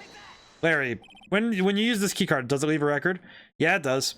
And I can't just show the record to just anyone you know. That keycard data was already made public in the trial today. What? I didn't know that. Any kind of request for info like that's supposed to go through me. Boy, does that sound a bit arrogant coming from a part-time guard. Anyway, according to the data, the door to the CEO's office was open with this card. Furthermore, it's most definitely used at 1 a.m. the time of the murder. Yeah, someone would use this to get to the CEO's office. That happened at 1 a.m. on the night of your crime, right in the middle of your shift. Larry, you can't duck your responsibility this time. Oh, my poor boy. Nah, I'm just kidding. I want you to fail here. Nah, I'm just kidding. Sorry, Larry, you need to fail. But yeah, no, Ben, it is fascinating though how much you... It is fascinating how much you can do with just shifting colors of stuff, right? I mean, like, if you actually look through some of the stuff in the game, it's like, yeah, if you shift colors and stuff, you could get a lot of variety from a very simple sprite. Because you could just, if you understand how to properly use masks and hue shifting, you can really push stuff to be very different. You could really push the aesthetic. It's very cool. Yeah, it's giving you a lot of variety. Yeah, but I also firmly believed that the default assets in RPG Maker were already good for what I wanted. So a lot of it didn't need to be changed. And in my opinion, I think that that's something that worked out pretty well. Ironically, something that I found that was interesting was that the RPG Maker aesthetic and some of the things that were in the RPG Maker style actually got people to get into the game. It actually hooked them because there was actually, as somebody put it today, there's a nostalgia around RPG Maker's the style, the original styles that remind us of a time when these kind of games were more commonplace, that the ground was still being broken up from, you know, years ago, like with stuff like Mad Father and Misao, you know, and yeah, the old good turn-based games. And then in other games like Doom and Destiny was another RPG Maker game that was just peak RPG Maker. Peak RPG Maker. That game is fun. If I could ever point you to another RPG Maker game, Doom and Destiny, oh, that's a spicy one. That's a good one. I love it. It's very funny. It's a very fun game. I haven't played Advanced Doom and Destiny. I have it, but I haven't really played it much. But some of the older games, it's a warmth of nostalgia because it reminds us of a time that was, you know, before, and it's really comes back. But also the default assets, I actually had a lot of people say that they didn't, oh yeah, the artwork looks fantastic, and it's like none of them have the stigma that RPG Maker, you know, default assets had. Nobody has that stigma anymore. Because it used to be a thing, like when Steam Greenlight was still big. I remember when I was getting ready to release Red Genie, I remember when I was working on it, I was like, oh, well, I better, get rid of the assets because there's like Steam Greenlight. I remember people used to say that, oh yeah, if you have default assets, they turn you away right away. But that's no longer a problem because Greenlight doesn't exist. And it seems to me that people have just forgotten that. It's almost like over time, it's come back around to being really cool again.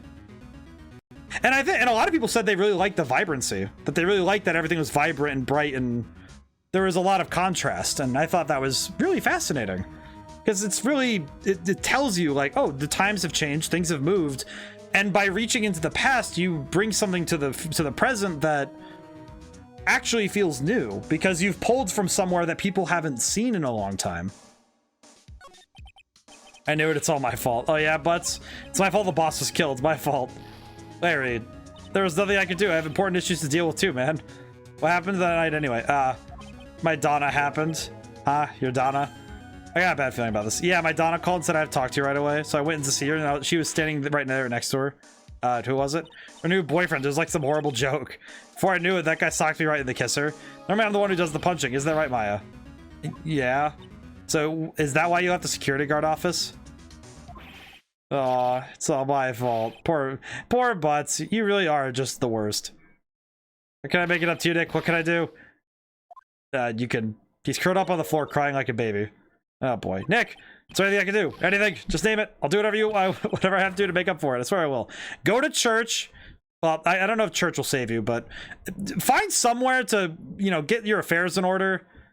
Maybe stop talking to married women ever. Stop womanizing. Shave those sideburns, get a job that's full-time, and get rid of that beard. Stop looking like an idiot. Larry, hey Nick. As long as you're offering, why don't you show him the evidence we've got? She's right. Maybe we'll get at least one bit of useful information from him. Nick. But yeah, I think that there's something to be said about pulling from ideas from the past to, but you have to understand why those ideas worked. It's not just by, oh, take a bunch of things from games you really like and put them together and jam them in and it's like, oh, it'll work. No, it's about understanding why those components worked and what makes them tick. One great example that I've gone about at length is having no music when you're walking in areas with enemies was really a choice on my end, because I wanted to create the sense of focus and imminent, it's like an imminent, you know, it's a suspense. It creates suspense right away and it focuses you in on what is happening on screen. And it's not a matter of, you don't just have music blaring all the time. And I think having those moments of silence really clues you in. It gets you focused. It really gets you tuned in. And I think that idea I grabbed from Dark Souls and I understood why it worked, because those moments of silence were really good. Well, and the reason I grabbed it was because I was thinking there's a specificity to how you use the music. And then I grabbed it from Dark Souls. That's where I was playing Dark Souls 1 really close to when I was replaying it when I was really close to when I first started working again on Red Genie. And one of the things I noticed was that there were music only in really 2 places, technically 3, was anywhere that enemies were not inherently present. Places like shrines, like the Dragon Shrine, like if you're at the far end and you're in the shrine, music. When you're at Firelink and when you're in some really specific places, there's music. Or if you're in boss fights. And that means either if you're in extreme safety or extreme danger, there's music. And I thought that the silence and ambience was more than enough for the mind. And I thought that would be better. And I also thought, well, what if you did that in a game like this? Because it breaks convention. Because a lot of turn-based, you know, the tile-based RPGs, nobody really does things where they have just genuine silence for long periods of time, unless it's a cutscene. So I just figured that would be an interesting idea, and then I tried it, and I was like, oh, I really like it. And some of it came to personal taste. I think some people might find it to be like, well, why? I know that some people might find it to be, well, it's like I expect that. And it's like, well, you expect that. Your expectations have been subverted. Do you enjoy it or do you dislike it? And sometimes it's just discomfort because you're still learning how to feel it. Let's see. I'm gonna show him this really quick. I think you know how much I want to help you guys. Don't really know what to say about that. What is it, Nick? He just doesn't seem, I don't know, pleasant. How about this? He does not know anything about that. Oh, I get to read this. Left Hand of Hades, Crown of Bongora. Actually, you know what, Ben? I have a question. And I'm only gonna ask this. I'm asking this in the vaguest way possible, and I only want yes or no. Did you figure out what the candles were for? The candelabras. Did you ever figure those out? Do you know what those do? I am only asking because you finished the game twice. I am curious to know if you figured out the candelabras. Those like candles that were the one, like if you've played the ghost, there's that one blue fire elemental thing on the one hill. Did you ever figure out those candles? You don't need to say what, like, anything about it. Just yes or no. This is one I want to keep very secret. If I can help it. Nope. I could interact with them. I think I found almost all of them. Okay. Good. Here's the thing. At least I think I know what it could lead to.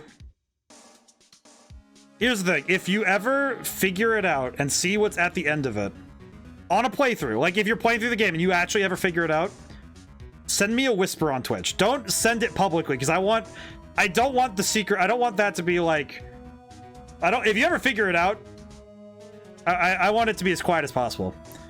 I know I'm giving away that they do mean something to everybody now, but I'm keeping that. That's a card I'm keeping close to my chest because if anybody figures it out, yeah, they're gonna know that You know that look that my fox has all the time? You know, my avatar here on stream? That's the look I have on my face thinking about this right now. Just like, you know that I am that my scheming has gone further than most people would realize. But I hope that you figure it out. Because if you ever do, it's probably the most convoluted secret I've ever put into anything ever. But I will wholeheartedly deny its existence. If you find where it is, I will wholeheartedly deny that it exists. But if you know, you know. Good that I made multiple save files. It is pretty good, especially if you need to get back to certain spots. When I was developing, I had about 5 save files by the end. I had like one from the town before I went anywhere, one at the town after I beat Authry, after I beat the first area, one in town after doing everything up to going west, and then I had one after I did everything, like right before going to, yeah, there's a piano and I had no idea what I have to do with that. That one, so the piano and there's a second thing in the game that is password based. The password for the first one, nobody's gonna find the first one, I can guarantee it. Unless I directly tell you where it is, nobody's gonna find it. Because there is actually, in the game, there's a QA store. You get one use of it throughout any playthrough of the game. And it allows you to buy items that were used by I had friends who were playtesting, and they used this to get items so that they could speedrun the game and do bug checks. It's password locked. And nowadays, and before I made the final release, I actually made the items cost money. So you have to use money to you get one try at it. Use money, buy items, and then you get to leave. It's still called QA store in the game. It's very funny. The piano, interestingly, the piano is also password based, but it's specific. It's very case sensitive and it's very finicky. However, it's a password based system for getting certain bonuses in game. However, I'm also being a little cheeky with it because you kind of have to know what joke I'm going for. This one joke there. And then the other songs, you have to name songs. And one of them is just technically just knowing a name. And the rest of them they're very specific sorts of things. However, once you figure out what they mean, you might be able to guess what song I'm referencing, and you might be able to know why I referenced that song. Some of it does come from you have to know me. You have to know the developer, which is really it's a little bit like I'm being a little mean, but I'm pretty sure people will figure it out at some point because it's not impossible. But I will give one hint for that piano because I think I should be nice about it, at least with this. One of the songs listed in that piano's list, because there's only 7, one of the songs listed on that piano is one of mine. There's some hints leading to it. I know some NPCs tell you some stuff. There are 2 hints. One is in the area with the piano. If you go into the, I know that if you find the Brian, work with me here. There's a diary in that area. There is a hint in there as to one of the names. One of the other songs that's listed there is something I have written. As in me personally, it's in my Bandcamp type of thing. Like, one of those titles is one of mine. And it is case sensitive, so sorry we stopped so much, but I'm just like, I'm so happy to talk about this. I'm so sorry for stopping the game so much. I'm just like, the buzzer in the CEO's office is directly connected to this room, right? That's right. Just like my heart is connected to yours, Maya. Thank you so much. Huh? Go ahead, Maya. Press the buzzer in your heart. Promise to come running to your rescue like the professional guard I am. Wow. That was pretty good. Yeah, thanks. I try. Do you think you can tell us about the buzzer now? Yes, please. Please tell us. Okay. I guess so. Prepare to be loud. Okay, so the buzzer. I actually accidentally pressed the buzzer earlier. Yeah, I heard it. So that was you, huh?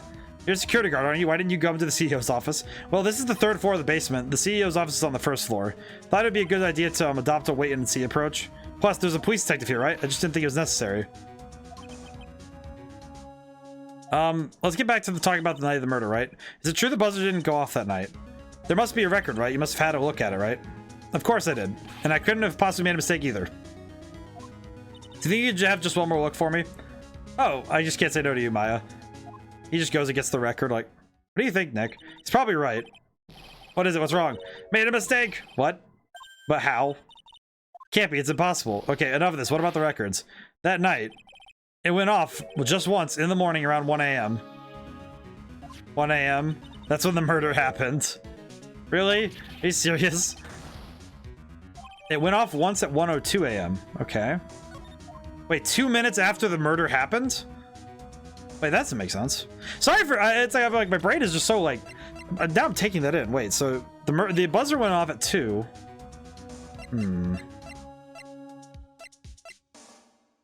Okay. Alright, please, for the love of God. I'm just more impressed that he's this, like, amazingly bad at his job. Holy. Should probably look through all the rest of the information we have, just see if we can ask about anything else, but... You know what? He's not gonna have any useful information from the rest of this, so... I'm gonna go back up really quick.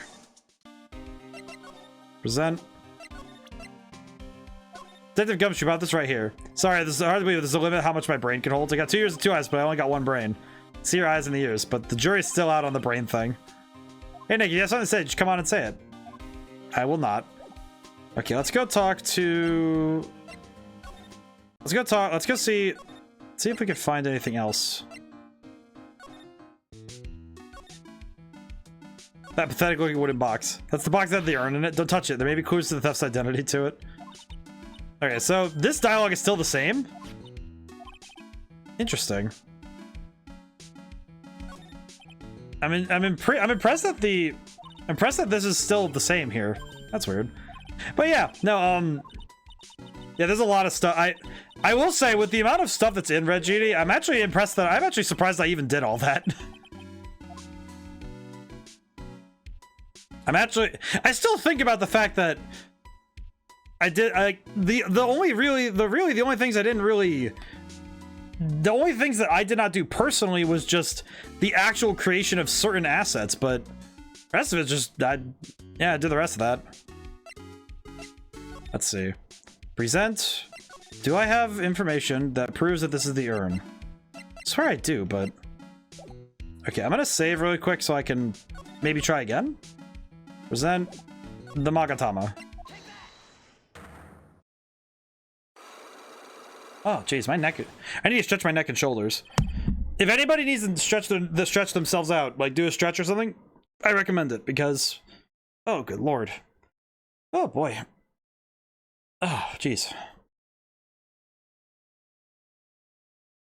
But, oh, boy. Speaking of, like... I'm just thinking about pathing and stuff. I think the Ace Attorney series has really made me consider how important it is to make sure that your chain of logic is universal as possible. Because it can be really hard for somebody to parse your puzzle. Like it's like if a puzzle's meant to be a bit obfuscated, that's one thing, and you are supposed to suss it out, and it feels satisfying when you figure it out. But you do kind of need to have it needs to be solvable from a base chain of logic. Let's see. Urn was submitted in court. Maybe it could be a fake. Do you have any evidence that the urn that was submitted at the trial was genuine?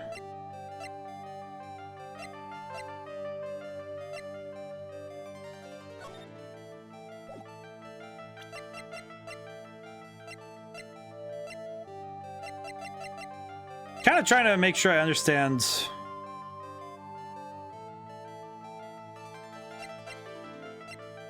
Man, this is gonna be a rough one. I can already tell this is gonna be a bit of a rough one for me.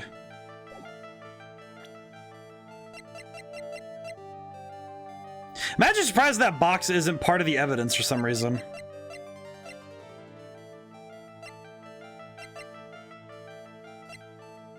Nope. Bleh. I'll have to try a couple different things.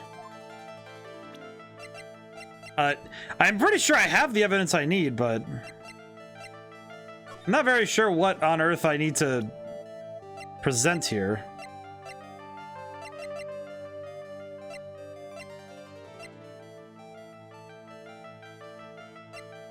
I'm gonna just try things.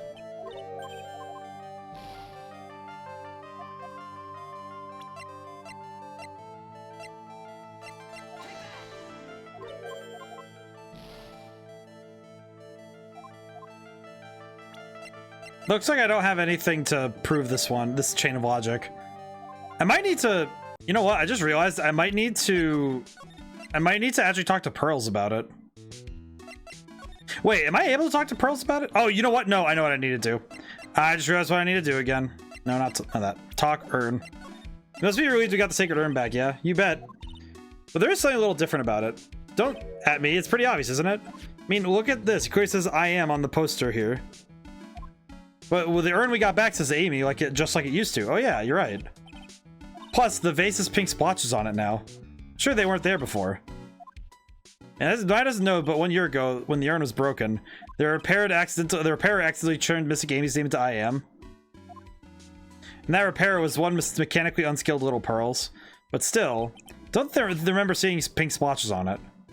It's possible that urn could be a fake. I'm sure Pearls will find out about that once we get back to Crane Village. Now think about it. Maya hasn't been back to Crane Village in a long time. So I guess people still go to Crane Village to do the training, right? Yep. If you want to go to be a spirit medium, you need to undergo severe training. So why haven't you been training lately, Maya? Well, I've been thinking about heading to a channeling dojo to do just that. Channeling dojo, huh? Whatever. It sounds pretty serious, whatever that is. If you're going to train, you have to be serious. Those real tragedies can happen. This is what happened last year still bothering you? Ah, yes. Oh, this is interesting because...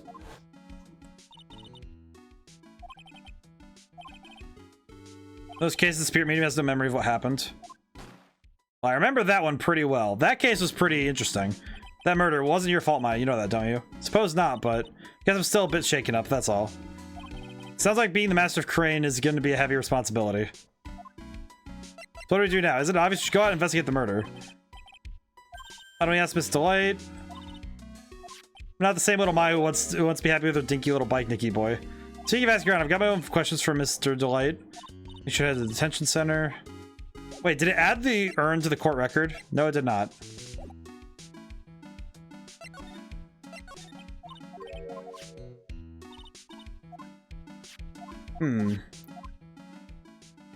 That's a bit unfortunate because we don't have any evidence. Move.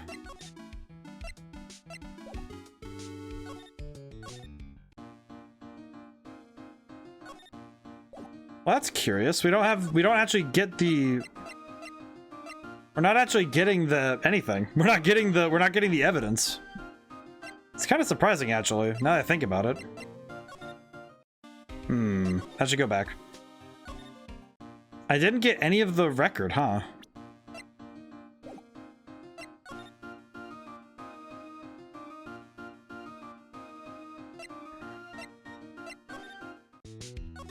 Examine. Is this dialogue still the same? It's right next to the door. Well, it was probably mask to mask. They kind of give you the creeps that kind of talk. Yep, same dialogue. I see. Okay, well this feels like a side quest I just don't have the means to understand. There's a treasure exhibit, right? Well, yeah, I guess so. So all it takes is to Treasure's Age, yep. Alright, so same dialogue from last time, too. You know what I could do is see about the detention center. The pathing in this place is a bit strange because it's kind of weird how all these connect in different ways, but...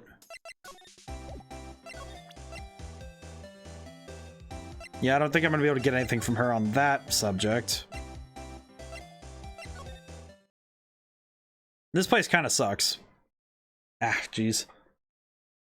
I did take in my guitar. I've been... Next project on the horizon is... I'm doing a cover album with my brother, so we're... I'm getting back into practicing guitar, but it puts a very specific strain when I wear my guitar strap, where it's like right on where the... it's right between where the neck and shoulder meet, where the weight rests. And I use a particularly heavy guitar, so it is it's definitely more strain on my definitely more strain on my spine and neck than I'm probably used to. because I used to play all the time in college. I was like pretty much almost every day. So it's something getting used to. Yeah, because when you're playing guitar, it's one of those things where you have to get used to it. Like, and I got a little rusty. I was playing pretty often in college, and then I fell off a little bit when I started my career, and then I'm trying to get to a certain skill, because there are the songs we're doing, some of them are technically demanding of me, so I'm like, I really gotta practice to get back to shape that I need to be. I used to play a lot of Rocksmith, which is basically Guitar Hero, but you plug a real guitar into, and I've been trying to get back into the level I was when I was playing when I in college and stuff. And when I was in college, I used to be able to do Freebird pretty well, I will say. Which, if that sounds surprising, it is. It took me a long while to even get remotely good at it. And honestly, I'm still not great. It still wasn't fantastic, but I was able to do the solos for I was able to do them pretty well. Some of the bends would I'd be like, okay, yeah, some of these I'm gonna miss, but it's okay. But I did also do Through the Fire and Flames. And the fact that I could actually play it on a Gibson, which, for anyone who knows guitars, Gibsons are not made for shredding. They're not made for heavy metal. I force my guitar to do so because I refer to my guitar as you know, the lady, and she's a tough gal. My guitar is great. She's fantastic. But it is also is not a guitar built for like hardcore, I'm going to shred on metal, but it's like I still do it because it sounds really awesome. And the sound is it's got a really good sound for anything. It's a nice guitar. I'm very proud of it. This place isn't very good. I don't really know if I'm going to examine anything in here, but yeah, I can't. There's nothing here to examine. That's funny. They just let you come here? Seems oddly specific. That's weird. Okay, well, I'm just gonna leave. Okay, I'm a bit stuck. My brain is not fully there, and I'm a bit stuck. But yeah, it is something that... It's like on top of streaming and doing like my usual work, it has put an additional strain on certain muscles, which can be a little bit of getting used to, you know? It's good to stretch. It's good to to stretch the muscles and make sure they're loosened up, so you're not going, especially you don't want to go to bed tense, because it can really hurt your body. Oh yeah, that's right. He doesn't know about that. So, are you full-time game dev? Sort of. It's like, so I also do other types of projects alongside games. I basically I'm what I would call full-time multi. I guess the title I would, if you were to give it a technical term, it'd be multimedia creator. If you broke it down into its components, it's I write books, I write albums of music, and I make video games. Those first two are specifically to help me hone my skills and get better at that third thing, along with working on coding and working on game design stuff. And I stream part-time so I can play more games to learn more about, okay, I want to learn more about video games. So I do this as my means of research. Like, okay, well, what is the game doing well? What is it not doing super well? And understanding the game. And sometimes I just get really immersed in the game, so I get a little lost. Sometimes that's why I have to remind myself I have to talk technically about the game sometimes. This game is far more about writing and about the chains of logic you have to go through, so it's more about me exercising my writing understanding, not necessarily the design of the game as a game mechanical type thing, like in terms of game mechanics and the flow of it. Though right now I am very lost, which is not helping me too much. But I am working every day on whatever project I'm working on currently. My first year of streaming, let's see, first year, that was 2022. Last year I started streaming. My brain, the exact years got me mixed up a little. Last year in 2022, I started streaming. After 2021, I did, let's see, I wrote Valhalla Station, which was my first book. I wrote my first album of music, and I started the work on more albums and more stuff and more books. And so far I've written 4 books. books. Let's see. Valhalla Station, Mausoleum of Dreams, Eidola Tales Greenwalker, 4 seasons. Yes, so 4. Okay. My brain it's like, I think it's because 4 seasons, I'm so used to 4 seasons not being there, so it's like, it is 4 books. And I think by this point it's 6 albums of music. Because Dreams of Different Worlds, Jade Observatory, I got the Zors. Does it make a decent living at the moment? Without giving specific numbers, I am just going to say that I'm grateful that I put away a fair bit of money from the job I got out of college and that my expenses are handled. It's the way I see my career is it's not going to be explosive. I don't think I'm going to have a career that is going to be particularly... I'm not going to be particularly making a ton of money until maybe a while. It might be a while until I make, like, you know, comfortable money. But I'm happy doing it. And I also know that it takes patience and time and a lot of effort to become a creator of this type. Who knows, maybe a game will kick off. Well, and that's just it. I won't know until I've made something that, you know, sparks.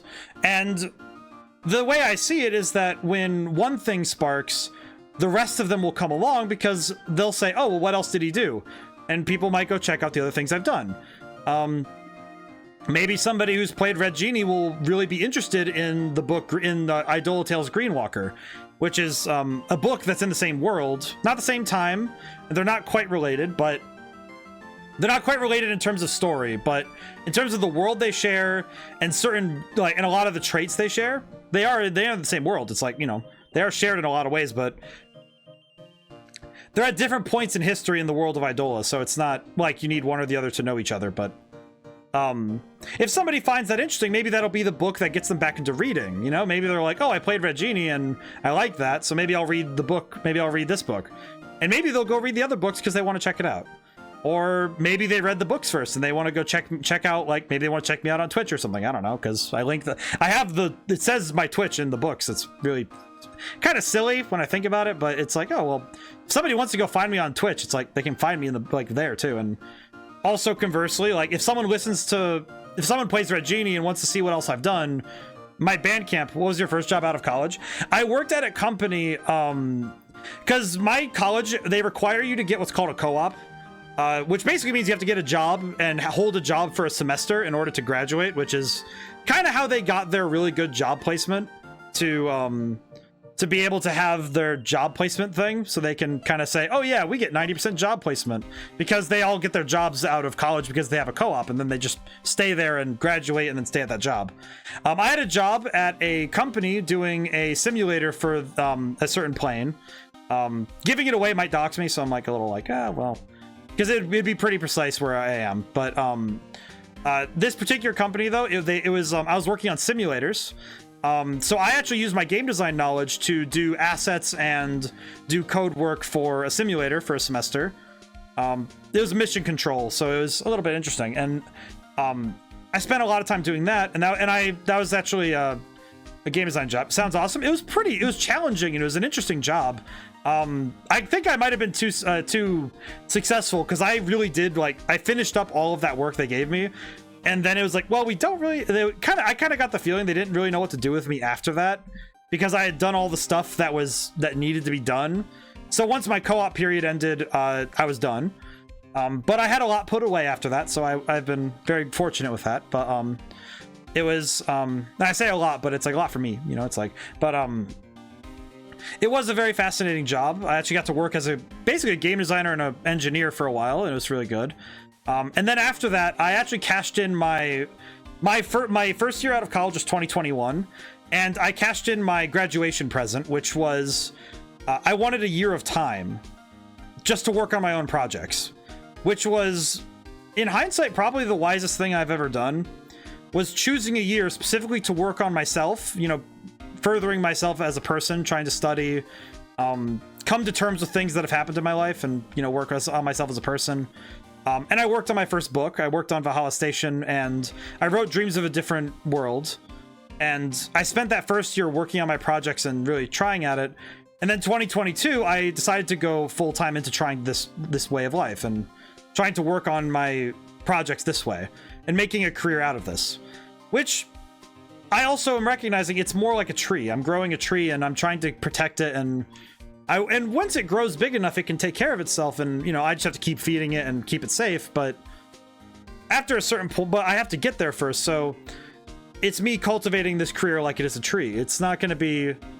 It will probably take me a very long while before anything ever gets...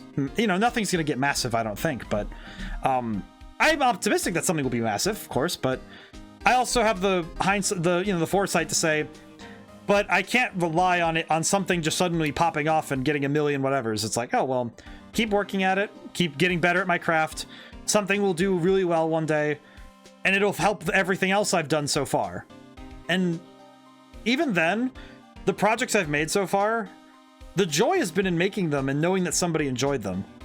And that's enough for me, because I want to make people happy. My entire life's goal was to make people happy. And when I grew up, when I was growing up, it was like, oh yeah, I want to do this to video games. I really want to make video games. You seem really cool. I can be a bit prickly at times, and sometimes I can be a bit, my pride can get in my way, but I try. He is off crooked. I try my best to be better as much as I can. He is cool. I mean, well, it's like I know, I'm just like, oh, but I just like, I try my best, but I do know that I can make mistakes, and I think because of that, I know to keep myself level, because at the end of the day, I don't think my career is going to be doing any of that explosive, controversial nonsense. I think it's going to be more of I'll probably just become an institution at some point. I don't know, I'll just be here long enough and too dang stubborn to give up. So it's, I try my best, but I do know that there are times where it's like, I sometimes fail, and that's okay. But I try my best. Or as I like to quote Triangle Strategy, I try my level best. And it's, I like that. I like that phrasing a lot. God, I need to play Triangle Strategy again. I mentioned that game a lot. I spent a lot of my first year streaming playing that.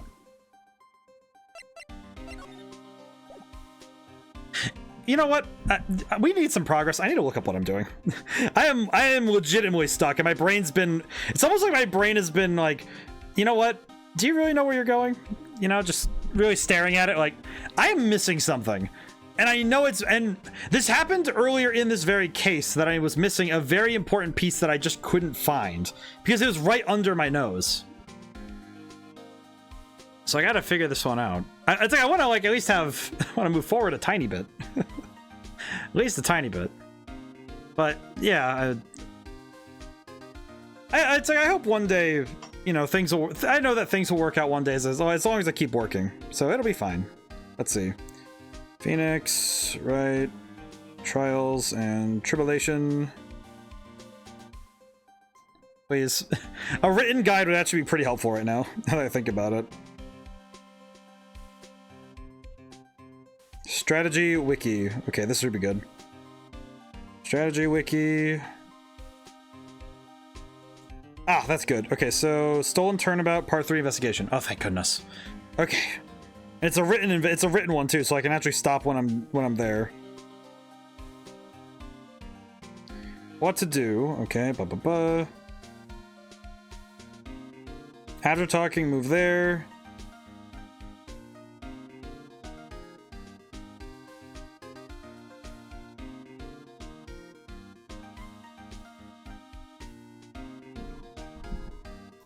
Okay, I see. Okay, so I need to... the only thing I really needed was... Okay, present this ding-dong. Detective Gumshoe, tell us more about Mr. Shane Bluebard. That's Kane Bullard, not Shane Bluebard. I see. This is what I really needed. Oh yeah, the victim in this case doesn't make that much of an impression on me. Well, you were the victim up until Mr. Bullard was found dead. Yeah, and his body wasn't discovered until this morning. Anyway, we don't have enough information yet. Can you help us out? Sorry. I'm actually a little confused myself. For some reason, I'm just blabbing like an idiot just now. Okay, Nick, now's a chance to get more info about the victims. Hurry up and ask. I see. Okay, so this is what I needed. I see. Can you tell us more about Mr. Bullard? He was the CEO of KB Security, right? What kind of company is it anyway? Well, the company basically sends security teams out to buildings to guard them. Mr. Bullard must have the chance to learn a lot of secrets doing this kind of work. Oh, and? And I don't know how to put this, but the guy was kind of a money grubber. Really? Me too. I just love money. Can never get enough. Please stop wading in towards me like this. You aren't getting to my wallet. Anyways, it looks like he did some pretty shifty stuff to earn his millions. Oh, so that's my problem. I need to be shiftier. Let me go already. Apparently he was involved in trade and selling trade secrets between rival companies. Ooh, that's pretty dirty and underhanded. Yeah. Oh, KB Securities used to head security operations against Mass Damask. What? Really? Yeah, and after screwing up so many times, the company's reputation really took a nosedive. So it really was Bullard who sent Ron the blackmail letter, huh?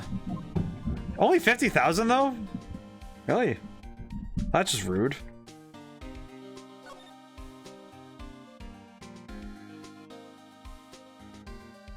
Let's see.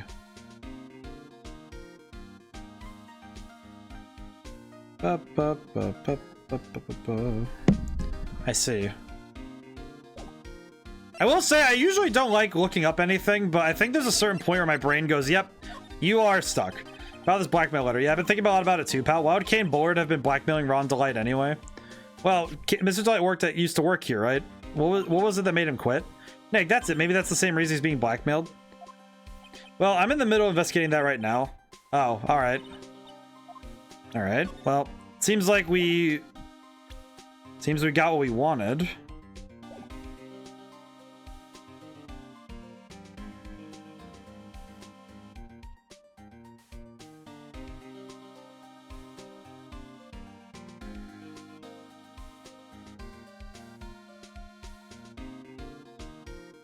Okay, so now we gotta move to... I had to look real quick, because I guess now I have everything I need.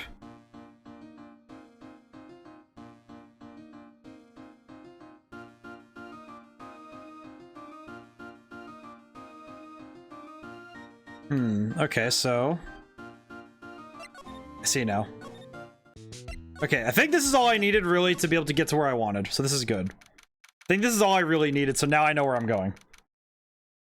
Ah, Mr. Wright. Hi, Ron. How you doing? Hi, Ron. Hi, Billy. This hurts.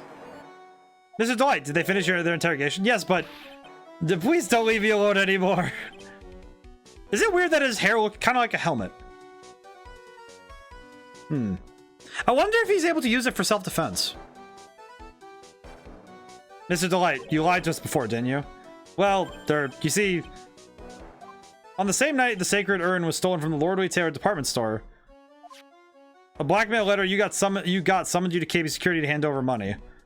And then that's where the CEO, Kane Bullard, was murdered. But there's only one Ron Delight, am I right? So the only question is, where were you that night? This time I want the whole truth. Your life depends on it. Okay. Okay. Mr. Delight, do you still insist that you are Mass Damask? Isn't that what I've been saying since yesterday? That was a quick response. Tell me about it. To be honest, it's starting to get irritating. But listen, Mr. Delight. At the trial today, we learned the true identity of the thief, didn't we? Yeah, this ding-dong. You know, if he started laughing like hee-ho... God, he looks absolutely crazy. He kind of looks like... Is it weird that whenever I see Luke at me, every time I see him... I kind of think he kind of looks like a Final Fantasy boss. Like he's not the first boss, he's the third boss, and he's got that weird gimmick. You know what I mean? Like he's that third boss in a Final Fantasy game where he has that weird gimmick with a status ailment that doesn't feel. It's like he's not super hard, but he's not super easy. But it's mostly because if you don't have a team made for dealing with that gimmick, it's really annoying. But if you're really optimized for that gimmick, you just kind of stomp him. Does that make sense? Is that... You guys see what I mean? Because he kind of just looks like a weirdo. I guess it's true. I wasn't the one who stole that urn. Of course not. Yeah, it's... After all, you were at KB Security at the time. So the person dressed up in Mass Damask has got to be Detective Atme. I don't know. I just find it like... Sometimes it's really specific, but it's... Sometimes I find the right words for that feeling. I was on a whole tangent about seltzer at the very beginning of stream. I made a comment about seltzer, and because we had for some reason there was a random can of strawberry watermelon seltzer in my fridge, and I tried it, and it tasted like waiting for something to happen and never getting it. That was the flavor of it. It's like you're waiting for something to taste like strawberry or watermelon, And you're getting neither of them. It just tastes like waiting. Which is very weird to say, but it makes sense. And so that you didn't go to Lord Taylor, you went to KB Security, right? Yes, I went to KB Security at the time the blackmail note said I should. Alright, what happened next? Well, I used to work there, so I knew where the CEO's office was. I knocked, but there was no answer. Then I used the key card to unlock the door. It's probably when his dropped his wallet. When I went into the CEO's office, someone was in there. Someone? Then suddenly they bashed me over the head. Bam. Was it Kane Bullard that hit you? I don't know. The person ran away while I was still stunned. When I came to my senses, the sight I saw left me speechless. The dead body of the CEO was right there in front of me. I thought I'd die myself. Anyway, I thought I should do something with the body. So that's why you put it in the safe? Yes, that's right. So you put your fingerprints all over the dead body? Used to be the chief of one of the security teams, so I knew how to open it. Okay, then what did you do after that? Well, I got out of there for starters. I was the one who set up the security cameras in that building. So I knew how to avoid being spotted by them. Nick, all of a sudden, Mr. Delight kind of sounds like the murderer to me. Please don't say that. Actually, wait. Given the silhouette we saw, we have the dramatic irony that it was Luke at me. It was Luke at me trying to get... Actually, that's perfect motive. Because Luke at me, his first crime was spotted by Ron Delight, and by extension, that security company. So his like crimes weren't perfect, and Ron specifically messed him up. Mr. Delight, is it true that 1 year ago you were forced to quit KB Security? Ah, how did you? I'm begging you, please don't tell Desi. Don't worry, we haven't told anyone yet. Ooh, thank goodness. Or no, I suppose I'll tell her sometime. She'll find out eventually. Why have you been hiding it from her anyway? Desi would despise me if she found out I was living a life of crime. Criminal, thief. She'd never forgive me. My marriage would be over. Knowing that, why did you become a thief in the first place? Because Desi spends money like it's water. There's no job in the world that could bring in enough money. Except being a thief. At least that's what I thought anyway. So you became mask to mask for Desiree, huh?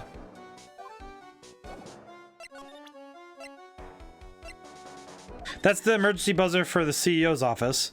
Don't press it, it makes a terrible racket. I just love making a lot of noise.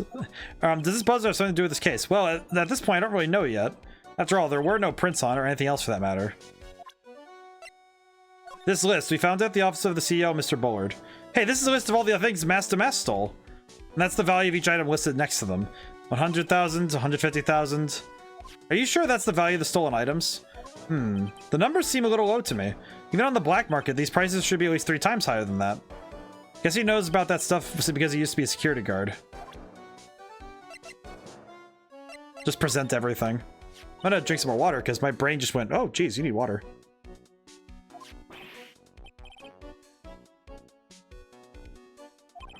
Do you know anything about that, Mr. Delight? Sorry, I'm afraid I don't. I'm not surprised by how clueless he is anymore. Hey, this is an article about my debut heist. Boy, that was a tough one. Before I knew it, they were hot on my trail. But mask to mask, he must have gotten away, right? It says in the article that he disappeared. That's right. Got a sudden burst of inspiration. I hid my mask to mask costume in a nearby plastic bucket.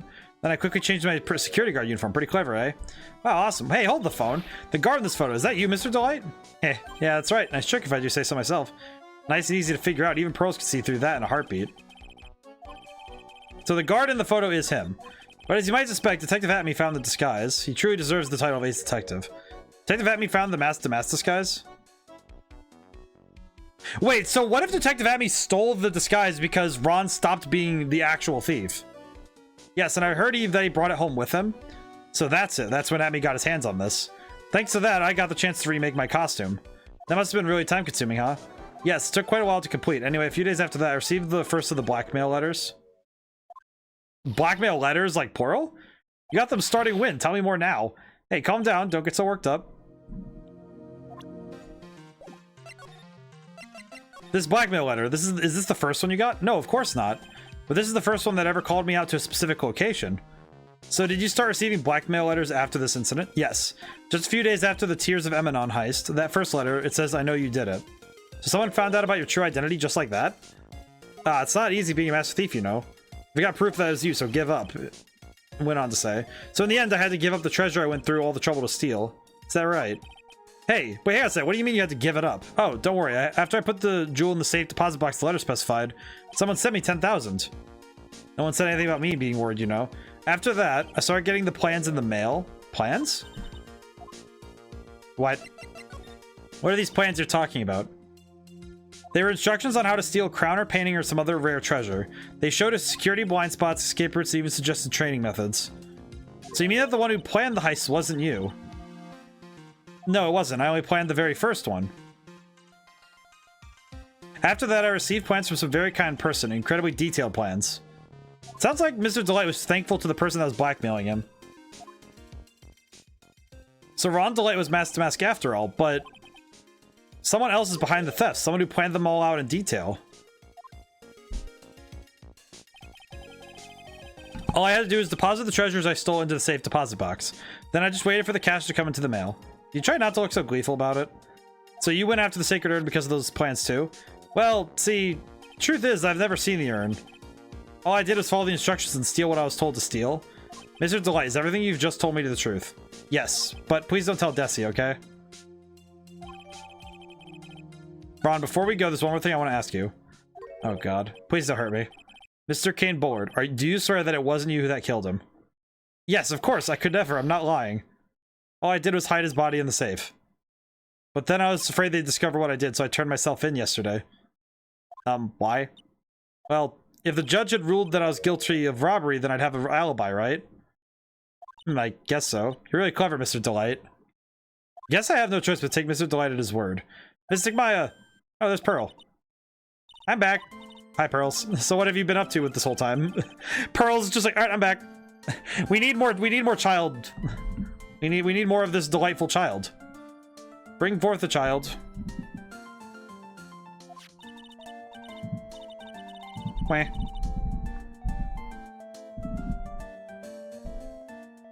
Take her to Mr. Nick. I took it back to Crane Village to have it examined. And what'd you find out? Well, there's no need to worry. They said it's the real urn. Whew. That's a relief. I was really worried.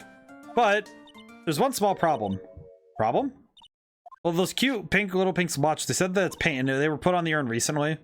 Why are they talking about this pink splotch again? What's the big deal? What's the big deal? We gotta find out how they got there. That's the big deal. Yes, Mr. Nick, we gotta find out how they got there. Okay, we'll go find out.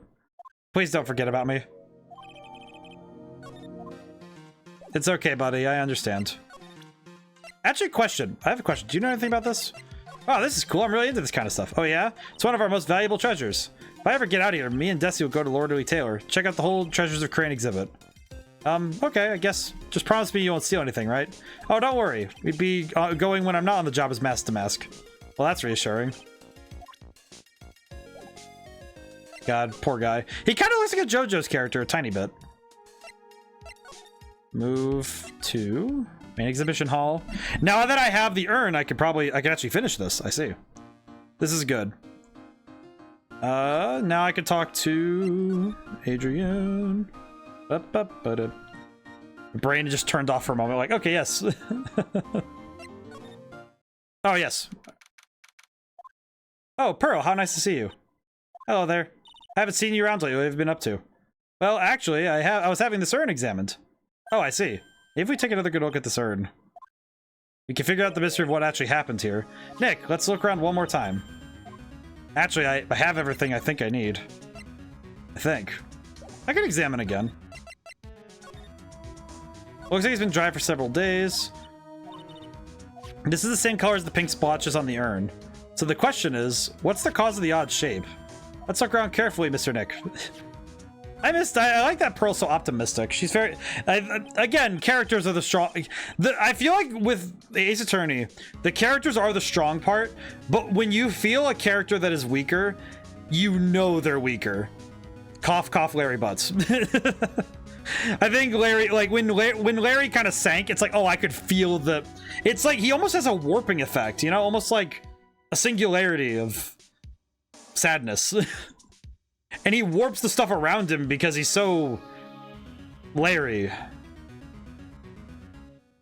It's the box the sacred urn was in. It looks like there's some pink paint on it too. It's definitely the same color as the stuff on the urn. I think I know how the paint got on it now. All right, let's investigate again. The butts effect.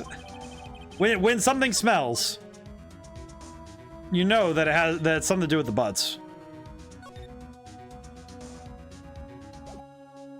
Present. Wait. Save. Be a good lad and save. Okay, I have a question. Crooked. Actually, wait, don't answer this, but one, I guess, wait. Nobody answer this question, but my question in my head right now is, I think I know who Godot is. Because the big question is, who is Godot? That is something that the game is probably going to answer at some point. The only clue I have is that he said amigo. And there's only one other person in the series so far. Granted that Case 5 came out later in game 1. But there's only one other person who said amigo in any sort of way. And I don't think it's him. Because I don't think they're the same person, but there's the guy, the cowboy from Case 5. He's the only person I've heard say amigo so far. So that's why I'm like, oh, maybe it's him, but or related, which would be weird given that the brother was definitely dead. And we know that he's dead. But it also makes me wonder, waiting for Godot's reveal. Yeah, we gotta wait for his reveal. Do you know anything about the Sacred Urn? I'm in charge of the entire treasure exhibit. It's obviously that it was, maybe it could be a fake. The one who said the same must be the obvious explanation. Do you have any evidence that it was? Yeah, I do actually. It's sorry to break it to you, but the urn is the genuine article. Pearls went back to Crane Village and had it examined. Oop, whoops. Nope, crap. I keep pressing the button. Is that right? That's nice, but I don't see how. What you discovered was that the urn had been broken again. Did you say again? Yes, it was broken once a year ago. Now it looks like the same thing has happened. And quite recently, too. Recently? Are you saying that the urn was broken recently? Yes, that's exactly what I'm saying. Why do you think it was broken recently? How do you know? Nope, not this. The hunter has become the hunted. Ugh. Okay, it was broken recently. How do I know it was broken recently? Yeah, it's the, oh wait, no, it's the picture, doy. This poster, it was made recently, right? Poster? Ah, the poster for the exhibit. At the time when the photos was taken, the urn said I am on it. But now, for some mysterious reason, it says Amy. When the urn was fixed, the letters were transposed. I am? What does that even mean? I don't know anything about that. I wasn't even there when the photo for this poster was taken. That was a mistake. Now tell the truth. Ah, wait. Or, even if the urn was broken, it had nothing to do with it, huh? Yes, that's it. Must have been one of the people at the photo shoot. They probably dropped it. I'm sure that's what happened. Looks like she's not gonna give that last cyclock very easily. Do you have any proof that the urn was broken here at the Eidola Tale? Actually, yes, I do. The box. Well, Miss Andrews, what is this supposed to mean? This urn has these pretty little pink splotches on it. And there's some on the box the urn was stored in, too. No matter how you look at it, the paint seems to be exactly the same, wouldn't you say? So, what does that prove? That the urn was dropped along with the box. That's how when they both got paint on them. Are you with me so far? Yes. The rest of the story is obvious. The box was dropped right here in Lord Taylor's basement warehouse. If I can prove that, that means the urn was broken here too. So can you prove that? Can you prove that the box was dropped here in the basement warehouse? Actually, I can, because isn't it in the security camera photo? Nope. Crap. Oh, just need to take time off to relax. No, oh wait, ah. I did not mean to do that, but load, go back. Okay. For record, okay. I must have missed something with this. Paint. Mr. Nick, could be this odd shape is, yeah, I'm pretty sure it's the box. Ah, that's the box the Sacred Urn was in. If you look here, okay, so I did miss this bit. Oh, you're right. What is it, Mr. Nick? This is all turning out exactly as I thought it would. Oh, yeah, so I needed the evidence of the paint marks. Okay. I just needed the evidence of the paint marks. That's my bad. Oh. All right, then. That was me just making a very silly mistake, but I also think my brain working at this level, yeah, it's fine. It's working. I do know that I sometimes get a little bit... my problem-solving skills start to go a little bit by this point, because we're nearing the end of the stream, because 11 p.m. is usually when I cut off. Last night was a very big exception, because we played Persona 5 for a very long time. But I think I got it this time. And also I can go to bed at a normal time. Let's see. Miss Andrews, do you know anything about the Sacred Urn? Yes. You're in charge of the entire exhibit. The urn was submitted. That's true. Maybe it isn't the same. It could be a fake. All right. Do you have any proof that it was genuine? Yes, I do. The sacred urn. Yes, I do. Hey, drink some more water.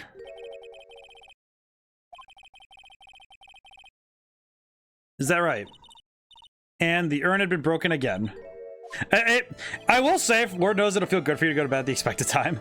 Oh, I am probably going to be... I gave myself a little bit of leniency to say I am not setting an alarm when I go to bed tonight. So I'm probably going to wake up around 8:30, which is normal.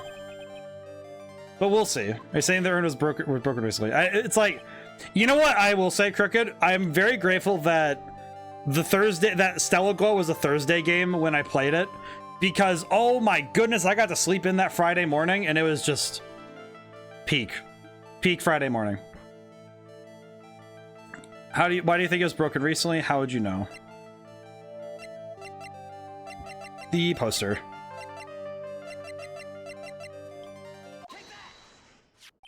But I usually go to bed at 10:30. Actually, I guess interesting thing that this is actually something that came up due to learning about how Twitch works. I actually moved my stream time for those who see that Visual Studio Code notices errors in code, which is super useful. Oh, it's amazingly useful. It's so good. It's why I really like Visual Studio Code. It notices errors in code in the languages it supports. It's nice. I love it. But I actually used to stream from 6 p.m. to 10 p.m. because I wanted to still go to bed at 10:30 p.m. However, it was really hard to get people in the door because people are actually on later. So I did 7. I moved an hour later because it actually works better. It's a better time. And also, a half-hour difference isn't too bad for me. So it's like, oh, it's okay.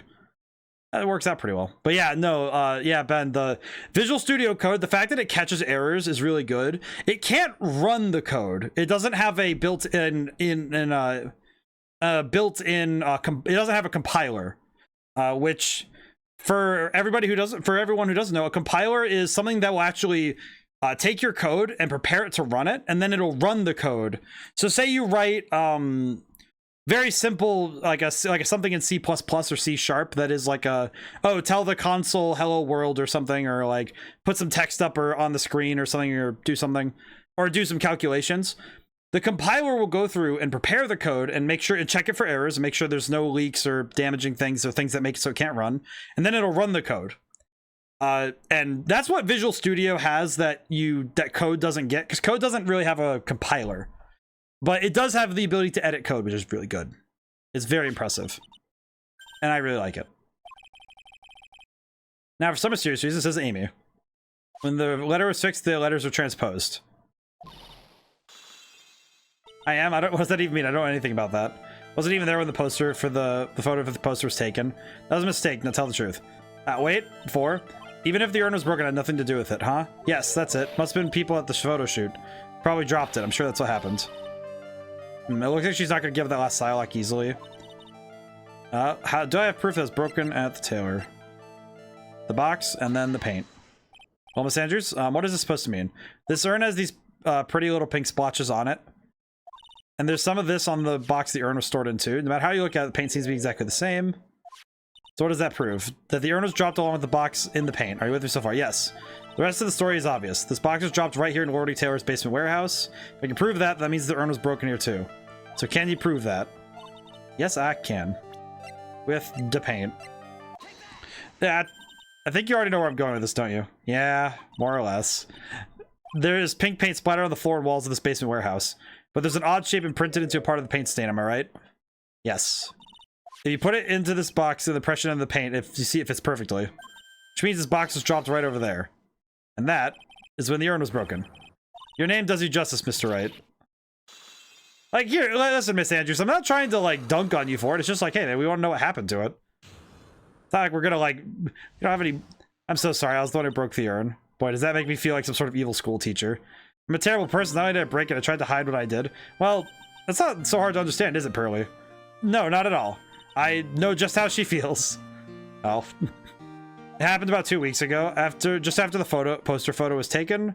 On the same day the urn arrived here, I thought I'd put it away down here for safekeeping. I was carrying it in the box. When I tripped on a paint can and lost my balance. Aw. That's not even your fault. That's an accident. Accidents happen. The box I was carrying crashed to the ground. Heard a terrible noise and I thought my heart was going to stop. Fearing the worst, I opened the lid of the box and that's when it happened. The broken pieces of the urn fell out of the box and landed right in the paint. I was in shock and let out a huge scream. Huh. I can totally see how that could have happened. Yeah, as clumsy as she is, I think Maya understands. Well, I'm sure it's the most important treasure of all of Korean Village, so I tried as hard as I could to fix it. Fortunately, the shards were pretty big. And that's when the IM got changed to Amy. I didn't know how it was originally written, but any sane person fixing it would have assumed it said Amy. Any sane person? Really? Well, I mean, if you're able to read. Oh, Pearls. Aw, the baby. She's trying her best here. She said she wasn't very good at spelling. Anyway, I put the urn into the storeroom and no one had seen it since then. But there's something I don't get. When we first came here, I didn't see any paint stains. Well, that's because it was so ugly and embarrassing. I used the golden statue to cover it. The Amy Faye statue. The first time we came down here, it was on the night the sacred urn was stolen. But Mr. Nick, there were no paint marks on the wall or floor of the warehouse when we were here. Well, there was a good reason for that. On the day of the crime around noon, that golden statue just happened to arrive from the mountain training hall. And I realized that the statue would be the perfect size for covering up the paint stains. That's why I put it where you first saw it. I see. Now it makes perfect sense. But there's still one thing I find strange. What is it, Pearl? The day after the urn was stolen, we came here again. At the time, the statue had been moved and the paint was clearly visible. She's right about that. Well, Miss Andrews. Huh? Well, I don't know anything about that. I placed it to cover the paint, so why would I move it again? Well, then who was it? Who would have done it and why? On the day before the theft, the statue is definitely closer to the door. Wait, actually, wait, that comes to a second point. That comes to a second point. Why would Luke at me have to move the statue? Because let's say, so he was mask to mask. Why would he have to move that statue to try and... Why would he move the statue and bend that sword if he wasn't the one who got knocked out? Amy-Faye's gold statue updated in the court record. Wait a minute, how would that have worked? How would any of that have worked? He would have had to have been in two places at the same time, but that doesn't make sense either. How would the sword have been bent then? Looks like there's some connection between the sacred urn and the murder case. Why? Why do you think so, Nick? Because that night, the real thief, Ron Delight, was at KV Security. So then why did another mask-to-mask show up here? A lot of different things are pointing to one undeniable fact. One undeniable fact. The murder trial started tomorrow, but... it looks like that thief is going to be making another appearance. Are you saying there's a third thief? So how did you decide on a fax avatar? Well, actually, it's kind of weird. It's kind of a couple of different things, really. So as you can see at the border around me, so my color scheme is orange, like this specific shade, very specific shade of orange, by the way. I even know the hexadecimal value for it, so it's funny. But it's mostly because my college, it's public knowledge that I went to a college with, they have a tiger as their mascot. And I got really used to the orange color scheme, so I started taking the orange color scheme for myself. And first off, orange is just a color that nobody uses a lot, so figured I'd take it myself. But I had the realization that I didn't really want to be associated with tigers. There's not really because like, oh, I don't like tigers. More like I kind of had an overexposure to tigers, and specifically Eye of the Tiger on campus, because it's only like it's like, okay, there are all these it's like all the songs that have tigers in it. Eye of the Tiger is the only one they play, so got a little tired of tiger motifs.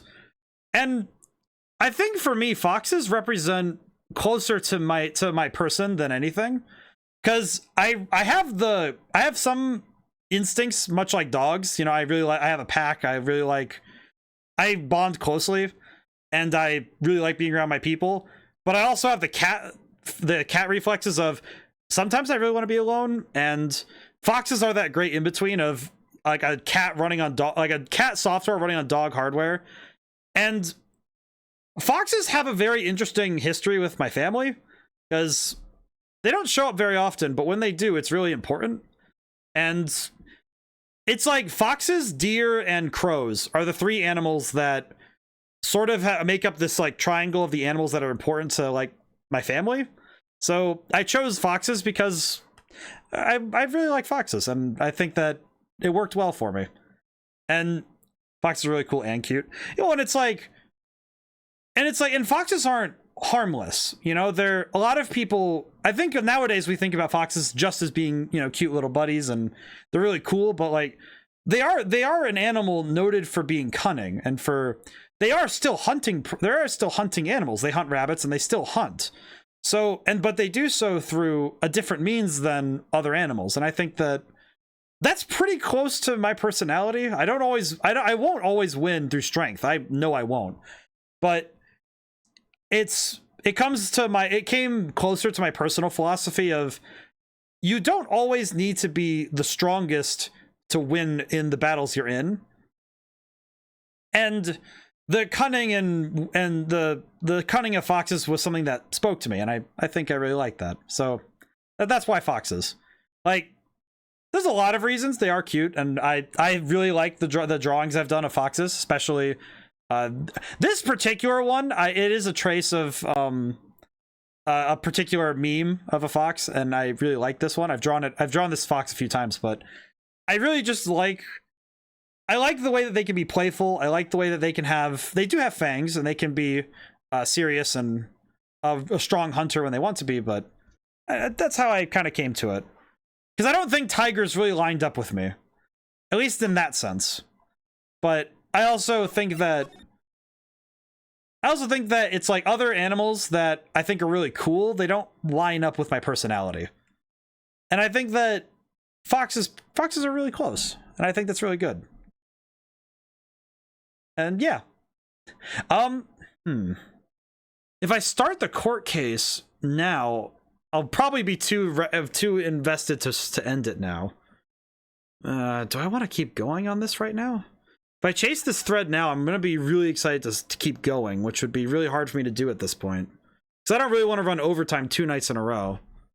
So, well, how about let's see, if I save and then I double back and get some music so we have something to have in the background, so we can do some chatting for a little bit if that's okay. Let's see, save again, just to be safe. Okay, and this should... It's alright to end here, give a few extra minutes yourself.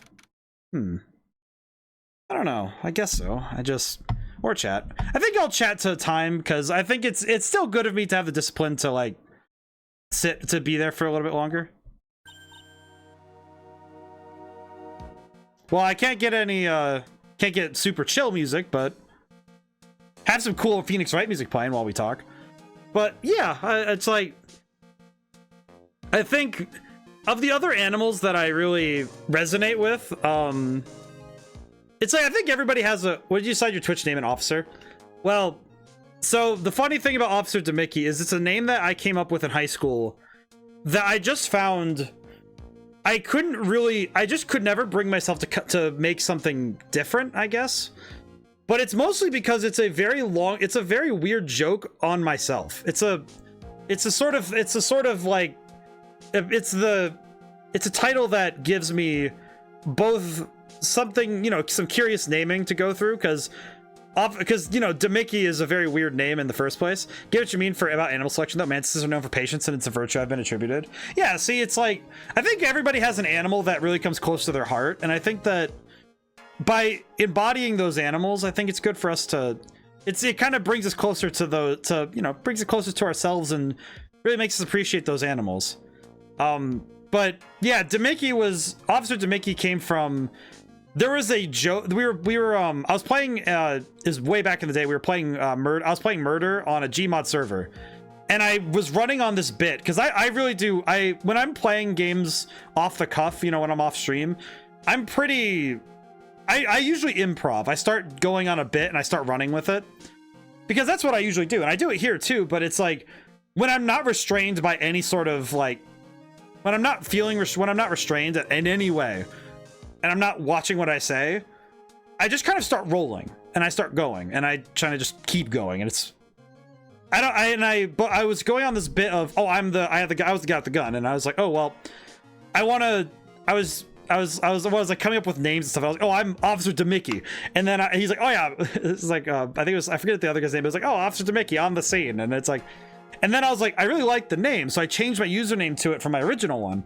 But then I took the name and I realized what I did later as an adult. It's like, well, when I look at it, you gave yourself a title, which you don't really, you just kind of like gave yourself the title of officer, which is just silly. It's like, you know, this really silly aggrandizing, yes, I am the officer. And then, but DeMickey came from, at the time I had recently watched the Oni plays, the Dragon Ball Z videos he did. And he said the phrase acting the Mickey, and I said acting DeMickey.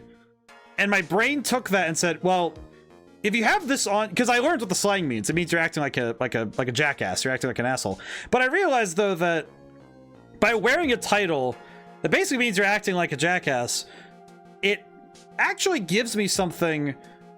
Like, weirdly enough, being called DeMickey or Mickey and having it there all the time let me kind of hold on to something of both a bit of my just me playing around and being a little bit of a jokester, but also always having something reminding me. It's like, ODaM is a fun abbreviation. It is also a great abbreviation. ODaM is great. I love that. It's like, it works really well.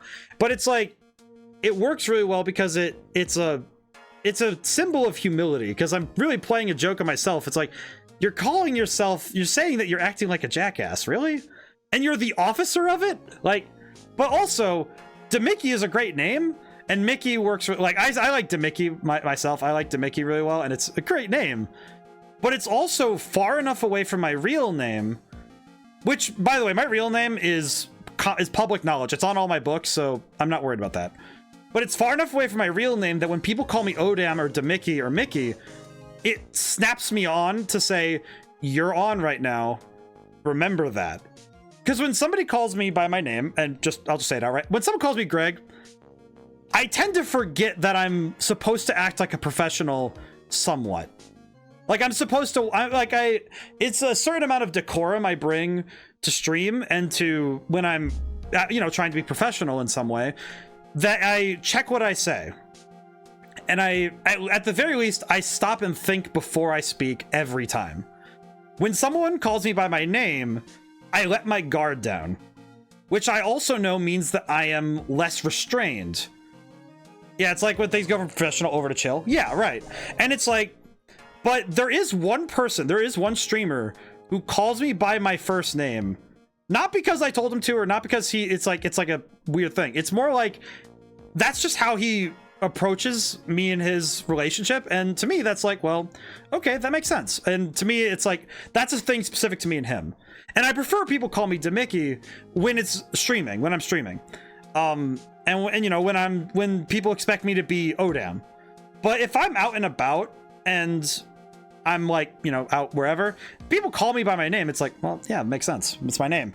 But it keeps my personas separate, which lets me compartmentalize work and play, which really works really well, because even when I'm playing, it's like, okay, well, it reminds me of like, hey, you're on.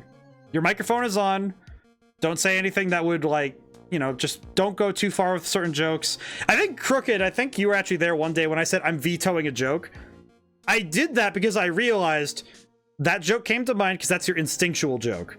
That is your lineage speaking. That is not a joke you could say on stream.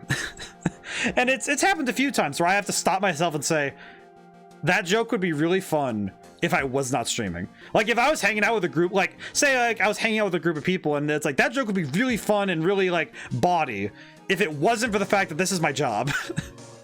So it's like, to a certain extent, I'm like, well, I want to make sure I'm not going too far. And it helps. It helps me separate. So it's good for me. But yeah, I really like ODaM, and I like being... It's funny how many people focus on the officer bit and not the DeMickey part. They say officer first, and it's like, I'm not really an officer of the law. And I think every VTuber streamer has their lore, and the lore is that I run a library. Because in reality, the internet is a library that we all have access to. So to me, it's like, oh, I just run a library at the corner of reality and fiction, and... Well, I run it. It's really just I just watch over it. I just keep it safe. That's it. And the foxes all gather there to share the knowledge they gathered from all the places they went. You know, like, that's kind of the lore. And it's like decidedly more chill than most VTuber lore, because it's like, it also, funny thing, I guess interesting piece here, it's where ODaM starts to bleed into the fiction side, because I actually do have the library aesthetic. That library of foxes is actually in the world of Eidola. I wrote it first as part of that world because I really liked the idea of all the gods in the world and all the things I could come up with as like deities. I like the idea of some fox who just wants to learn things and read books and, you know, like share knowledge, starting a library and having a bunch of like kids running around and just having a fun time and going on adventures and stuff. And it's like, well, that's fun. That's a fun aesthetic. And it's also warm, cozy. It's nice, but it also has room for adventure and going into all the genres, because books are all genres and a library can contain every story. So I like that. And that's how I want to be with games. You know, I want to engage every genre of gaming, even the ones I'm not particularly fond of. It's like, well, I should enjoy it anyway and see why other people enjoy it. And that's the beauty of games. It's like, there are all these genres and different ways we can go and stories to, you know, go into it. It's like, it's fun. And it's all the pursuit of fun and enjoyment in life. So I want to see why every game is someone's favorite. And I like that. I don't know, just sorry for going on that like monologue, but that's just how I feel. So it's like, yeah.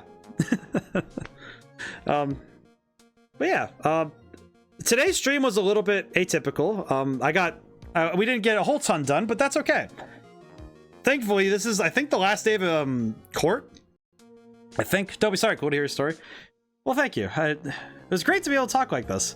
Before stream ends, first off, thank you everyone for coming by. Thank you to everyone who didn't get to stay to the end, who came by. So Sunday, so for those who are new, Sundays are variety days. Either it's a game that I can finish in a day, or it takes at maximum two, maybe 3 streams. But Sundays are usually variety days because I like to mix it up, have a lot of different stuff in the year. This Sunday, we're finally doing more Sonic the Hedgehog because we're doing Sonic Heroes. And I'm really looking forward to playing it again. I played through Seaside Hill once just to make sure the game is working. I played it on Team Dark and I played it on a whatever file. It's really excited to play Sonic Heroes again. I'm playing on I have a Wii that's hooked up for GameCube stuff, so it'll be there. So that'll be this Sunday at 7 p.m. All of my streams run 7 p.m. Eastern Standard to 11 p.m. So it's Sundays, Wednesdays, and Thursdays. Next Wednesday, probably by this Sunday, I'll know what I'll be starting next Wednesday, but we'll see. I still need to figure it out, so we'll see. But yeah, thank you. And I will catch you all next time I see you. So now and whenever I see you guys, goodbye for now and thank you.